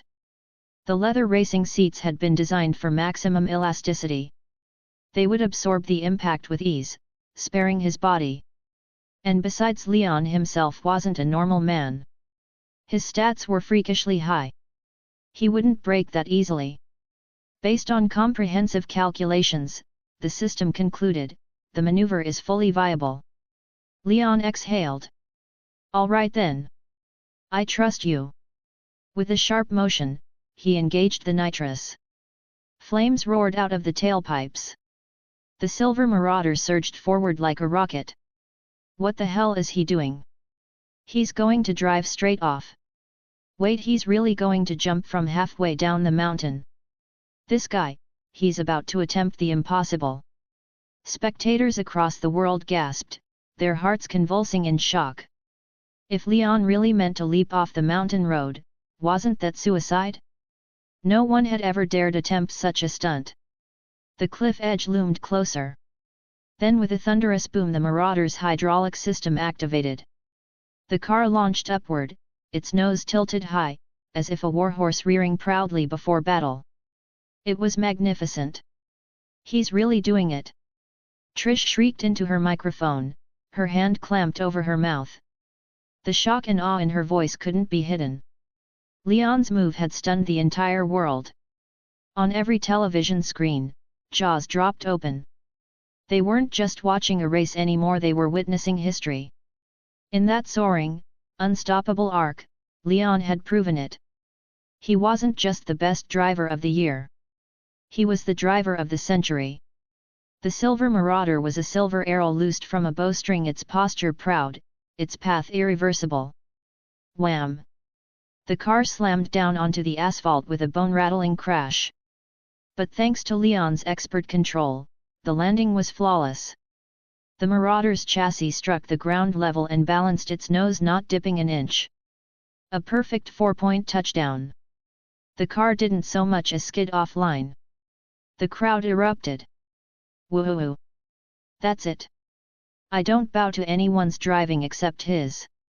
Who else can throw themselves 50 meters off a cliff and land clean? It's like watching a blockbuster movie. Insane. Absolutely insane driving. Living rooms, bars, and sports halls across the country went wild. The excitement even surpassed the earlier Kenyan jump.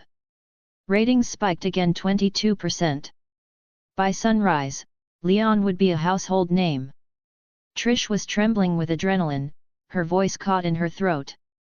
She wanted nothing more than to leap out of the helicopter and interview him on the spot. Back on the track, the Silver Marauder finally revealed its true ferocity. The initial shock of the landing faded in seconds. Leon steadied the beast and pushed harder. The roar of the nuclear engine shook the road. Its wild snarl reverberated in the air, electrifying everyone who heard it. The sound alone was enough to make souls ignite. It was pure, burning adrenaline. The Marauder became a silver streak, a flash of light cutting across the winding asphalt. It was so fast that the broadcast cameras couldn't even keep up. Faster, faster, push it, the cameraman in the helicopter barked. You're too slow, I can't keep him in frame. You think I'm not trying, the pilot shouted back. This is max speed. He's still pulling away from us. Unfortunately for them, the exchange was caught on live mic broadcast to millions of viewers. The ratings spiked again, hitting 25%. The irony was absurd, helicopters were struggling to chase a car. Viewers laughed, gasped, and shook their heads in disbelief. But deep down, they understood. They had just witnessed the birth of a new automotive era. The Silver Marauder wasn't just beating cars anymore. It was leaving aircraft in the dust. Normally, helicopters flew at 200-300 km/h for economic cruising. Even the fastest combat and transport models rarely exceeded 400. The Osprey V-22 could top out at 650, but that was an exception. And Leon? He had blasted far beyond that. So much so that if not for the helicopter's straight-line path through open skies, it would have been left behind entirely. "This is the most humiliating flight of my life," the pilot groaned, his pride shredded. Leon's car had destroyed his dignity as a flyer. But Trish wasn't complaining. Her blue eyes gleamed as she leaned toward the camera. "Don't feel bad, Rock. He's on another level entirely," she said, her voice glowing with excitement. Her gaze locked onto Leon's driving. Every drift was controlled. Every corner was graceful yet perfect. His car never once strayed off-road. It wasn't just talent. It was artistry. In all her years, she had never seen anyone drive like this. Why had no one heard of him until now? Her curiosity about Leon grew stronger and stronger. Patreon Advanced Chapters. patreon.com/dreamer20. Chapter 40, The Thrill of a New Track. Inside the cockpit, Leon's hands gripped the wheel as he focused entirely on controlling the Silver Marauder. The scenery on both sides blurred into streaks of light, retreating rapidly, but Leon had no time to admire the view. Up ahead, a massive container truck lumbered forward like a sluggish snail. Leon didn't panic.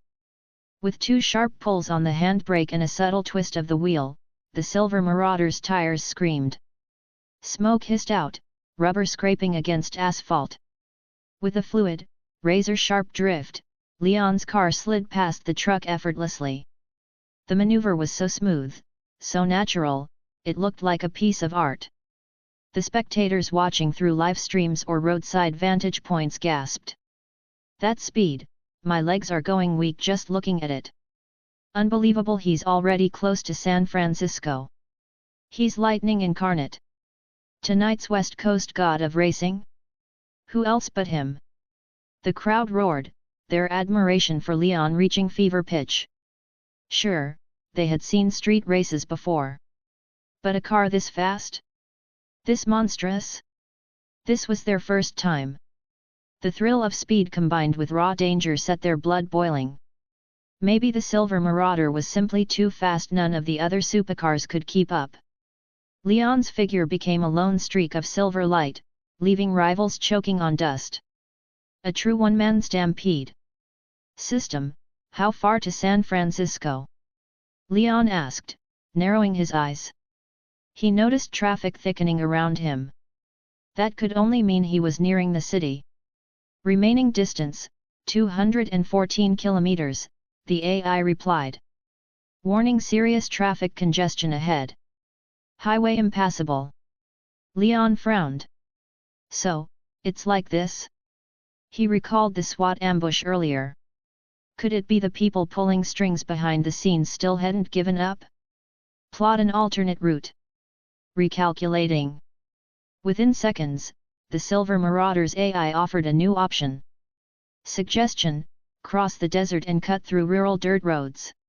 That path loops around and rejoins the route to San Francisco. Leon hesitated. Detoring would cost time. But thankfully, his earlier mountain leap stunt had already bought him a lead. With the Silver Marauder's advantage, even a few minutes could mean life or death. "How much extra time will it take?" Leon pressed. "None. In fact, the route is shorter overall. Despite the rough terrain, the reduced distance compensates for speed loss." Leon raised an eyebrow. "Then why didn't you suggest it earlier? On highways, acceleration, cornering, and top speed are all optimized. Dirt roads, despite being shorter, cannot sustain maximum velocity. That balance made the highway the most efficient option, until now." The logic was sound. On dirt roads, potholes and uneven ground would sap speed, cancelling out any distance advantage. But with the highway locked up in a massive jam, the rural detour had now become the best alternative. "Switch routes. Let's move." Leon looked ahead. The clustered glow of headlights confirmed his suspicion: a colossal traffic jam. If he kept to the highway, he'd crawl forward at a snail's pace, maybe even fail to reach the city. Only by cutting through the second route could he make it to the 9th district in time. The system instantly recalculated. Leon's eyes sharpened. He spun the wheel. The silver Marauder's tires screeched, spitting smoke as the nuclear-powered beast lunged into the darkness of the side road. "He's changing course!" Trish exclaimed in shock. Standing atop a high vantage point, she could see the road network spreading below. Only from her position was the traffic situation clear. She had worried Leon would be trapped in the jam, forced to forfeit his lead. But he had anticipated it in advance, switching paths decisively. His choice: the rural dirt roads. Treacherous terrain, riddled with bumps and potholes, especially insane to drive at breakneck speed at night. "Wait! Look, 3 cars are coming up fast on that route too!" Trish shouted, pointing excitedly into the distance.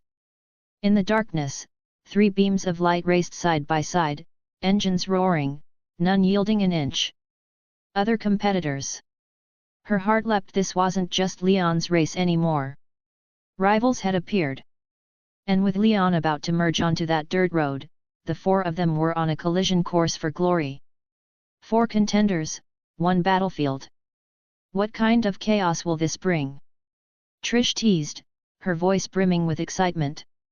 Out on the plains, the dirt track stretched into the night, flat but treacherous. Sparse houses dotted the horizon. A small rural village loomed ahead.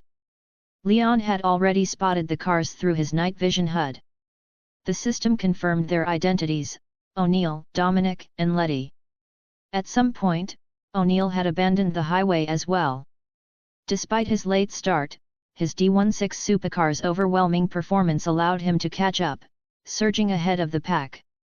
Dominic chased hard, his Venom car roaring behind. Though slightly weaker in raw performance than the D16, Dom's driving skill leveled the field, biting at O'Neill's heels. Locked in a heated duel, the 2 men fought tooth and nail for supremacy. And trailing close was Letty, refusing to fall too far behind. Her skills kept her competitive, though the gap to the leaders remained difficult to close. Leon's lips curled into a sinister grin. I'm here. Patreon Advanced Chapters. patreon.com/dreamer20. Chapter 41, Heavy Bikes Killing Intent. This dirt road was technically a shortcut. On paper it saved a lot of distance. But Leon had already wasted some time earlier, and crossing rough terrain also meant time lost. Still, the fact that Dominic, Letty, and O'Neill had managed to keep pace proved one thing: these 3 weren't just racers. They were masters behind the wheel. And that realization lit a fire in Leon's chest. At first, he'd assumed fate had split their paths, that he wouldn't cross with Dominic and O'Neill again. But traffic blockades had forced them all back onto the same battleground. "Let's go!" Leon shifted gears and slammed the accelerator. The silver Marauder roared in delight, unleashing its terrifying might. Dust and gravel exploded in its wake like a miniature nuclear blast, surging skyward in a rolling cloud.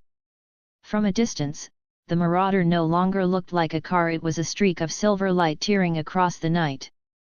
Up ahead, O'Neill gripped his wheel with white-knuckled fury. Dominic's Venom kept pressing on his flank, refusing to yield.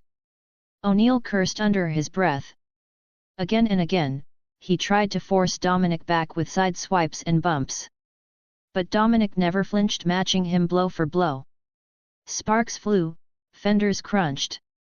They weren't even at the finish line yet, and already both cars were scarred like battered gladiators. Behind them, Letty was having the easiest run. Her ride was untouched save for the coating of dust. And then, a new sound split the night. A monstrous, guttural roar like some primordial beast charging out of the dark. The 3 glanced around instinctively. "What the hell is that?" O'Neill muttered, glancing to his right. The sound felt familiar, too familiar. It sent a chill down his spine. And then it happened less than 2 minutes later, the silver streak came into view. The silver marauder. Leon had arrived. The crowd watching via live broadcast erupted. Dust storms trailed behind him as if the apocalypse itself was chasing them. He actually caught up. Onal's heart skipped. His face drained of blood. He'd thought his D16 Supercar gave him unshakable dominance. But Leon was a nightmare. He couldn't escape an unstoppable storm who crushed tactics, strategy, and advantage with nothing but raw, impossible speed. Dominic's sharp eyes narrowed. He couldn't shake the feeling gnawing at him since Leon first appeared. The car didn't just look different, it sounded different.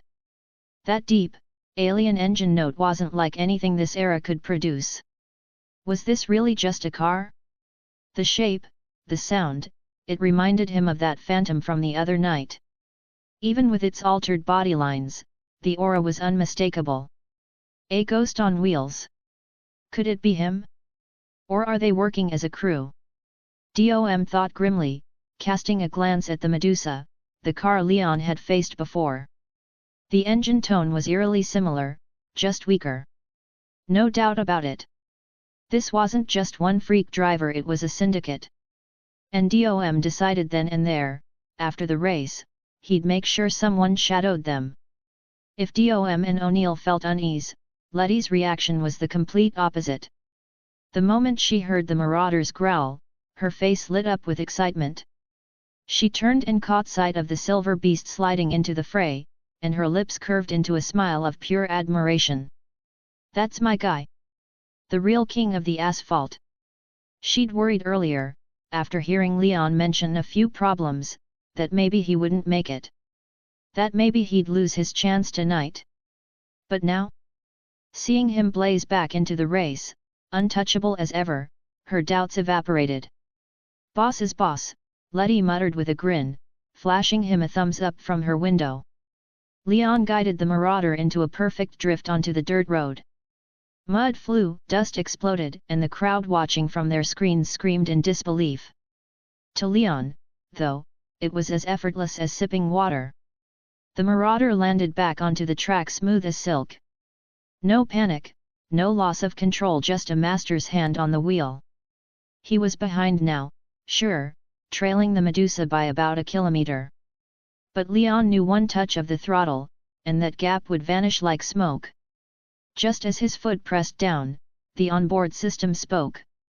Warning, suspicious vehicles detected ahead. Armed hostiles. Proceed with caution. Leon's eyes hardened. Show me. The HUD blinked alive, projecting the live scan. 5 black armored SUVs. 10 super bikes. And not just any bikes, Kawasaki Ninja H2R. Leon exhaled sharply.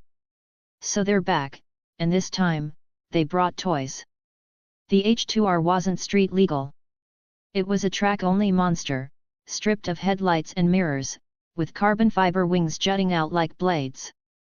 The reflective silver paint glared under the moonlight. Each one carried a supercharged inline-4, pushing nearly 300 horsepower. At 6,000 RPM, they were already vicious. Past that, they turned savage, roaring with power that could fling an unprepared rider straight off the seat. These bikes weren't for show, they were made to dominate speed records. Even at 321 km per hour, they still pulled like rabid demons. And now 10 of them had formed a wall across the road. Each rider armed. Each intent clear. Tonight, it wasn't just a race anymore. It was a hit job. Patreon Advanced Chapters. patreon.com/dreamer20. Chapter 42, Deadly Spin-Out on the Bend. Earlier, they had sent a fleet of 10 off-road trucks, no motorcycles. Leon had crushed them easily, leaving behind a trail of twisted wreckage and bodies. You'd think after such a disaster, the enemy would back down, regroup, maybe even reconsider their tactics. But no, these idiots doubled down, sending more people straight into the meat grinder. Leon shook his head, speechless. I gave them too much credit. I thought they had brains. He tapped his comms. Letty, heads up. Trouble ahead. Break off now. Letty's pretty face froze for a moment. She glanced at the road ahead. Pitch black, calm as still water. Trouble? Here? It looked quiet enough. But Letty trusted Leon. If he said something was coming, then something was coming. She nodded once. Got it. With sharp precision, she yanked the handbrake, downshifted, and spun the wheel. The Medusa screeched, tail whipping as it drifted off the country road and shot down a different route. She was out of the kill zone. Dominic, watching from behind, blinked in confusion. Why did she peel off suddenly? Giving Leon the lane? Or was this some kind of trick? He checked his rear view. Sure enough, the silver marauder surged forward, freed of Letty's blockade. Leon no longer held back. Foot slamming the gas, he roared down the stretch. Up ahead loomed a small curve. Nothing sharp, just a smooth arc. At normal speed, you could glide through without drifting. But at nearly 300 km per hour, even the gentlest bend turned lethal. Try to corner without drifting, and you'd flip your car like a tin can. Dominic's gut clenched. He's not actually gonna overtake on the bend. Anyone with half a brain knew that was suicide. Cars lose control. One slip, and you're off the road. Leon wouldn't risk it, would he? But Dominic also knew Leon wouldn't just sit back either. So what was he planning? The silver marauder roared, its engine screaming like a beast at full charge. Leon stayed flat on the throttle, the car trembling with excitement, begging to unleash more power. He was seconds away from firing the nitrous. The Juggernaut's monstrous performance shone through Dominic, pushing his venom to the absolute limit, could only watch in despair as Leon closed in. As they approached the bend, Dominic stomped on the gas, then yanked the handbrake. The venom whipped into a drift. But his speed was too high. Control slipped. The car skidded wide, tires screeching, nearly spinning off the road. Only by slamming the brakes hard did he barely stop from flying into the dirt. The result? He unintentionally cleared a lane for Leon. Perfect opportunity. Leon grinned. He didn't lift off, he went even faster. Dominic's eyes widened. He's not slowing down. Up ahead, O'Neill stared into his rear view. His lips curled into a mocking sneer. So the van driver really thought he could hang? Every racer worth a damn knew you slowed before a bend. Even Dominic proved that push too hard, and you spin out. But Leon? Still accelerating? Laughable. O'Neill burst out laughing, contempt dripping from every word. Stick to minivans, rookie. Ha ha ha ha. But his laughter died in his throat the next second. The silver marauder's tires shrieked as Leon flicked the wheel, perfect drift, no loss of speed. Not slowing down. Still accelerating. The car hugged the asphalt like it was glued to it, eating the curve alive. What the hell? O'Neill's eyes nearly bulged out. How? No car should grip the road like that. How could he drift without bleeding speed? What kind of monster machine was Leon driving? Cold dread coiled in O'Neill's chest. Meanwhile, Leon stayed calm as ever. The Juggernaut surged alongside O'Neill's D16, drifting in sync, angle, and rhythm perfectly matched. The scene was jaw-dropping. Leon casually honked twice, catching O'Neill's gaze. Then, grinning, he raised his hand, and flipped him off. Sorry, not sorry. I drive cocky by default. Pure dominance. O'Neill's face flushed red and green with rage. This arrogant bastard. He had to be taught a lesson. Snarling, O'Neill wrenched the wheel, trying to ram Leon mid-drift. At these speeds, one hit meant disaster, cars flipping, race over. But Leon had already anticipated it. He stomped the brakes hard. The Juggernaut shrieked, tires screaming, smoke and dust exploding off the pavement as it slowed sharply. In that instant, the gap widened. O'Neill's D16, already angled hard, lunged at thin air. The wheel bit, the car lost balance. And chaos erupted. The D16 spun wildly, wheels clawing uselessly at the road. The uneven roadside terrain sealed its fate. At terrifying speed, the car flipped. It tumbled like a garbage can in a hurricane, rolling, smashing, sky flipping, and earth spinning with every violent crash. By the time it screeched to a halt, the car was mangled beyond recognition. Shattered glass, twisted frame, the rear spoiler torn clean off. It looked worse than a junkyard scrap heap. Not a trace of the once proud racer remained. Leon clicked his tongue. Tisk tisk, tragic. Taking down O'Neill had been child's play. Too stupid to be a challenge. But up ahead, the rumble of engines grew louder. The motorcycles were coming. Dash. Patreon Advanced Chapters. patreon.com/dreamer20. Chapter 43, Trackside Showdown. O'Neill's sudden crash left everyone stunned. Even Trish in the helicopter was frozen, along with the millions of viewers watching from their TVs. Dominic and the other racers couldn't believe it either. The ratings skyrocketed straight up to 27%. Such a catastrophic wreck drew massive attention. Cameras clicked non-stop as quick-witted spectators whipped out their phones, recording every angle of the chaos. This was the essence of a real street race. If no cars were smashed, could you even call it a street race? It was like watching a blockbuster action flick unfold in real time. Audiences were ecstatic. Hell yeah! More crashes. This is what I came for. That guy's gonna win for sure.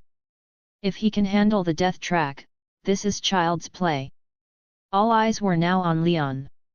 Meanwhile, O'Neill, eliminated in humiliating fashion, was roasted mercilessly. Idiot drives like a pig.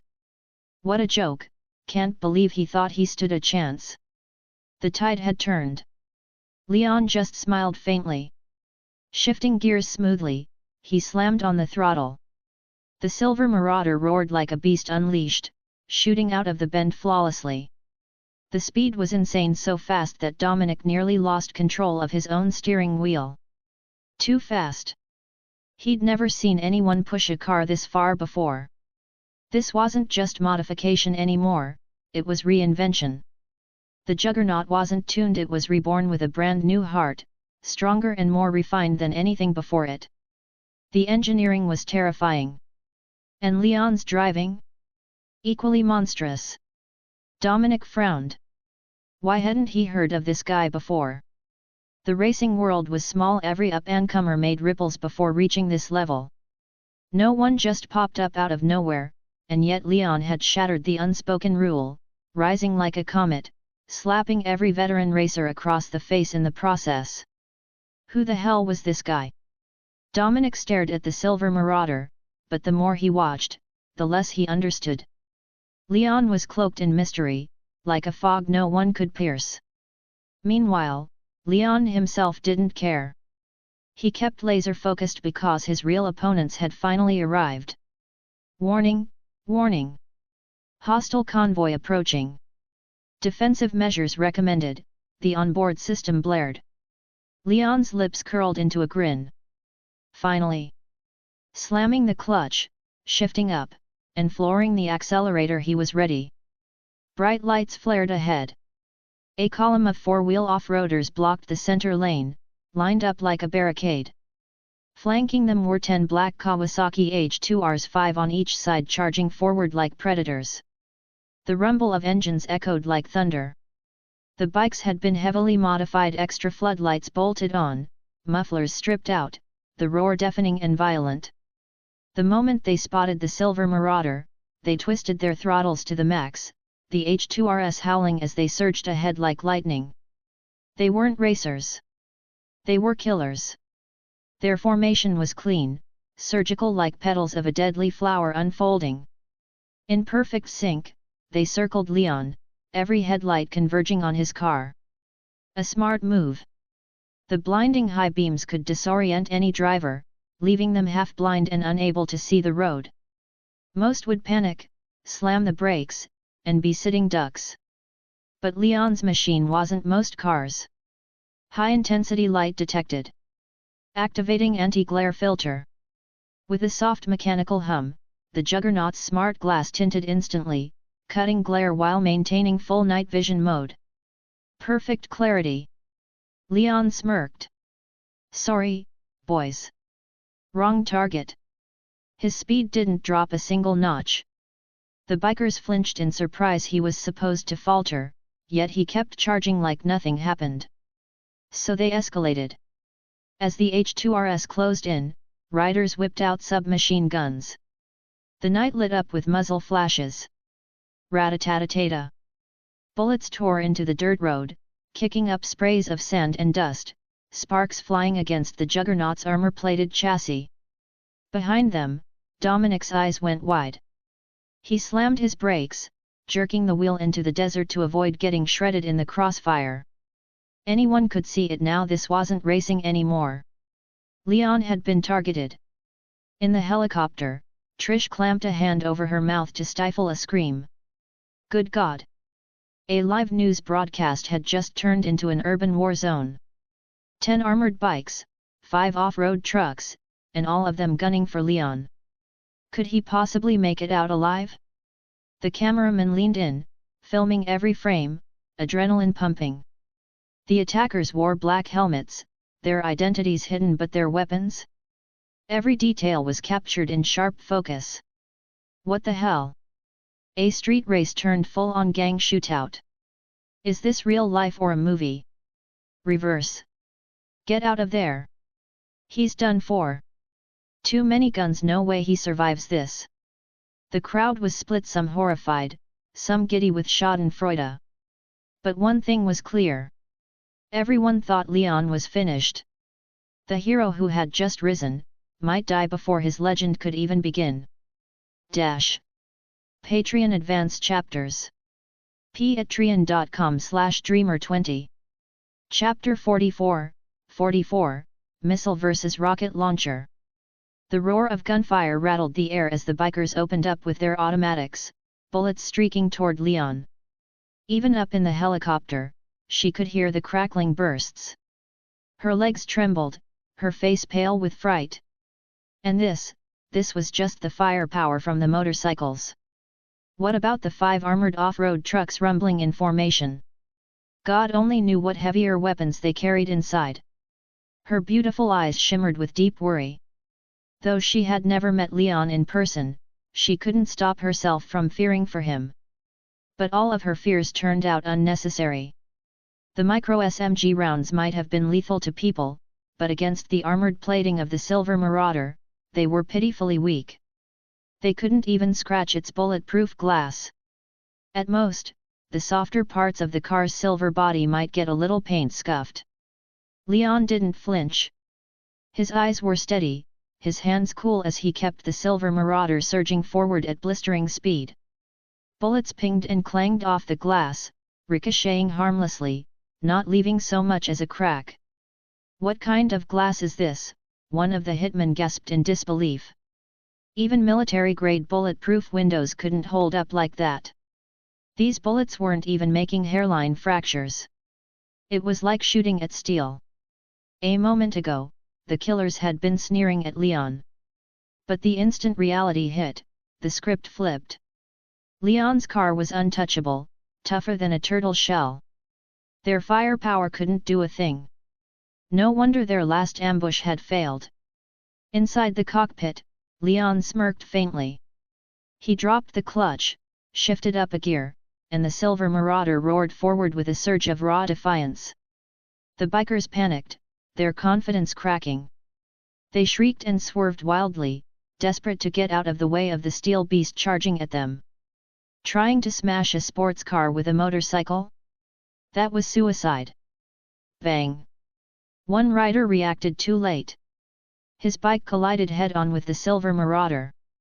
The impact catapulted him into the windshield, blood spraying from his mouth before his body was brutally flung aside like a rag doll. He tumbled across the asphalt, rolling helplessly. And right into Dominic's path. Dom's car thundered past, wheels crushing the man beneath with a sickening crunch. A so-called assassin, gone in an instant, never to rise again. The men in the armored SUVs were rattled. Their nerves frayed, they whipped out pistols and opened fire in a frenzy. Bullets hammered the silver marauder like a torrential storm. "Concentrate your fire! Take him out," their leader bellowed. Dozens of guns poured lead into the same target, weaving a dense net of destruction. Bullets lanced across the night like glowing threads, pelting the silver marauder over and over. But trying to topple this monster with small arms fire was like hurling pebbles at a mountain. The silver marauder didn't slow, didn't falter. It simply devoured the bullets. Meanwhile, Dominic wasn't nearly as lucky. Stray rounds clipped his ride, forcing him to jerk the wheel and back off, pulling his car toward the edge of the battlefield. Even he didn't dare take this kind of fire head-on. If he tried to fight his way through, he'd be shredded before he could even escape. But Leon? Leon alone had the audacity and the machine to tank it all. "FK, what the hell is that car?" Dominic muttered, staring in awe. In the middle of the gunstorm, Leon didn't even swerve. He simply kept his foot down, his car shrugging off the hail of lead without a single dent. It was as if the entire machine had been forged from solid steel, untouchable and indestructible. Even Dominic, hardened racer that he was, couldn't help the flicker of envy. For drivers like him, the Silver Marauder was the ultimate fantasy, the kind of dream ride men would kill to possess. "FK this! Bring out the rocket launcher," the frustrated gang leader roared. Bullets weren't even leaving a scratch. They could fire until their magazines were empty, and it wouldn't matter. At this rate, their mission would end in humiliating failure. The order barked out, and a thug leaned from the window of an SUV, hefting a rocket launcher onto his shoulder. The grotesque warhead glinted under the streetlights, radiating a chilling menace. If that missile hit, even an armored tank would struggle to survive, let alone a car. Just as planned, the man sneered, his lips curling into a cruel grin. He already pictured the Silver Marauder blowing apart in a fireball, Leon's body reduced to charred rubble. And when it was done, he would be the hero who impressed young Master Jesse. He would earn his patron's praise and a mountain of cash. For Jesse, heir of the San Francisco conglomerate, money was never an issue. The thought made the thug giddy. He couldn't help but burst out in wild laughter. The rocket launcher's appearance sent shockwaves across the field. Up in the chopper, Trissy gasped, clapping a hand over her mouth, her wide eyes locked on the Silver Marauder in horror. Machine guns were bad enough. But a rocket launcher? These maniacs were insane. Didn't they care about drawing in SWAT and unleashing hell on themselves? Dominic's eyes went wide too. For someone to casually whip out heavy ordnance like this, it spoke volumes about the power of the forces Leon had crossed. And privately, he couldn't help but think, serves him right. Play with fire, get burned. But Letty's heart seized with dread. She instinctively tightened her grip on the steering wheel, ready to ram her car at the rocket-bearing SUV to protect Leon. "Don't move. Trust me." Leon's calm voice crackled through her earpiece. Just those few words were enough to steady her racing heart, warmth flooding her chest. She bit her lip, nodded slightly, and kept her gaze locked on the Silver Marauder. "Activate the missile system. One should be enough." Leon's tone was utterly unshaken, as if he were ordering coffee instead of countering a rocket launcher. The truth was, he had already prepped for scenarios like this. 3 missiles lay ready in his arsenal, originally meant for Dominic and O'Neill if things came to a clash. But tonight, they'd be tested on these thugs instead. The car's onboard system whirred to life, responding instantly. Panels shifted, and a sleek compartment cracked open. From within, a small white missile rose into view. Delicate. Compact. Almost unassuming. It didn't look like much, but Leon knew even a single shot could obliterate an entire convoy. Target locked. Please press the red button to fire. The central console rotated upward, revealing a panel with a single ominous switch. The button glowed crimson, bold letters screaming a warning. One press was all it would take. As for how devastating the missile's power really was, even Leon himself was eager to find out. Patreon Advanced Chapters. patreon.com/dreamer20. Chapter 45, The Legendary Racer. Leon's lips curled into a cold, bloodthirsty smile. Since his enemies wanted him dead, why should he bother leaving them alive? He wasn't some merciful Hollywood protagonist who could get through a whole movie without killing a soul.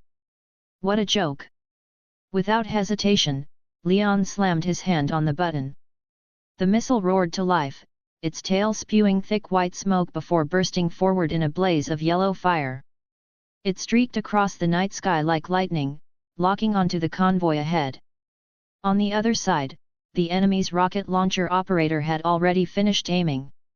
He squeezed the trigger, white smoke blasted out behind him, the recoil so violent he nearly lost his grip. Missile and rocket tore through the air, whistling past each other in a near miss. The two killing machines didn't collide, but fate was crueler. The enemy driver had prepared for evasive maneuvers. He twisted the wheel hard, barely dodging the incoming missile. Whew! He exhaled in relief, glancing into the rearview mirror only for his face to go pale. The missile wasn't gone. It turned back. This wasn't just any warhead. It was a guided missile. Once locked, there was no escaping.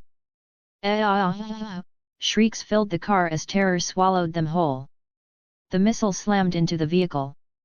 In a fraction of a second, it erupted.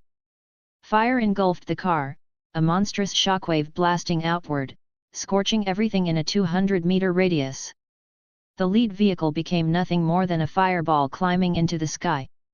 The other four SUVs were hammered by the wave, their electronics fried instantly by the electromagnetic pulse. Engines died. Brakes failed. Steering froze.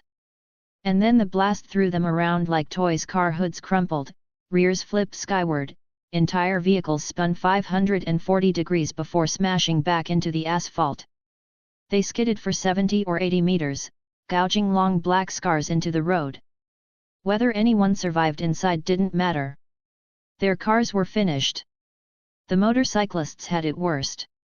The shockwave tossed them like rag dolls, their screams cut off by the sound of bones shattering. Some slammed into the ground head first, necks snapping instantly. Others skidded across the pavement, flesh shredded until they writhed in agony, begging for death. The unlucky ones flipped together with their bikes, dragged for dozens of meters until they were nothing but broken meat. One missile.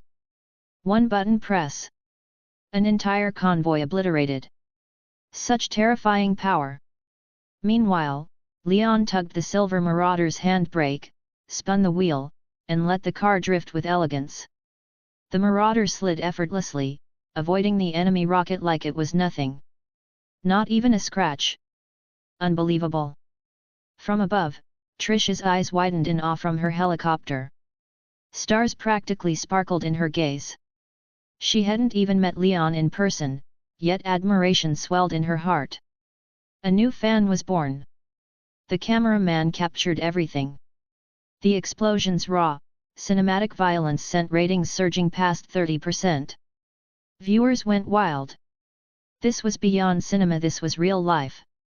In the suburbs of San Francisco, a missile dogfight against a rocket launcher. This is insane. Damn, Hollywood doesn't even dare write scenes like this. No CGI, no special effects. That explosion was raw. Pure. Perfect. Legendary. One man against 15 armed to the teeth, and he crushed them all. Leon isn't just a racer, he's a car god. Beer glasses clinked. Bottles popped. People laughed and cheered. It was midnight in America, but no one wanted to sleep. They had just witnessed history. If anyone had predicted Leon's victory before this, they would have been mocked. Laughed at it. Now, those same doubters hung their heads, ashamed of their words. Leon had silenced them with fire and fury. Even the haters couldn't deny it. His skill and power were beyond anything they'd imagined. San Francisco ahead, someone in the viewing crowd pointed at the skyline in the distance. They're almost there. Once inside the city, the attackers would have no choice but to retreat. Otherwise, their little vendetta would cross the line into open terrorism, and then the counter-terrorism units would come crashing down on them. This was their last chance. Then someone screamed. "Look! A gunship!" Leon, Dominic, and Letty narrowed their eyes.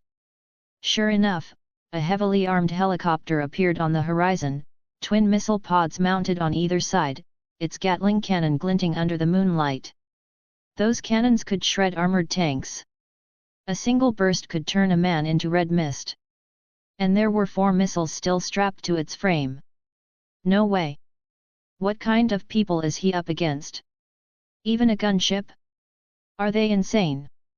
This time Leon's finished, no way he can take on that thing. The live stream chat blew up with panic. The car god had only just risen. Would his legend end so soon? But inside the Silver Marauder, Leon was calm. His eyes burned with fighting spirit. Unless an entire armored battalion rolled in, he wasn't going down tonight. "Come on then," he growled. "Let's see who the true king of speed is." The Silver Marauder roared with unholy excitement, and Leon steered it straight toward the gunship, fearless. Patreon Advanced Chapters. patreon.com/dreamer20. Chapter 46, 46, Heart Shaking. The armed helicopter thundered overhead, its massive rotors chopping the air with a deafening roar. Even though Dominic and the others weren't the helicopter's target, just hearing that sound made their scalps tighten. The oppressive pressure pressed down on them like a weight, almost suffocating. If it was this terrifying without even facing it directly, then what kind of crushing pressure was Leon, who was staring it down, enduring at this very moment? Leon's response was simple, and shocking. "Activate missile system," he said, his tone brimming with excitement. Instead of retreating under pressure, the danger ignited his blood and sharpened his fighting spirit. The Silver Marauder's hood split open again, and another sleek white missile emerged, the second one today. Just like before, the moment it was deployed, the missile locked onto the helicopter. The target was clear. The trajectory precise. Locking onto a low-flying chopper was child's play for the Marauder's systems. But the enemy wasn't idle either. The helicopter's sensors had already locked onto the Marauder. A missile tube flashed, flames erupting as a guided missile screamed toward Leon's car. Its warhead aimed squarely at the front grille. Its trajectory unerring. Holy sh*T, that's bad news. God, I can't even watch this. He's finished, he's finished. How the hell do you dodge that? Countless spectators watching the stream clutched their chests, sweat beading on their foreheads. The tension was unbearable, as if they themselves were caught in the crosshairs. This wasn't a cheap firework, it was a heat-seeking missile. Powered by a vector engine, the kind usually mounted on rockets, it could reach speeds over 1,000 km per hour. Cars were nothing in comparison. Once locked, only fighter jets had any hope of escape. Everyone watching thought Leon was done for. Everyone except Leon. He just sneered. Parlor tricks. As the missile closed in, Leon suddenly slammed on the brakes and cranked the wheel. The Marauder drifted sideways, cutting the distance short by a hair. The missile had no time to adjust its course. It smashed into the ground just ahead and detonated. A blinding flash erupted, fire and searing heat blasting outward in a shockwave that swallowed the Marauder whole. The car, already skidding sideways, was picked up and hurled into the air by the explosion. Trish gasped, eyes squeezing shut, unable to bear watching Leon meet such an end. A car god blown apart by a helicopter missile, what a pathetic fate that would be. Viewers screamed in horror, convinced it was over. Only Letty, calm and unwavering, still had faith in him. And she was right. As the marauder flipped through the air, Leon seized the moment. While the enemy was distracted, he fired off another white missile.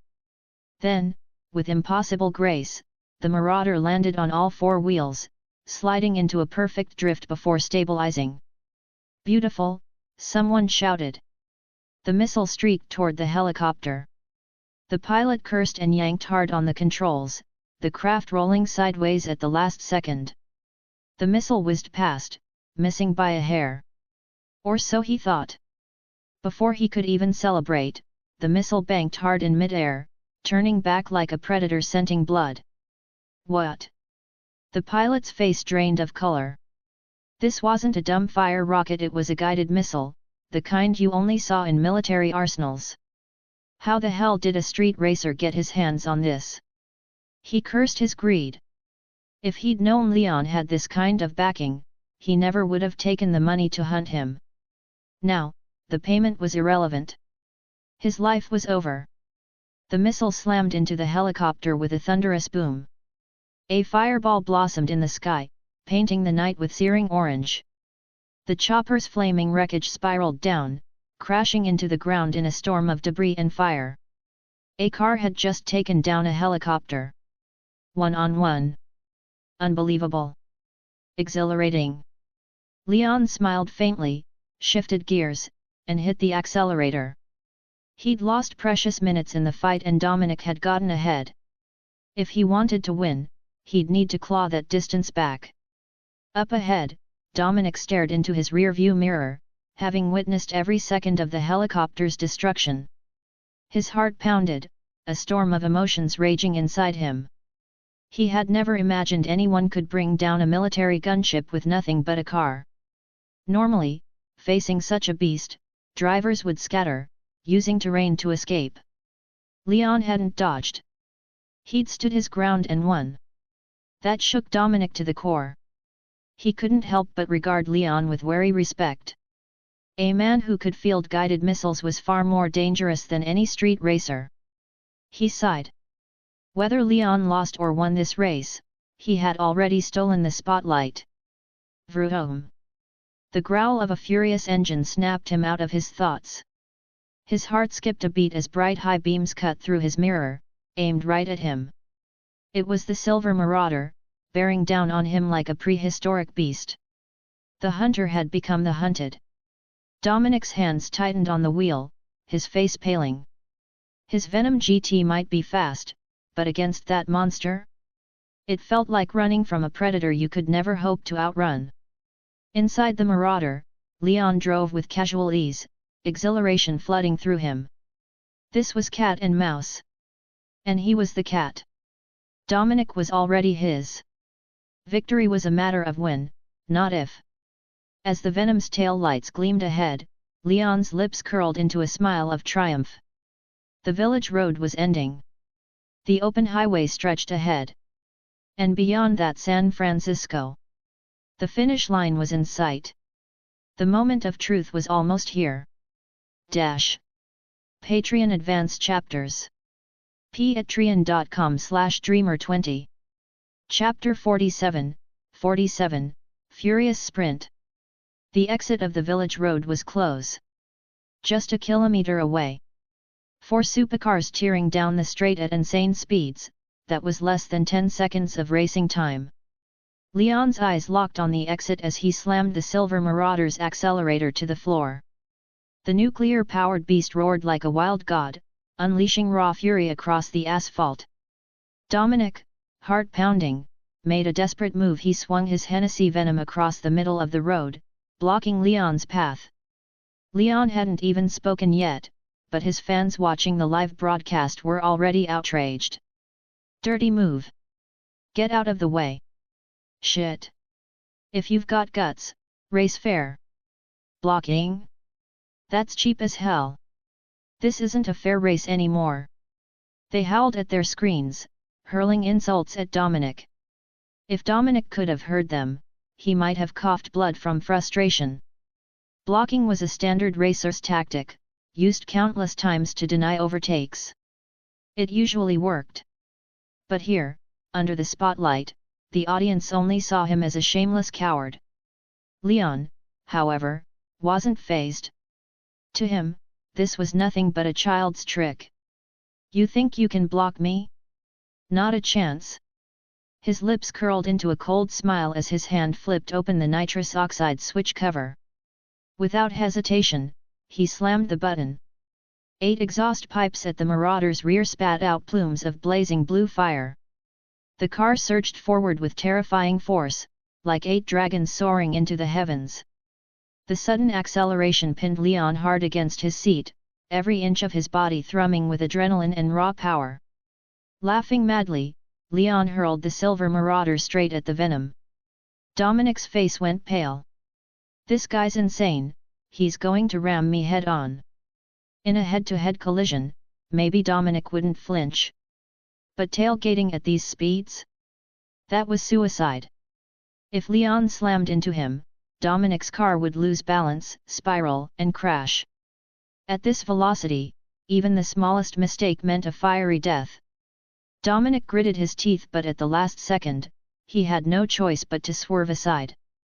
The silver Marauder shot past the Venom with only a hair's breadth between them, barely the thickness of a card separating the two cars. "Ha ha ha ha!" Leon's laughter echoed over the roar of the engine. The thrill of forcing Dominic to yield at the final moment sent waves of ecstasy through him. Beating Dominic wasn't just about speed, it was about breaking his will. "It feels good to win like this," Leon grinned, savoring the rush. Once ahead, he flicked the nitrous off and pulled a perfect drift at the exit. Tires screeched against the pavement, showering sparks, as the silver Marauder slid gracefully out of the village road and onto the highway. The maneuver was flawless, smooth as a dancer's step, lethal as a swordsman's strike. Even Dominic was left staring, dumbfounded. When his turn came, Dominic braked, yanked his handbrake, and jerked into the drift. But his Venom nearly lost control, swerving dangerously close to the guardrail before finally pulling through. Heavy-handed. Clumsy. If Leon was a swordsman, Dominic was just a woodcutter hacking at logs. One had finesse and artistry, the other brute force and no style. The audience roared with laughter at the contrast. "Look at Leon's drift, smooth as silk. The Venom looks pathetic next to him. No one can match Leon.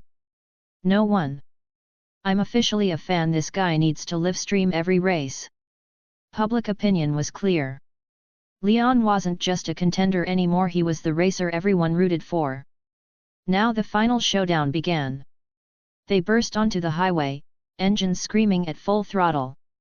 Even a kilometer away, the roar could be heard like rolling thunder. Letty followed behind, her Medusa trailing but holding strong. Though slightly slower, her car's handling was razor-sharp, her drift lines were graceful, nearly on Leon's level. Medusa's performance shone through on the turns, though it lacked Leon's insane top-end speed. From her aerial vantage point, Trish's camera captured it all, the silver Marauder blasting ahead, leaving Dominic and Letty fighting to catch up. On a straight road, the Marauder's absurd power was unmatched. The gap widened with every second. Still, Letty pushed the Medusa to its limit, screaming with adrenaline, enjoying every bit of the rush. Dominic, however, grew restless. Seeing himself overtaken by both Leon and Letty, fury burned in his chest. He slammed his own nitrous switch. The Venom howled, its engine shrieking as it shot forward like a rocket. Dominic was slammed into his seat back, veins bulging from the strain. The Venom clawed past the Medusa, biting at Leon's heels. For a moment, it seemed like a true duel for the crown was about to erupt. But Leon, glancing at his rear-view mirror, only smirked. The Venom was burning nitrous at unsustainable levels. With its engine straining to the brink, it couldn't keep that speed for long. The silver Marauder, on the other hand, was built to defy limits. Leon eased his grip on the wheel, utterly calm. "Run your engine into the ground, Dominic," I'll be waiting at the finish line. Ahead, the skyline of San Francisco began to appear. Victory was within reach. Patreon Advanced Chapters. patreon.com/dreamer20. Chapter 48, 48, King of the West Coast. Unlike back in China, the highways in America didn't have toll booths. The United States had more than 100,000 kilometers of highways, and less than 1/10 of them charged tolls.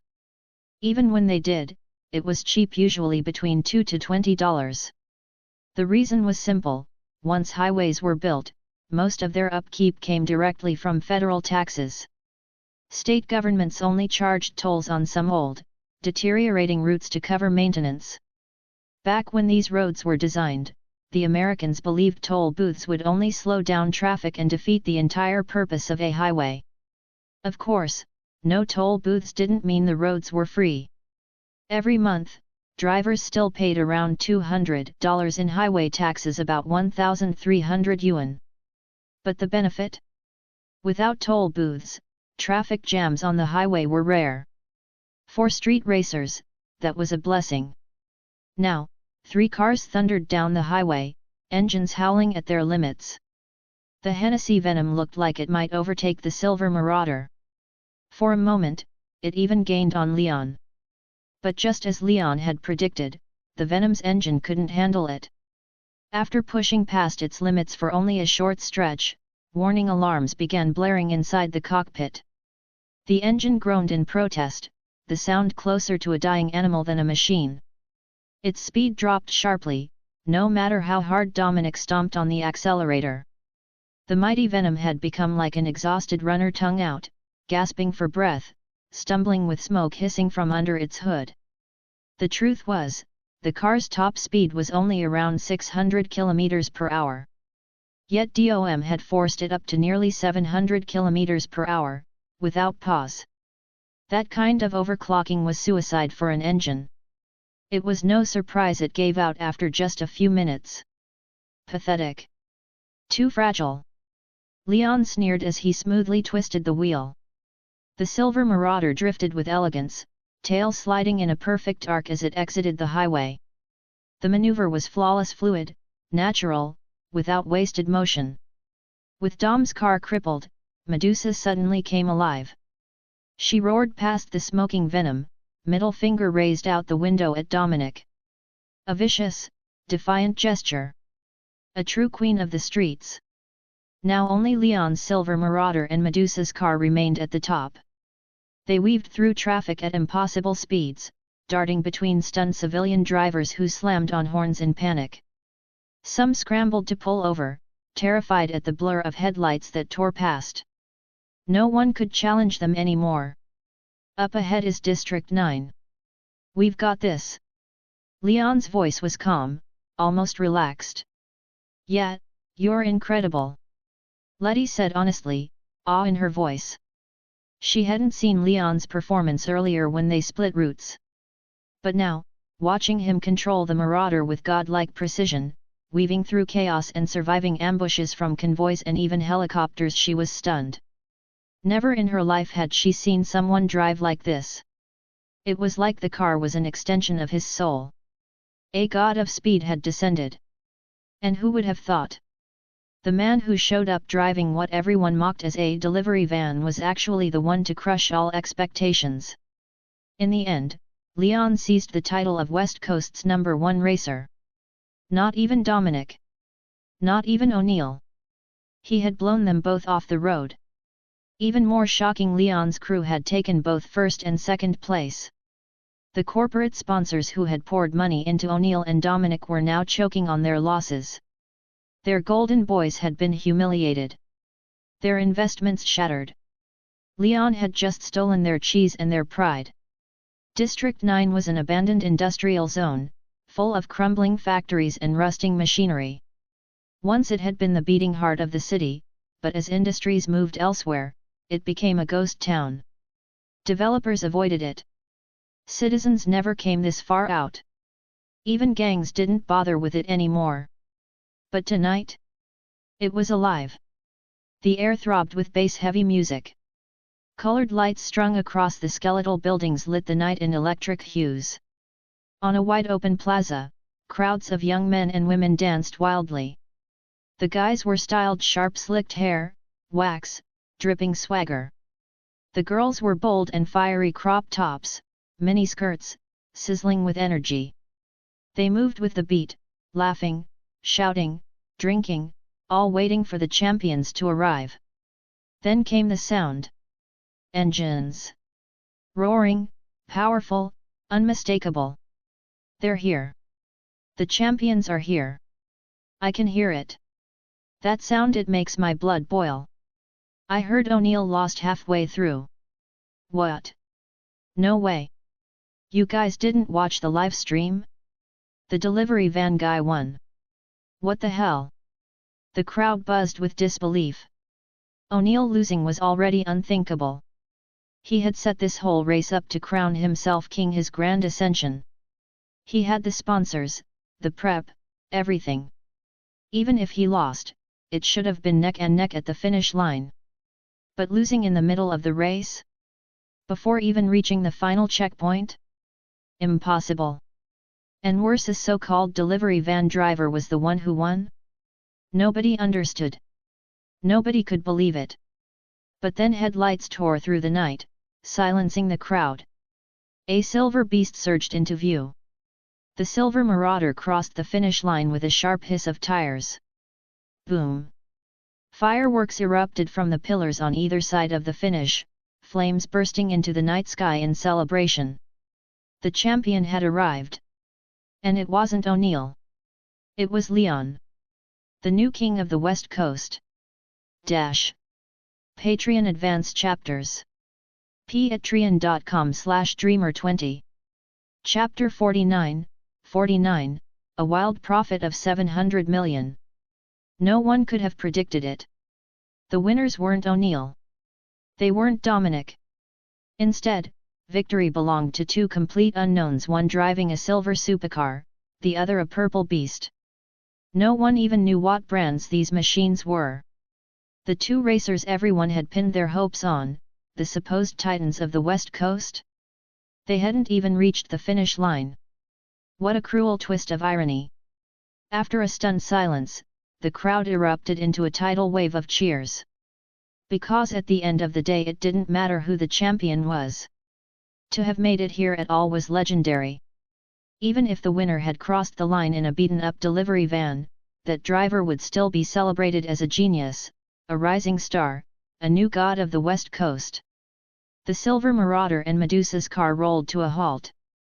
In perfect sync, both doors swung open, same timing, same angle. It was a scene ripped straight from the movies. Too stylish. Too cool. The crowd lost its mind. Leon stepped out first, smiling as he waved to the roaring fans. Letty followed right after, beautiful and confident. Together with the gleaming cars, they painted the perfect picture: handsome man, stunning woman, and unstoppable machines. The celebration had only just begun. Tonight, Leon was the undisputed victor. Tonight, he became the god of the West Coast. And after tonight? Who knew? The East Coast might be next. The following morning dawned bright and clear. Leon slept in, stretched across his bed with a blissful smile. Winning the race meant that by the rules, every opponent's car, damaged or not, was now his. Keys had been handed over, one by one. Some racers were gracious, sincerely impressed by his skill, giving him a thumbs up as they surrendered their cars. Others were bitter, reluctant, glaring daggers at him.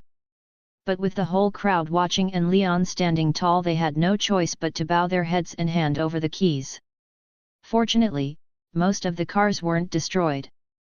A few had taken heavy damage, sure, but the majority were still fully drivable. Leon was more than satisfied. This haul wasn't a loss, it was a windfall.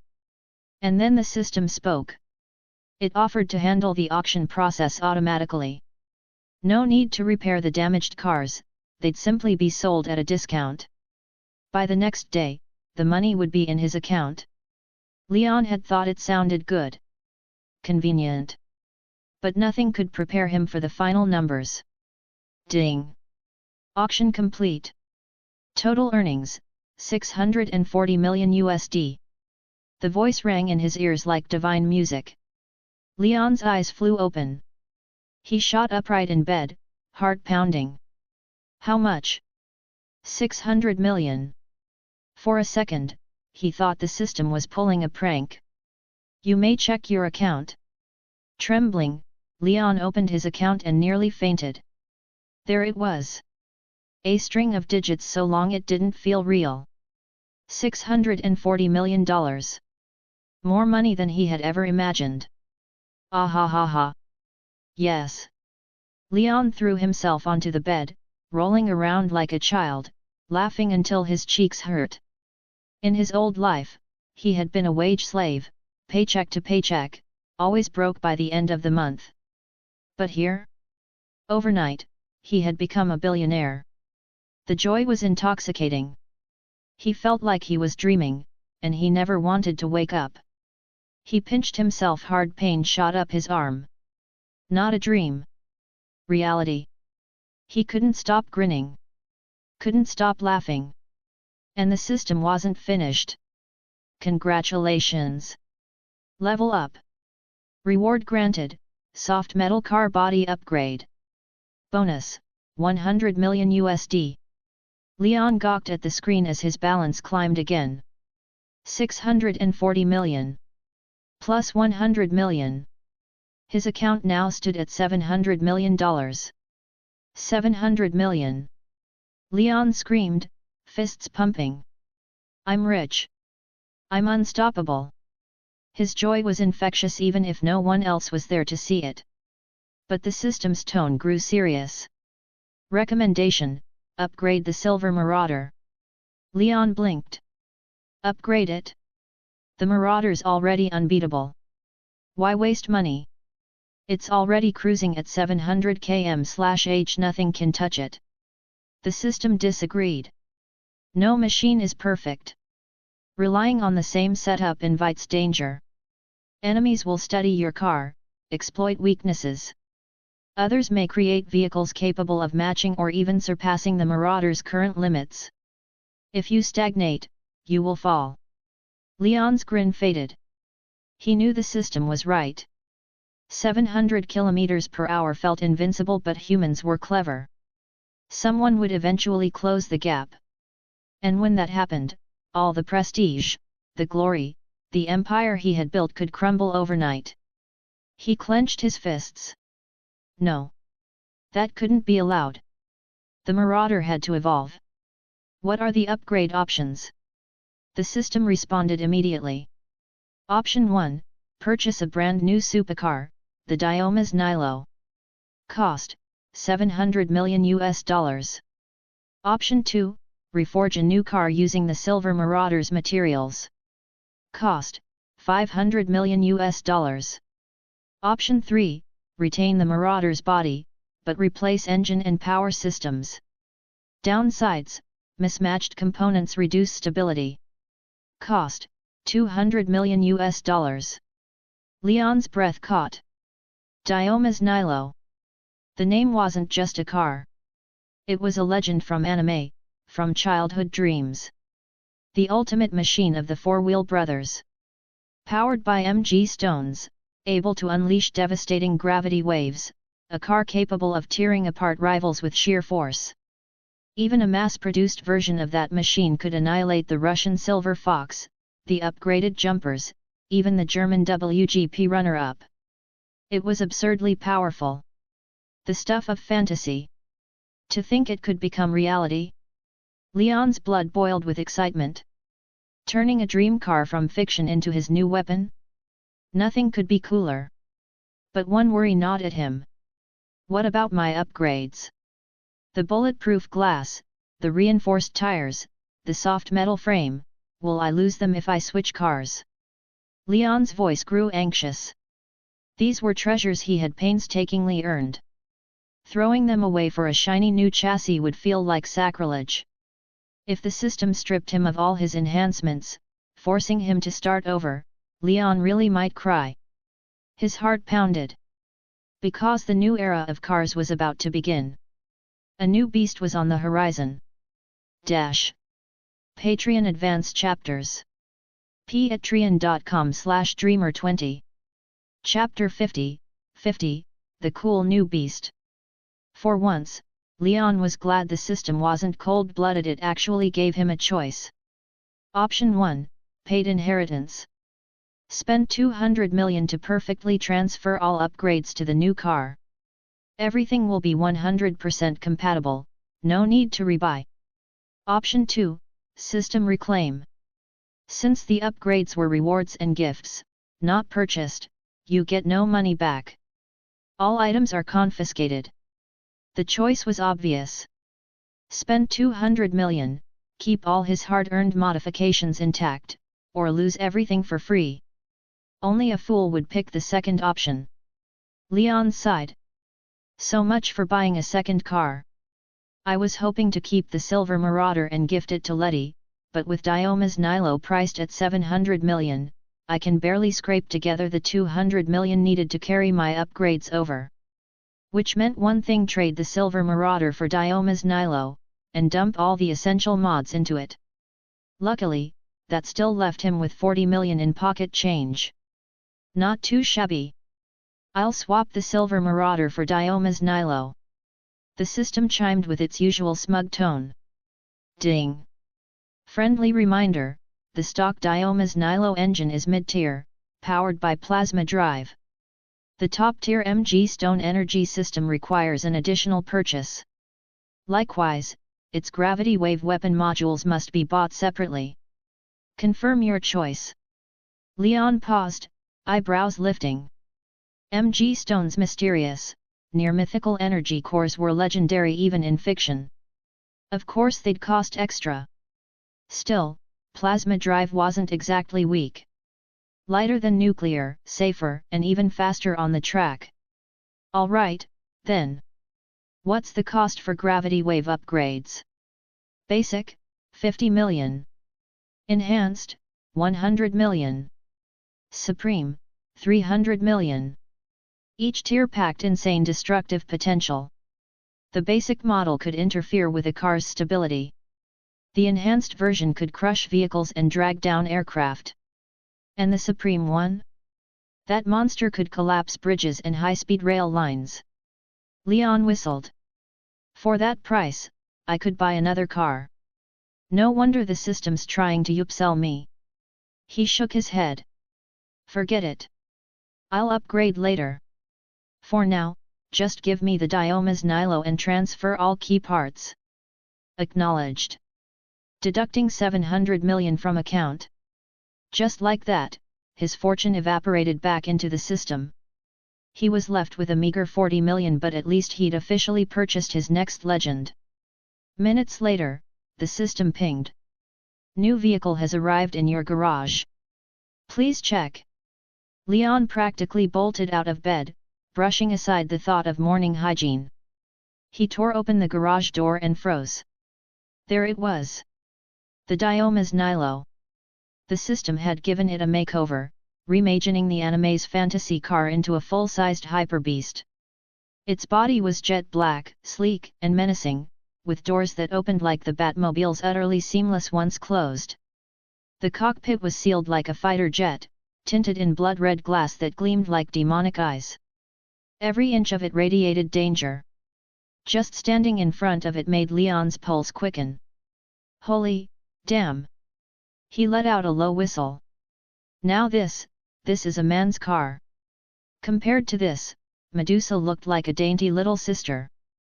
The Silver Marauder suddenly seemed almost modest. Leon ran his hand over the cold black metal, grinning from ear to ear. System, what's the performance like? The Dioma's Nilo utilizes plasma drive, which outperforms nuclear power on the racetrack. Maximum speed, 900 km per hour. Torque, 20,000 Nm. Endurance, permanent. Leon nearly fell over. 900 km/h permanent fuel.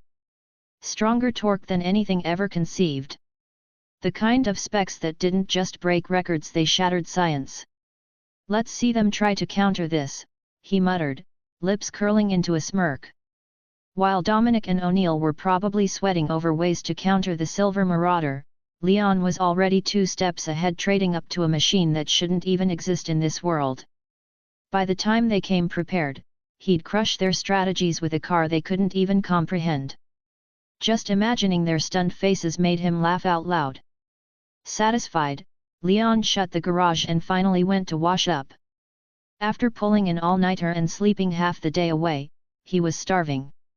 He cooked himself steak, pasta, and salad, plopping down at the table while flicking on the TV. The first thing he saw made him pause. Breaking news: last night, the West Coast crowned its new god of cars. His name was everywhere. The coverage hadn't slowed, it was spreading faster. Odd. Why hadn't any reporters called him yet?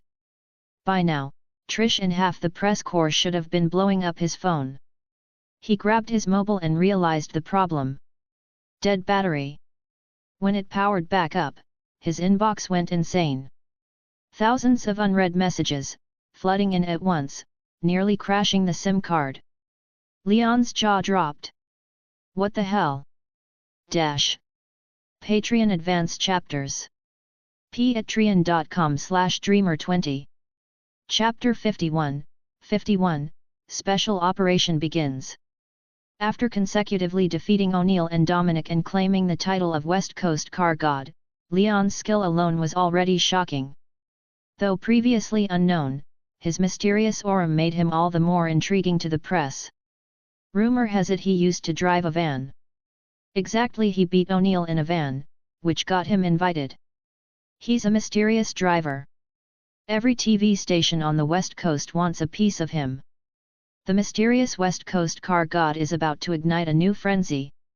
Last night, NMSL News set a viewership record 35.7%. Unbelievable. From a mere 0.1% to 35.7%, an increase of 370 times. Trish had skyrocketed overnight into a top-tier journalist. The anchor's voice was excited, replaying the race footage, including the perilous death track. This course was notorious among drivers, almost unbeatable.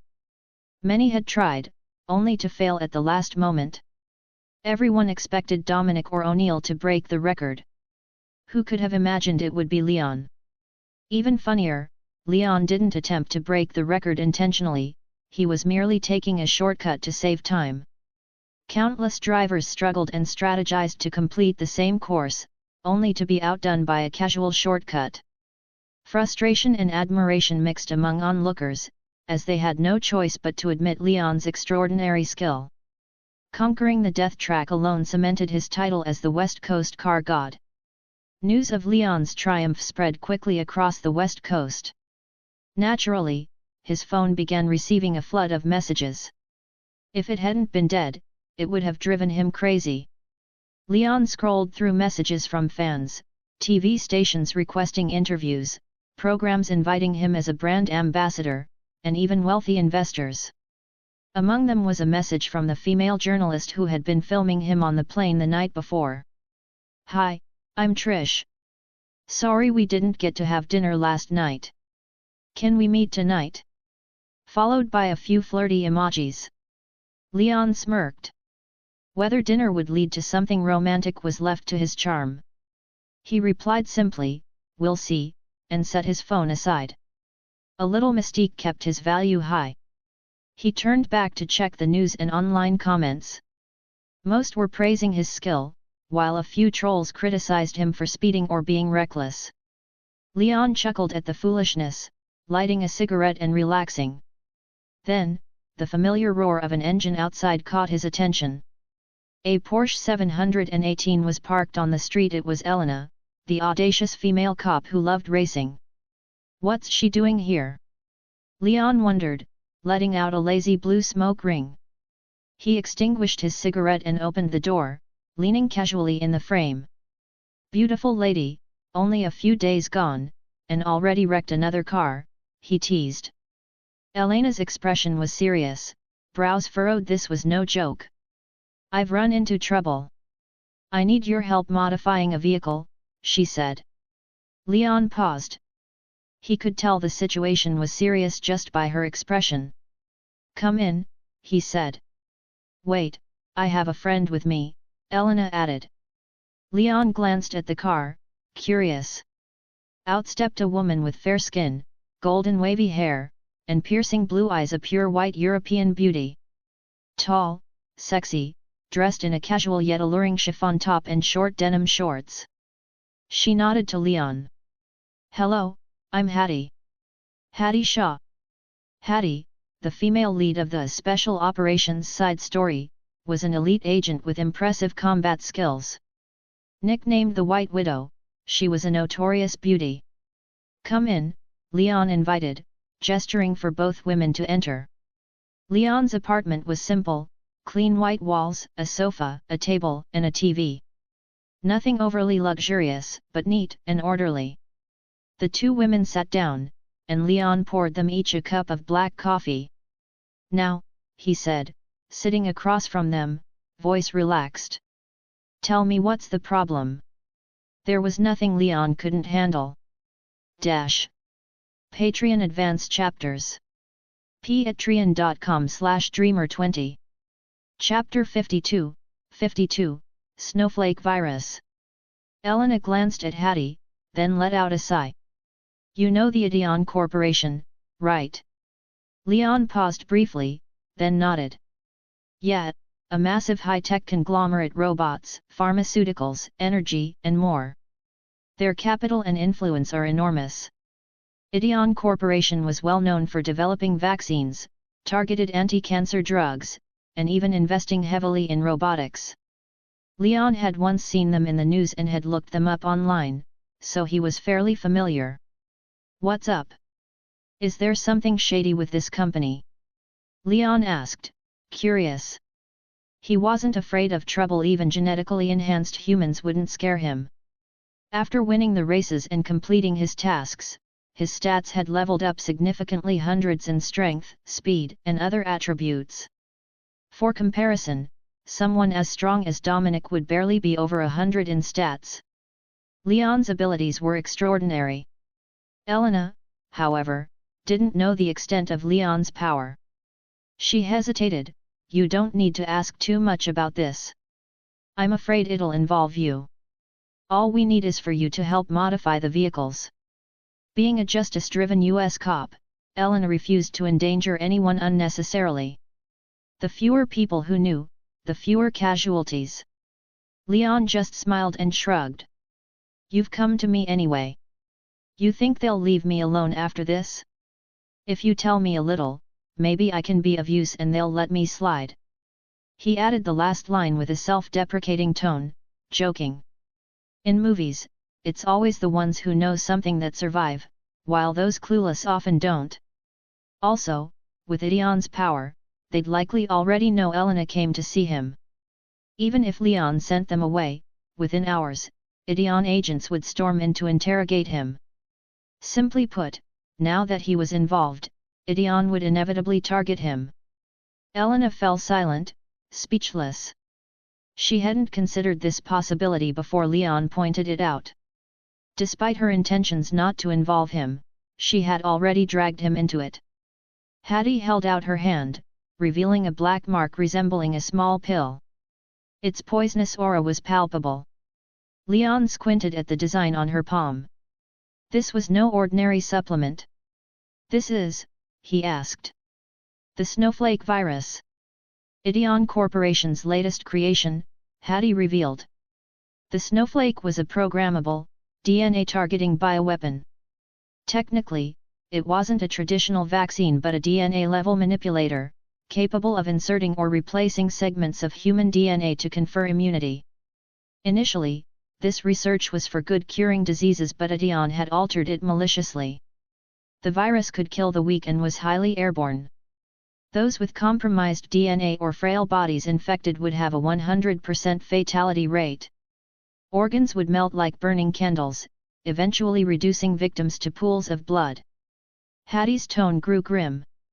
"This virus is terrifying and only targets humans. It's estimated that 3 billion people worldwide could die if it spreads," she continued. Hattie herself carried the virus, the outer capsule would eventually dissolve, releasing it. Without intervention, she would die and unintentionally become a vector that could infect the entire world, causing global panic. She couldn't bear that responsibility. Why do Americans always seem to court disaster by inventing such dangerous things? Leon joked bitterly. Is the world too crowded, and everyone owes them something? Or are they just asking to get wrecked? Such reckless corporations were prime targets. How did you get your hands on this? Leon asked. I'm a special agent. I stole it while they were transporting the virus, Hattie explained. At this point, hiding the truth was pointless. Leon now understood she wasn't an ordinary person, otherwise, she wouldn't have survived. Interesting. A special agent and a cop walking together, were they going to seek shelter from the authorities? He doubted anyone would believe the virus story if told openly. So, what do you need me for? Leon asked, crossing his legs comfortably. Now that he knew the full story, it came down to negotiation. Money couldn't be wasted, even for beautiful women. He could be paid in cash or other forms. Leon smiled faintly, thinking, speed had already been conquered, now came the question of passion. Patreon Advanced Chapters. patreon.com/dreamer20. Chapter 53, Crossing 4,500 kilometers. Originally, Elena hadn't planned on seeking out Leon. She intended to find a more secluded location to avoid Ideon Corporation's surveillance and then figure out a way to treat Hattie's virus. But considering her car's performance and Leon's mysterious abilities, she ultimately decided to come. She wanted Leon to upgrade her vehicle so it could go faster. I came to see if you can quickly modify my car, make it faster, Elena admitted honestly. The enemy was incredibly strong enough that her car couldn't outrun them. Without Leon's nitrous modifications, she would already have been captured. Now, she needed extreme speed, something only Leon could provide. She had already heard via broadcasts that Leon had earned the title of West Coast Car God. With his expertise, enhancing her Porsche to its maximum speed would be a piece of cake. Ding dong, new mission released. Mission: complete a special operation, obtain the snowflake virus and hand it to the system for analysis and research to repair DNA defects. Rewards: team level increases by 2, weaponized laser headlights, auction proceeds from the virus amounting to $100 million. Note: side missions may be triggered, always pay attention to mission alerts. The rewards were generous. Just leveling up twice was enough to tempt Leon. On top of that, weaponized laser headlights meant he could shoot anyone he wanted. And a $100 million income? Irresistible. There was no reason for Leon to refuse this mission. However, the system implied that the task wasn't simply modifying vehicles for them, it likely involved working together to resolve the virus problem. Leon's mind raced and quickly understood the system's intentions. I can modify your car, but can you afford my fees? Leon asked. His rates were high. A high-speed engine alone could cost tens of millions, enough to buy a top-tier supercar elsewhere. Elena hesitated. She and Hattie didn't have that kind of money. Just a few $1,000s for upgrades wasn't enough. The thought of paying tens of millions was unimaginable. Seeing them struggle, Leon's idea was confirmed. Here's a cheaper option, he said with a sly smile. I can take you to your destination, but there's one condition. What? Elena was surprised. Could this really be so easy? After you retrieve the virus, hand it over to me for destruction. I can do it right in front of you, Leon proposed. His goal was the virus itself. Every time he gave items to the system for processing, they vanished like magic. To make them believe, he could let them watch the virus disappear piece by piece. It would be labeled as destroyed. Since the system would use it to repair his DNA, it wouldn't be misused. Leon wasn't worried about the virus escaping again without it. Destruction was effectively guaranteed. Aren't you afraid Ideon Corporation will come after you? Elena frowned. Anyone else would keep their distance, terrified of the consequences. But Leon seemed indifferent. The corporation was enormous, taking him out would be trivial for them. Leon must understand that. Elena was puzzled he didn't behave like a normal person. You don't need to worry about Ideon. I can safely take you anywhere. Just say yes or no, Leon said casually. And what do you want in return? Elena asked hesitantly. 30 million. Whether you get it from the US or pay it yourselves, I want 30 million, Leon held up 3 fingers. Asking for free would raise suspicions, but charging a fee made sense. He was a businessman, and profits simplified things. Refusing payment would actually make Elena uneasy. Elena opened her mouth to refuse, but Hattie quickly tugged her sleeve. Agree to it. We have no other choice. Indeed, falling into Leon's hands was far better than Ideon's. At least he understood the virus's danger and would destroy it right in front of them. Hattie had no objections. All right. Since Hattie agrees, I'll agree too, Elena nodded. Now the virus problem was the priority, money could be resolved later. Leon grinned, another 30 million in his pocket. So, where are you headed next? He asked. To find the scientist who developed the virus. He can remove it, Elena explained. Where is he? East Coast, New York. A journey spanning the United States 4,500 kilometers was about to begin, an epic cross-country adventure. Patreon Advanced Chapters. patreon.com/dreamer20. Chapter 54, Pi Deal. They were on the West Coast, New York on the East Coast. The two cities were 4,500 kilometers apart, passing through Las Vegas, Denver, Chicago, and other cities along the way, from green oases to deserts, then back to urban green. Normally, driving that distance would take over 40 hours, not including rest at night. A journey that long for just 2 women, without flying, was extremely risky. Even in supercars, maintaining a constant 200 km per hour would still take more than a day. A full day gave Ideon Corporation plenty of time to act. How do you even know the scientist on the East Coast? Leon asked, curious. Previously, he was Ideon's chief scientist developing the snowflake virus. But he discovered Ideon's real intentions and escaped, traveling through various cities to finally reach New York, Hattie explained.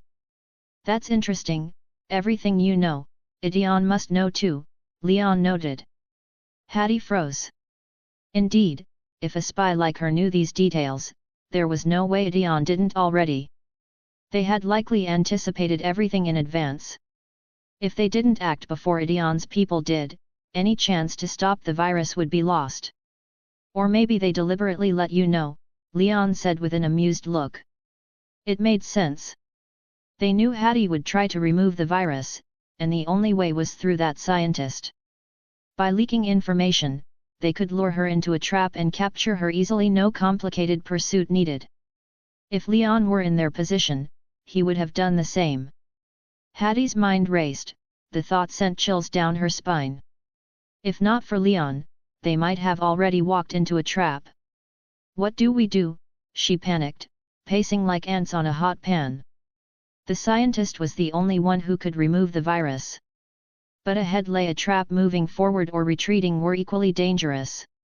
You have no choice but to move forward, Leon said, smiling. Without him, the 2 women couldn't have completed this mission. No matter how modified her Porsche was, Elena could never reach 500 km per hour realistically. She would only reach slightly over 250 km per hour, taking at least 20 hours straight, without sleep, to cover the distance. But with Leon's diomas, everything changed. A top speed of 900 km per hour, something only Leon dared to handle. It was as fast as a plane, even faster. They could cover the 4,500 km in just 5 to 6 hours, saving 3 times the normal time. Charging them 30 million for this?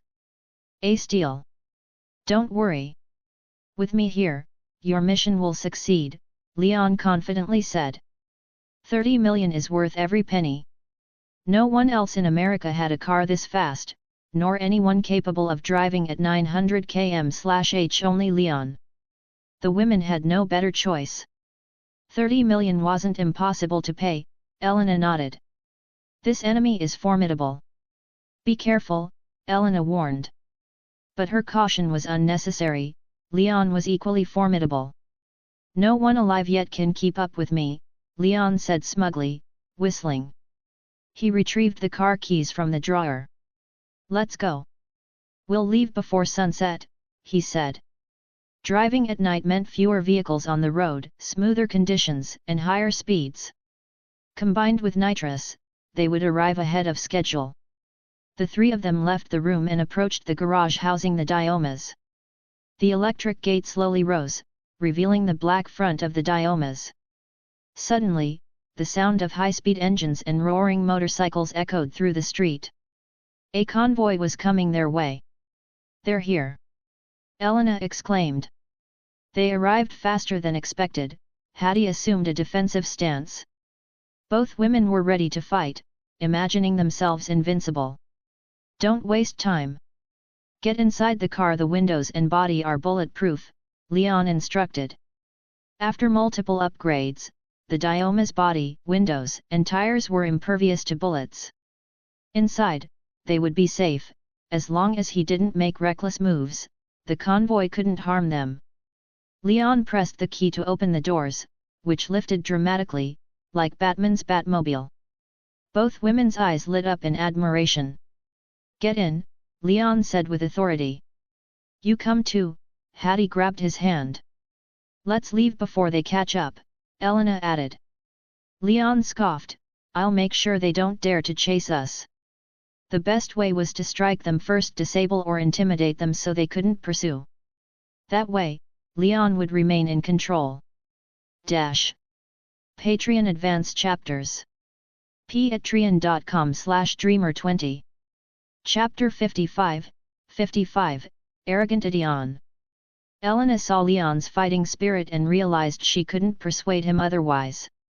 She pulled a black pistol from behind her back and handed it to him. 10 rounds.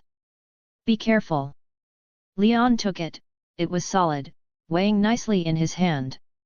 His firearm skill was at 300, enough to make him far more accurate than a normal shooter. Not perfect, but precise enough to handle tricky situations. Most importantly, he was skilled enough to use various techniques beyond what ordinary shooters could manage. Get in the car quickly, Leon instructed again. The two women didn't argue and obediently got in, sitting in the back while nervously watching Leon. He pressed the door close button, and the windows reflected the outside, hiding the interior from view. Leon went to a nearby sofa, kicked back his legs, and lit a cigarette, looking utterly relaxed. Soon, a black motorcycle team approached, followed by a row of black SUVs. Checking the badges, they were Range Rovers, the old third-generation models, known for their turbulent history. Initially, the BMW-powered versions were under BMW ownership, later switched to Jaguar engines under Ford, and eventually acquired by Tata by 2012. The 2010 models they drove now had updated electronics and interiors, while the powertrain remained the same. The group quickly surrounded Leon as they got off their vehicles, guns raised, blocking the garage exits. One man dismounted slowly from his bike, removing his black helmet. Dark-skinned, a circle of facial hair around his mouth, about 1.8 meters tall. His gaze was cold, his eyes sharp with subtle killing intent. He looked around at the humble garage and sneered, I thought you had some big backup, but it's just a pile of trash. His men laughed. To them, crushing Leon was trivial. With no weapons, he seemed like an easy target. Leon didn't beat around the bush. If this is a garbage factory, what does that make you? The two women snickered inside the car, enjoying his quick wit. The men's expressions changed drastically. How dare someone insult their captain? Anyone who had done this before had died painfully. Only they knew the true danger of this black man, but Leon didn't flinch. The man's eyes darkened with rage and killing intent. "Name?" he demanded arrogantly. "Shouldn't you introduce yourself first?" Leon retorted. "Brixton," he answered. "Never heard of you," Leon replied with a faint smile, twisting Brixton around with words. Brixton clenched his fists, fury radiating, his voice ice cold. "I don't want to waste words. Where are these two women?" He slammed down 2 photos of Hattie Shaw and Elena. "Don't lie, you've met them." Their intelligence network was impressive. They had discovered that the women came to see Leon just moments ago. Leon was slightly surprised. Apparently, their secrecy had slipped, attracting trouble. But he didn't panic. "I know them, but none of your business," Leon spat. "Back off. I have a phobia of idiots." Brixton, enraged, swung a fist. Leon caught it with one hand. The man froze. How could this be? His eyes widened in shock. Patreon Advanced Chapters. patreon.com/dreamer20. Chapter 56, 56, Frenzied Gunfire. Brixton wasn't just some thug, he was a cybernetically enhanced soldier. His skeleton and spine had been replaced with reinforced metal, his muscles chemically augmented for raw, monstrous power. Even his eyes weren't human anymore, artificial lenses that could scan, track, and predict an opponent's every move with frightening precision. In one-on-one combat, Brixton had never lost. No fighter had ever been able to dodge once his electronic eyes locked onto them. But now, standing before Leon, those very same eyes faltered. The speed. The reflexes. The sheer unpredictability. Brixton couldn't compute it. His AI couldn't keep up. Leon's movement broke every calculation, every predictive model. Worse, when Brixton unleashed his punch, a strike with the force of a compact car collision, Leon caught it with one hand. Effortlessly. Brixton froze. That's impossible. Was his system malfunctioning? Was his strength output compromised? No, this man was simply stronger. Leon smirked coldly, voice like steel. "In my territory, you'd better learn some manners." Before Brixton could react, Leon grabbed him by the belt and lifted him off the ground like a rag doll. Brixton thrashed, hammering his fists against Leon's arm, but it was like striking solid iron. Nothing. No effect. For the first time since his upgrade, Brixton felt fear. Is this guy another enhanced human? Stronger than Leon's own tech? No way, impossible. Brixton's mind screamed in disbelief. Leon sneered. What happened? Weren't you the one acting like king of the world just a second ago? Where's all that arrogance now? The soldiers around them froze. Their so-called invincible leader, Brixton Lore, was being held up like a chicken about to be slaughtered. Let him go, they shouted, raising rifles. Leon chuckled. You want him back? Sure. Catch. With a brutal kick, Leon sent Brixton flying. The enhanced soldier crashed through 3 men and slammed against the side of a Range Rover, 2010 model. The impact shattered glass and caved in the door panel, leaving the SUV a mangled wreck. Brixton roared in pain.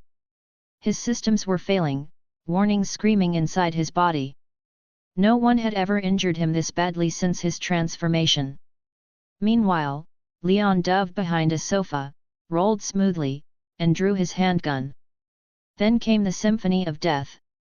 Bang! Bang! Bang! Each shot was deliberate, precise, merciless. A soldier's head snapped back, crimson spraying from his helmet. Another collapsed before he could even raise his rifle. In seconds, 5 men were down. The survivors shouted and opened fire, but Leon was already gone, sliding into the shadows of the garage, using cover like a predator stalking prey. Their bullets shredded furniture, sparks flying as rounds tore into steel and concrete. Bastard! Brixton snarled, clutching his side. Do you know who you're dealing with? We are Idion. The most advanced organization on Earth. You're just a damn mechanic. Leon's eyes flashed. He wasn't just angry now, he was furious. A hidden turret descended from the ceiling, connected to Leon's custom setup. He gripped the controls, rage boiling over. You want to see what a mechanic can do? Fine. Die. The heavy machine gun roared to life, spitting fire like a dragon. Bullets ripped through the air, smashing into the floor, walls, and armored SUVs. Sparks and blood mixed as the garage became a storm of steel. Soldiers screamed, bodies riddled with rounds. The survivors tried to scatter, but Leon's aim was unrelenting, surgical, terrifying. Each burst found its target. Within 30 seconds, more than 20 men lay dead or dying. The ones who had swaggered in so arrogantly were now scrambling like terrified dogs. Leon laughed, the sound echoing like thunder. What happened? Weren't you all mocking me just now? Where's the trash talk? Keep it up. Idion, don't make me laugh. He kept firing, the machine gun chewing through steel and flesh alike. The soldiers had no answer. They were pinned, shredded, broken. For the first time, Brixton looked less like a super soldier, and more like prey. Patreon Advanced Chapters. patreon.com/dreamer20. Chapter 57, 57, One Man, One Massacre. The heavy machine gun in Leon's hands roared like a helicopter gunship. Trees along the street were shredded and toppled in half. Utility poles splintered and snapped with sickening cracks. The sheer destructive power was overwhelming. The soldiers who had been so loud a moment ago no longer dared to even poke their heads up. Where the hell did he get a gun like this? Brixton cursed under his breath, fury and disbelief in his eyes. This was supposed to be just a rundown repair shop. Yet somehow, the place had firepower that rivaled military-grade helicopter cannons. It didn't make sense. Leon smirked behind the weapon. This wasn't just any gun. He had spent 10 million credits from the system to buy it. Its features were absurd: devastating firepower, infinite ammunition, no overheating, no cooldown, and blistering rate of fire. Best of all, any car purchased through the system came with special integration ports. Install the weapon once, and he could fire from the front or rear of the Dioma's Nilo at will. For now, though, the soldiers had burrowed deep into cover. Leon knew pumping rounds into walls and steel was a waste of time. So he shifted tactics. System, do you have an infinite ammo handgun? The cold mechanical voice responded instantly. Yes. 5 million credits. Infinite ammunition. Zero recoil. Perfect silencer. Assisted targeting.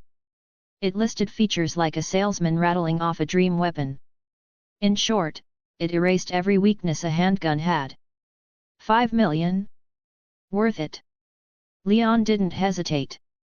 A silver pistol materialized at his feet, gleaming like polished chrome, reflecting the carnage around it.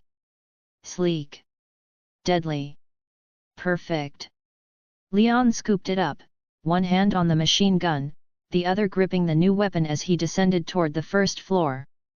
Activate the integration port, he commanded. The Dioma's Nilo obeyed, the hood splitting open slightly to reveal the mount. Leon slid the machine gun into place. It locked in automatically. Outside, the enemy heard the roar die down. Thinking his firepower was gone, they stirred. Guns raised, they began to advance. Too bad their aim was trash. Bullets sprayed wildly, not one grazing Leon. He crouched calmly behind the armored body of the Marauder. Its reinforced panels were bulletproof, no way ordinary rounds could penetrate it. Pathetic. Leon sneered. The enemy's ammo wasn't infinite. After a minute of desperate firing, their rifles clicked empty. Some scrambled to reload, others peeked forward to assess the situation. That was the gap Leon needed. He surged out like lightning, pistol raised. One soldier hadn't even slammed his mag home before Leon's round drilled into his skull, blood spraying across the wall. Another swung his rifle like a club, but Leon's foot shot out, snapping the weapon in half and sending the man flying into the air. He hit the ground with a crunch, chest caved in. Leon moved like death incarnate, clearing one after another. The third. The fourth. The fifth. The sixth. Anyone who stood in front of him dropped in seconds. Even the ones who'd managed to reload weren't fast enough. They barely got their barrels up before Leon's silver pistol spat death. The entire squad wiped out in less than a minute. Brixton's pupils shrank. The Black Superman, Idion's ultimate weapon, found himself trembling. He was a cybernetic soldier, rebuilt from spine to skull, with reflex-enhancing AI. Yet even he knew he couldn't do what Leon just did. The speed, the accuracy, it was inhuman. "Come out," Leon barked, leveling his gun at the SUV Brixton was crouched behind. He knew Brixton was in there. But killing him wasn't so easy. Ordinary bullets might not land. The man's implant-assisted reflexes could calculate trajectories and force his body to dodge at the last instant. Still, Leon wasn't worried.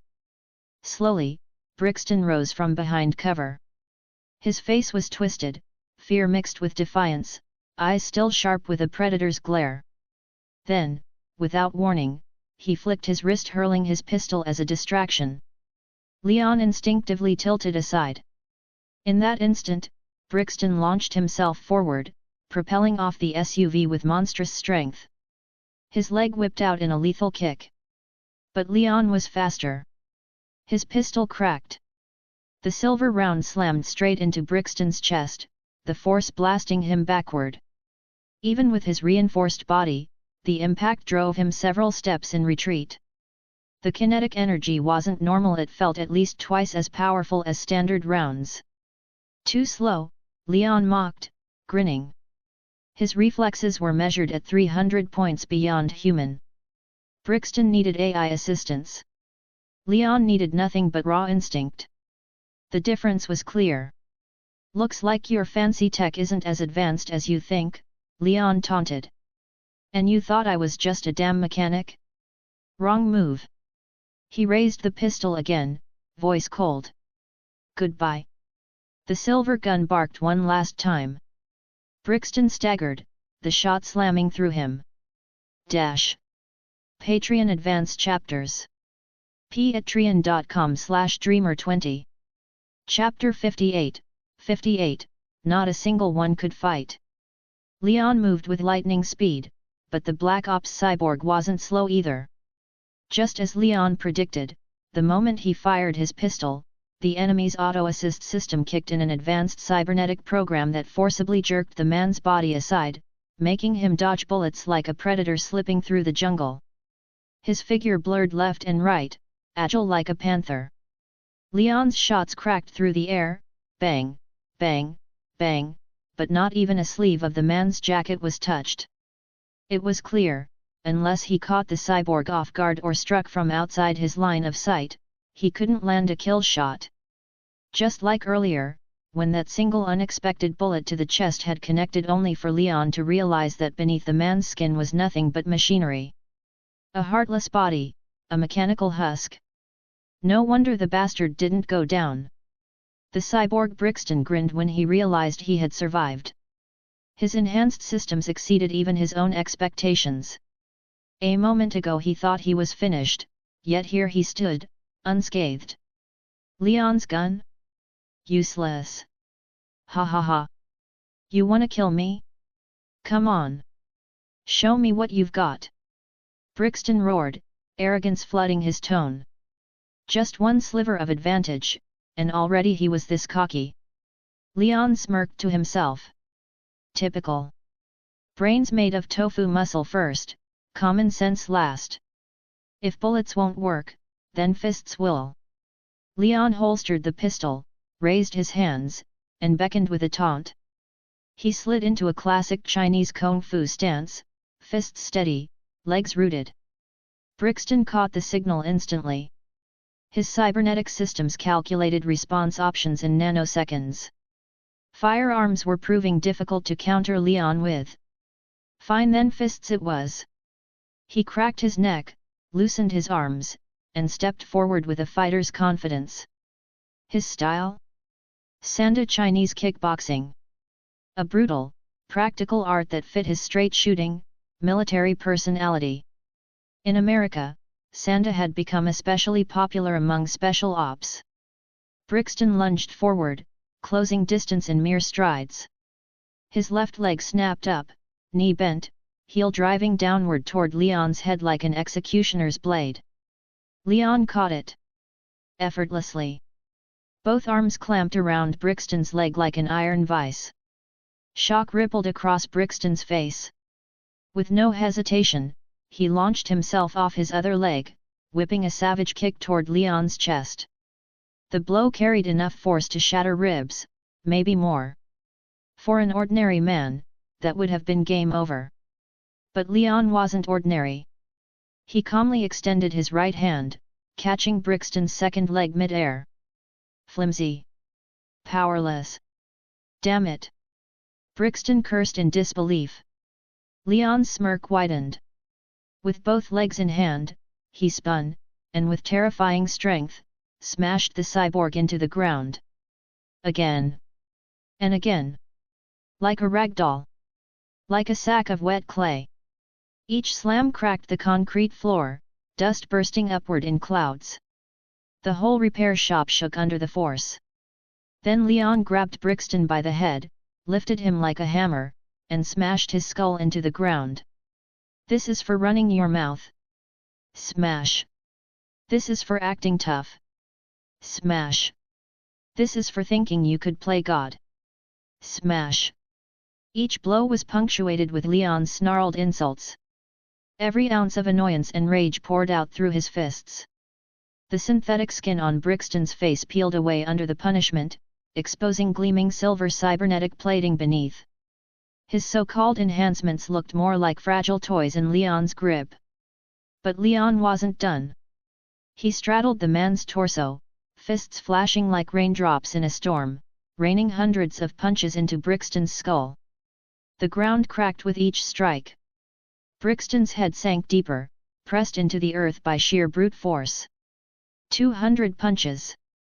300 punches. The floor caved into a crater, and in the middle of it lay Brixton's head buried like a corpse, face down, unmoving. The cybernetic enforcer who terrified governments and soldiers alike, silenced. TCH garbage. That's all you are. Leon spat, disgusted, and rose to his feet. The entire elite unit was annihilated. Bodies littered the floor, blood pooled into rivers, and the smell of iron filled the air. Red streams trickled into the drains, painting the repair shop like a butcher's floor. Terrified neighbors, hearing the chaos, cowered in their homes, praying not to become collateral damage. But Leon stood calm, unshaken. His pulse hadn't even spiked. He walked back to the Dioma's Nilo and opened the door. Inside, Hattie Shaw and Elena sat frozen, mouths agape, eyes wide. They had witnessed the whole massacre. If they weren't sitting down, their knees would have given way. Leon, a man they thought was just a driver, had just wiped out an Idion elite squad single-handedly. Hattie's voice cracked with disbelief. My God, that was Brixton. I fought him once. I couldn't even scratch him, couldn't even touch his clothes. Only those who had crossed hands with Brixton understood his terror. Hattie had always considered herself capable. 10 soldiers at once was nothing. But against Brixton?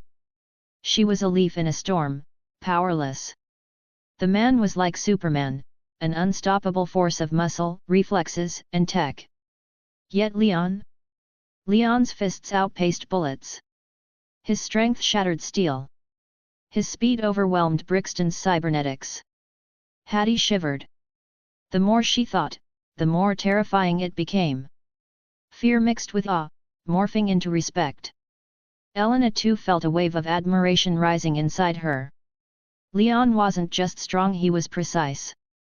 His gunplay had been flawless, his heavy weapons overwhelming. That infinite ammo machine gun he wielded? Even in America, the land of gun freedom, no ordinary force could get their hands on that. Which meant Leon's background was no ordinary one. The mystery around him only deepened. And as the two women stared at him, their hearts pounded. His brutal, decisive strength lit something inside them, a dangerous, thrilling desire. The kind that whispered, "This is a man who conquers." Patreon Advanced Chapters. patreon.com/dreamer20. Chapter 59, 59, A new partner joins. After flattening Brixton and his Idion squad, Leon slid into the driver's seat. A new car, a new style, but his handling was the same. Still a manual transmission, still built for a racer's instincts. With the right upshifts and downshifts, he could squeeze out every ounce of speed. "Sit tight. Seat belts on," Leon reminded the two women. His driving wasn't for the faint of heart. Without belts, a single drift could toss them out the window. Hattie Shaw and Elena understood. The task was insane, reaching New York in just a few hours.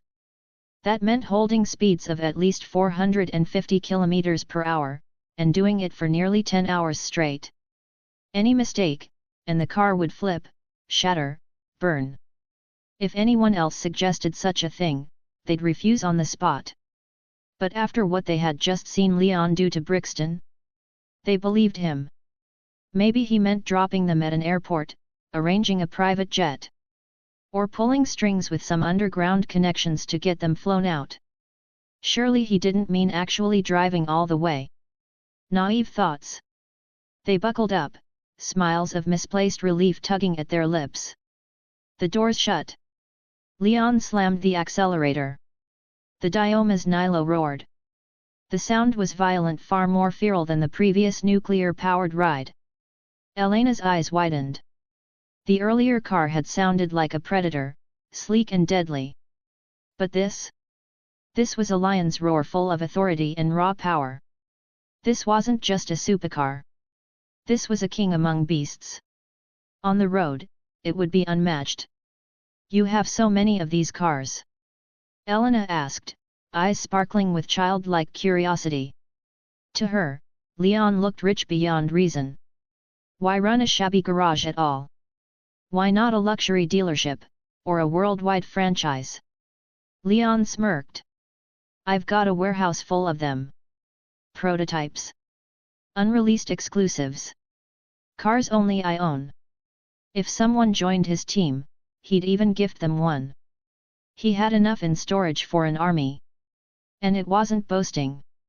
With his systems garage, Leon could summon the world's most advanced machines at will, materials, technology, speed no market could even touch. Cars worth billions each, if they could even be bought. Which they couldn't. In the global market, you couldn't buy Leon's rides at any price. Even if you tried, unless you brought 30 billion to the table, it was a non-starter. Elena leaned forward, eyes bright. "Next time, could I see them? Even just a look." She loved cars. Not fancy handbags, not jewelry cars. The thought of touching one of these ultimate machines made her heart race. Leon shook his head, grinning mysteriously. "No can do. Trade secret." Her shoulders sagged in disappointment until Leon added, "But, if you join my crew, I'll give you one." Elena's head snapped up. "Really?" "Of course. When Letty joined, I gave her a Medusa hypercar, better performance than a Hennessy Venom. She lives next door. Ask her yourself when we're back. Then I'm in." Elena's voice trembled with excitement.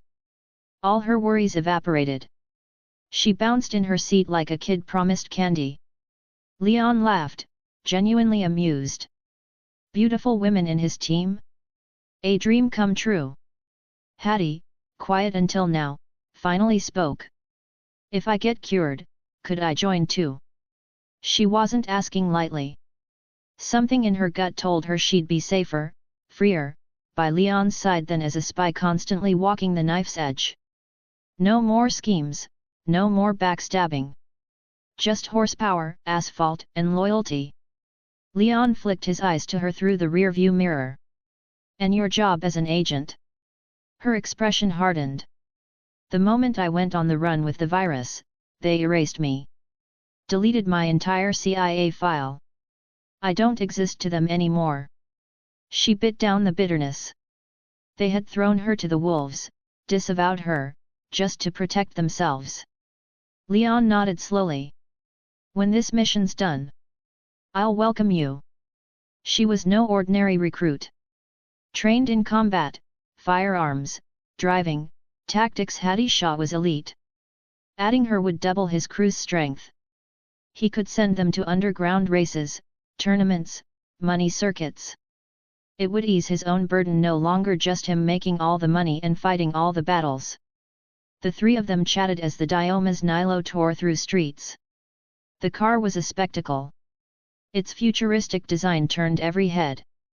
Cameras flashed, phones came out, and Twitter feeds exploded.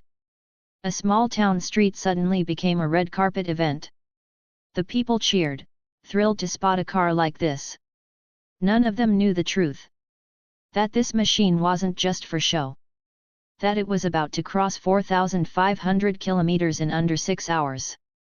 If they did, their smiles would vanish, replaced by shock. Patreon Advance Chapters. patreon.com/dreamer20. Chapter 60, 6 hours, 4,500 kilometers. Compared to big cities, this small American town felt modest. Few people, narrow streets, and short stretches of road. Leon only had to lightly press the accelerator, and in just a few minutes, the Dioma's Nilo had left the town behind, shooting toward the open highway. American highways were nothing like the pristine movie versions. They'd been built long ago, patched up carelessly, and lacked the glamour of modern freeways. No overhead streetlights, no glowing safety markers, just cracked pavement and simple guardrails on either side. At night, they looked more like old national highways back in China. It was almost ironic. The mighty American interstates looked rougher than rural roads elsewhere. But to Leon, none of that mattered. These so-called flaws weren't obstacles, they were opportunities. He grinned. Hold on tight. The real thrill starts now. Excitement laced his voice. To him, cruising at 200 kilometers per hour felt like nothing more than a lazy stroll. He wanted more. He needed more. Once on the highway, he could finally let the beast loose. Let's go. Leon floored the accelerator, shifting gears with smooth precision. The exhausts of the Dioma's Nilo spat golden flames, and the speedometer needle shot upward like a rocket. The surge of acceleration pinned everyone to their seats. In the back, Hattie and Elena clutched the handles, their faces draining of color. They had never, ever seen anyone drive like this. What's the speed now? Elena stammered, barely able to form words. Leon glanced casually at the dial. Only 500. Only 500. Elena shrieked. For her, 250 kilometers per hour was already terrifying. Cars began to float, the road blurred, and danger lurked at every twitch of the steering wheel. Yet Leon dismissed 500 kilometers per hour as if it were nothing. Her head spun, her stomach lurched. The sheer intensity was overwhelming. If someone with a weak heart were sitting here, they'd probably have died of fright already. Even Hattie, the hardened MI6 operative, felt her heart hammering violently, as if it might burst from her chest. The world outside blurred into streaks of light, cars in the distance vanished in seconds. Leon swerved past obstacles with inhuman calm, sliding the Dioma's Nilo through traffic with surgical precision. What looked casual from the outside was a testament to God-tier driving skill. To ride in this car, one needed nerves of steel. "See, can you slow down?" Hattie pleaded, her face pale as a sheet. Tears almost welled up, not from sadness, but pure fear. She'd jumped out of planes, fought armed men, even stared down death before, but this was worse than any mission. Even flying in a crashing plane felt less terrifying than sitting in Leon's passenger seat. But Leon was in his element. Unlike the women, he felt pure exhilaration. The force pressed against him like the soft hands of a girl's massage, gentle yet electrifying. Every gear shift pumped adrenaline into his veins. The accelerator wasn't just metal, it was ecstasy. Under 900? That's not even fast. Leon laughed wildly. The words almost made both women faint. At 200 kilometers per hour, they could stay calm. At 300, they grew tense. At 400, their nerves began to fray. But 900? That was beyond comprehension. They trembled like lambs before a lion, praying Leon didn't push them into oblivion. The Dioma's Nilo roared like a monster, its engine echoing across the highway. Even from far away, the thunderous growl made heads turn. Drivers checked their mirrors, only to see a silver blur tearing toward them like a bullet. Instinct took over, they swerved aside, letting the beast through. As the Nilo shot past, the violent wind shear rocked their cars. Some drivers nearly lost control, stomping the brakes to steady themselves. "Who the hell is driving that?" someone yelled, clutching the wheel. "What kind of car is that?" another shouted in disbelief. "Damn it, that's not a car, that's a missile." Chaos rippled down the interstate as the Dioma's Nilo disappeared into the night, leaving only shockwaves in its wake. By the time people pulled out their phones, the supercar was already gone. Even those who had cameras ready couldn't capture it, the speed was too insane. No photos, no videos, not even a blur. Just gone. It was speed beyond imagination. Even veteran street racers had never witnessed such velocity. Speculation buzzed. Could it be him? The new West Coast racing god, someone whispered. The one who broke the death track record, another replied, eyes wide. If it really was him, then they hadn't just seen a car pass by. They'd witnessed the rise of a legend. Patreon Advanced Chapters.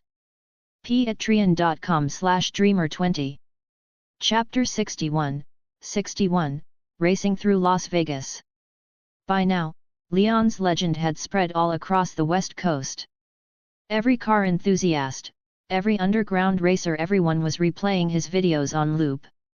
Whether it was the death track run or the insane moment he went head-to-head with a plane, every frame was pure adrenaline. If Leon so much as hinted at holding an exhibition race, tickets would sell out instantly. Some fans would probably try to buy out the entire venue just to watch him.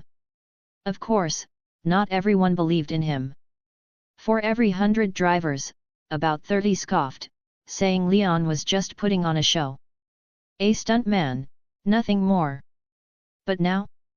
After seeing the way his Dioma's Nilo tore across the highways at impossible speeds, after witnessing his godlike control at the wheel, no one dared question him anymore. Looked like he was about to crash, but he drifted perfectly. I admit it, I'm nowhere near his level. I couldn't even see clearly before he was gone. Could he, maybe drive a little slower? Highway drivers, both terrified and awestruck, realized they were witnessing something historic.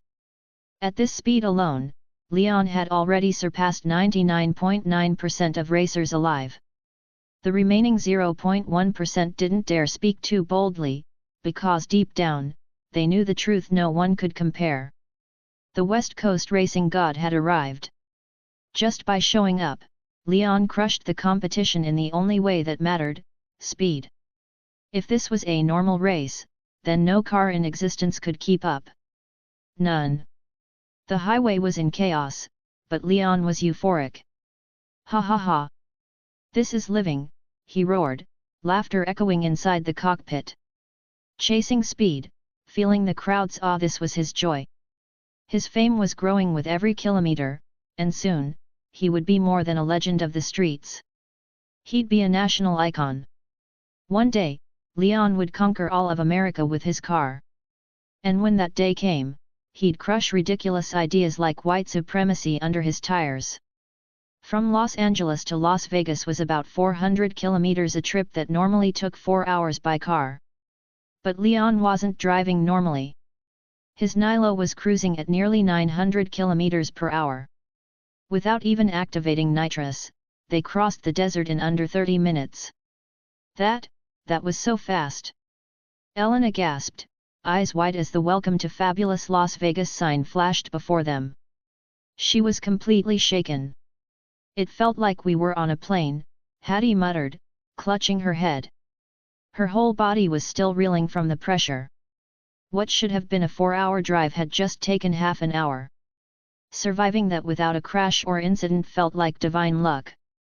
If either of them had been driving instead, they wouldn't have even made it halfway. Forget New York, just reaching Vegas would have been impossible. Forget walls, I respect you the most. Elena said, giving Leon a shaky thumbs up. Her face was pale, but her admiration was genuine. In all her life, she'd never met a driver like him. Nobody else could tame a beast at 900 kilometers per hour. His skills were unreal. How do you even do it? Hattie asked, her bright blue eyes curious. Leon grinned. Simple. Just press the gas pedal. He laughed, clearly teasing them. But the truth was, at such insane speeds, there was no technique anyone could teach. It came down to instinct, reflexes, and mastery. When drifting at 900, it wasn't about memorizing turns, it was about feeling the car's soul. Once you get your new cars, practice enough and you'll find the rhythm yourselves, Leon added casually. What he didn't say out loud was that his system upgrades also boosted his teammates. Whenever he leveled up, their driving stats rose as well. For example, if Elena's natural comfort zone was 200 km per hour, then with plus 100 driving attribute, her limit would increase to 300. Within that range, she'd handle the car like a pro. Beyond it, though, things got risky. Hearing the words new cars lit up both women's eyes. Hope returned. They wouldn't give up on this mission so easily now. Meanwhile, the Dioma's Nilo blazed across the highway. America's roads had no speed cameras, so Leon drove without restraint. But just because there weren't cameras didn't mean there weren't cops. And unlucky for Leon, up ahead stood a lone traffic officer, radar gun in hand. He'd been on shift all day and hadn't caught a single speeder. Bored out of his mind, he grumbled about how every driver seemed to suddenly obey the law whenever he was around. "One more minute, then I'm off duty," he muttered, checking his watch. That's when he heard the ferocious roar of a monster engine. His instincts told him instantly, someone was racing. Excited, he raised his radar gun, ready to log an arrest-worthy number. But the next second, his jaw dropped. A black blur streaked past, faster than his eyes could process.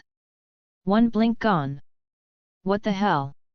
His radar didn't even have time to register the speed. What he saw wasn't a car. It was a phantom. Patreon Advanced Chapters. patreon.com/dreamer20. Chapter 62, Invisible Flex. When Dioma's Nilo roared past, the sheer pressure difference created by its insane speed whipped up a violent gust of wind. The blast nearly sent the patrolling cop tumbling flat onto the asphalt. His service cap was ripped clean off, sailing into the air, while sand, leaves, and trash slapped hard against his face like a storm. His cheeks stung as if lashed by whips. This wasn't a car passing by.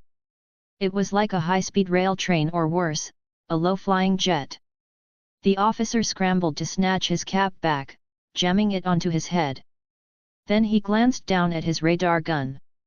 What the? 810 km/h. His hands trembled so badly that he nearly dropped the device. No way. The machine must be busted. A car? At 800 km per hour? That was impossible. Maybe a jet fighter, sure. But a car? At that speed, the tires would be airborne. The thing would have flipped and rolled 100 times over. Still, whether his eyes wanted to believe it or not, there was no denying this driver was guilty of speeding. And at that speed? The fine alone could bankrupt a man 10 times over. Shoving the radar gun away, the cop lunged for his patrol bike, ready to give chase. But by the time he looked up, the speeding car was already gone. Not just gone from the road, gone from reality. Even its shadow had vanished beyond his sightline. No plate, no trail, nothing. Shit. Big problem. The officer fumbled for his radio, shouting into the transmitter. Headquarters, come in. We've got a speeder on Highway 1. Extreme overspeed. Request immediate backup. Copy. License plate number. It was too fast, I couldn't see. The line went silent. Then came the tongue lashing. His superior cursed him raw. What are you, blind? At 200 clicks you can still read plates clear as day. Even if you couldn't stop him, you could have gotten something. Worthless idiot. The officer's face turned red, his eyes watering in humiliation. He wanted to explain the speed wasn't 200. It wasn't even close. But he could hardly admit what the radar had shown. The voice on the other end, still seething, demanded, what model of car was it? It was black. Definitely black. I didn't ask for the damn color. What model? I don't know. I couldn't tell. The cop's voice cracked, nearly sobbing. At that insane speed, he barely kept his footing. There was no chance to note the car's make. In truth, it hadn't looked like any production model at all. Something otherworldly. Fine. Then at least tell me the speed. 810 km per hour. Are you insane? You think you're tracking a jet plane? Stop wasting my time. The line went dead. His superior had hung up on him. The officer stared at the silent radio, dumbstruck. If I hadn't seen it with my own eyes, I'd call myself crazy too. But now? No one would believe him. He turned to his patrol bike. Max speed 150 km/h. That was it. Against what he'd just witnessed, he might as well have been riding a tricycle. Shaking his head, he slumped. Forget it. My shift's over anyway. Didn't see a thing. He glanced at his watch. Technically off duty. As long as no one called him back, this wasn't his problem. And even if he tried to report it, who'd believe him? The truth was, the car had practically erased itself from reality. That day, he unwillingly became part of history. The one cop in America who caught a speeder red-handed yet was completely powerless to do anything about it. Inside the Dioma's Nilo, Leon was laughing so hard his ribs hurt. Did you see his face?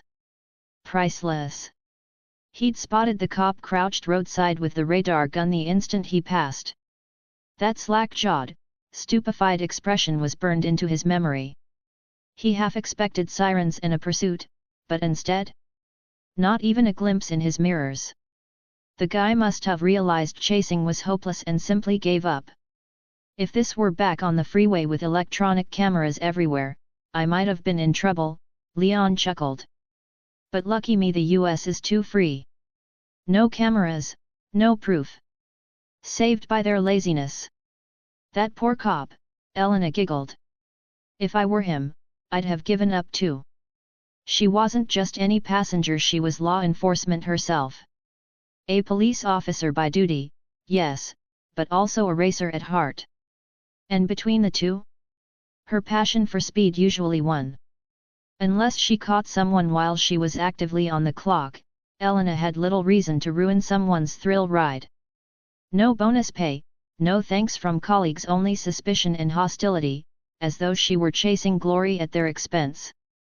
If she weren't undercover right now, she'd probably have been cheering Leon on herself. Hattie, though, wasn't laughing. Her face was drawn with worry. I'm more concerned about Adion. They're everywhere, always watching. Leon only smirked. Relax. The man who can stand against me hasn't been born yet. The Dioma's Nilo howled through another bend. Tires squealed, smoke kissed the asphalt as he drifted flawlessly. 200 meters through the curve, and just as the car straightened, shapes appeared ahead.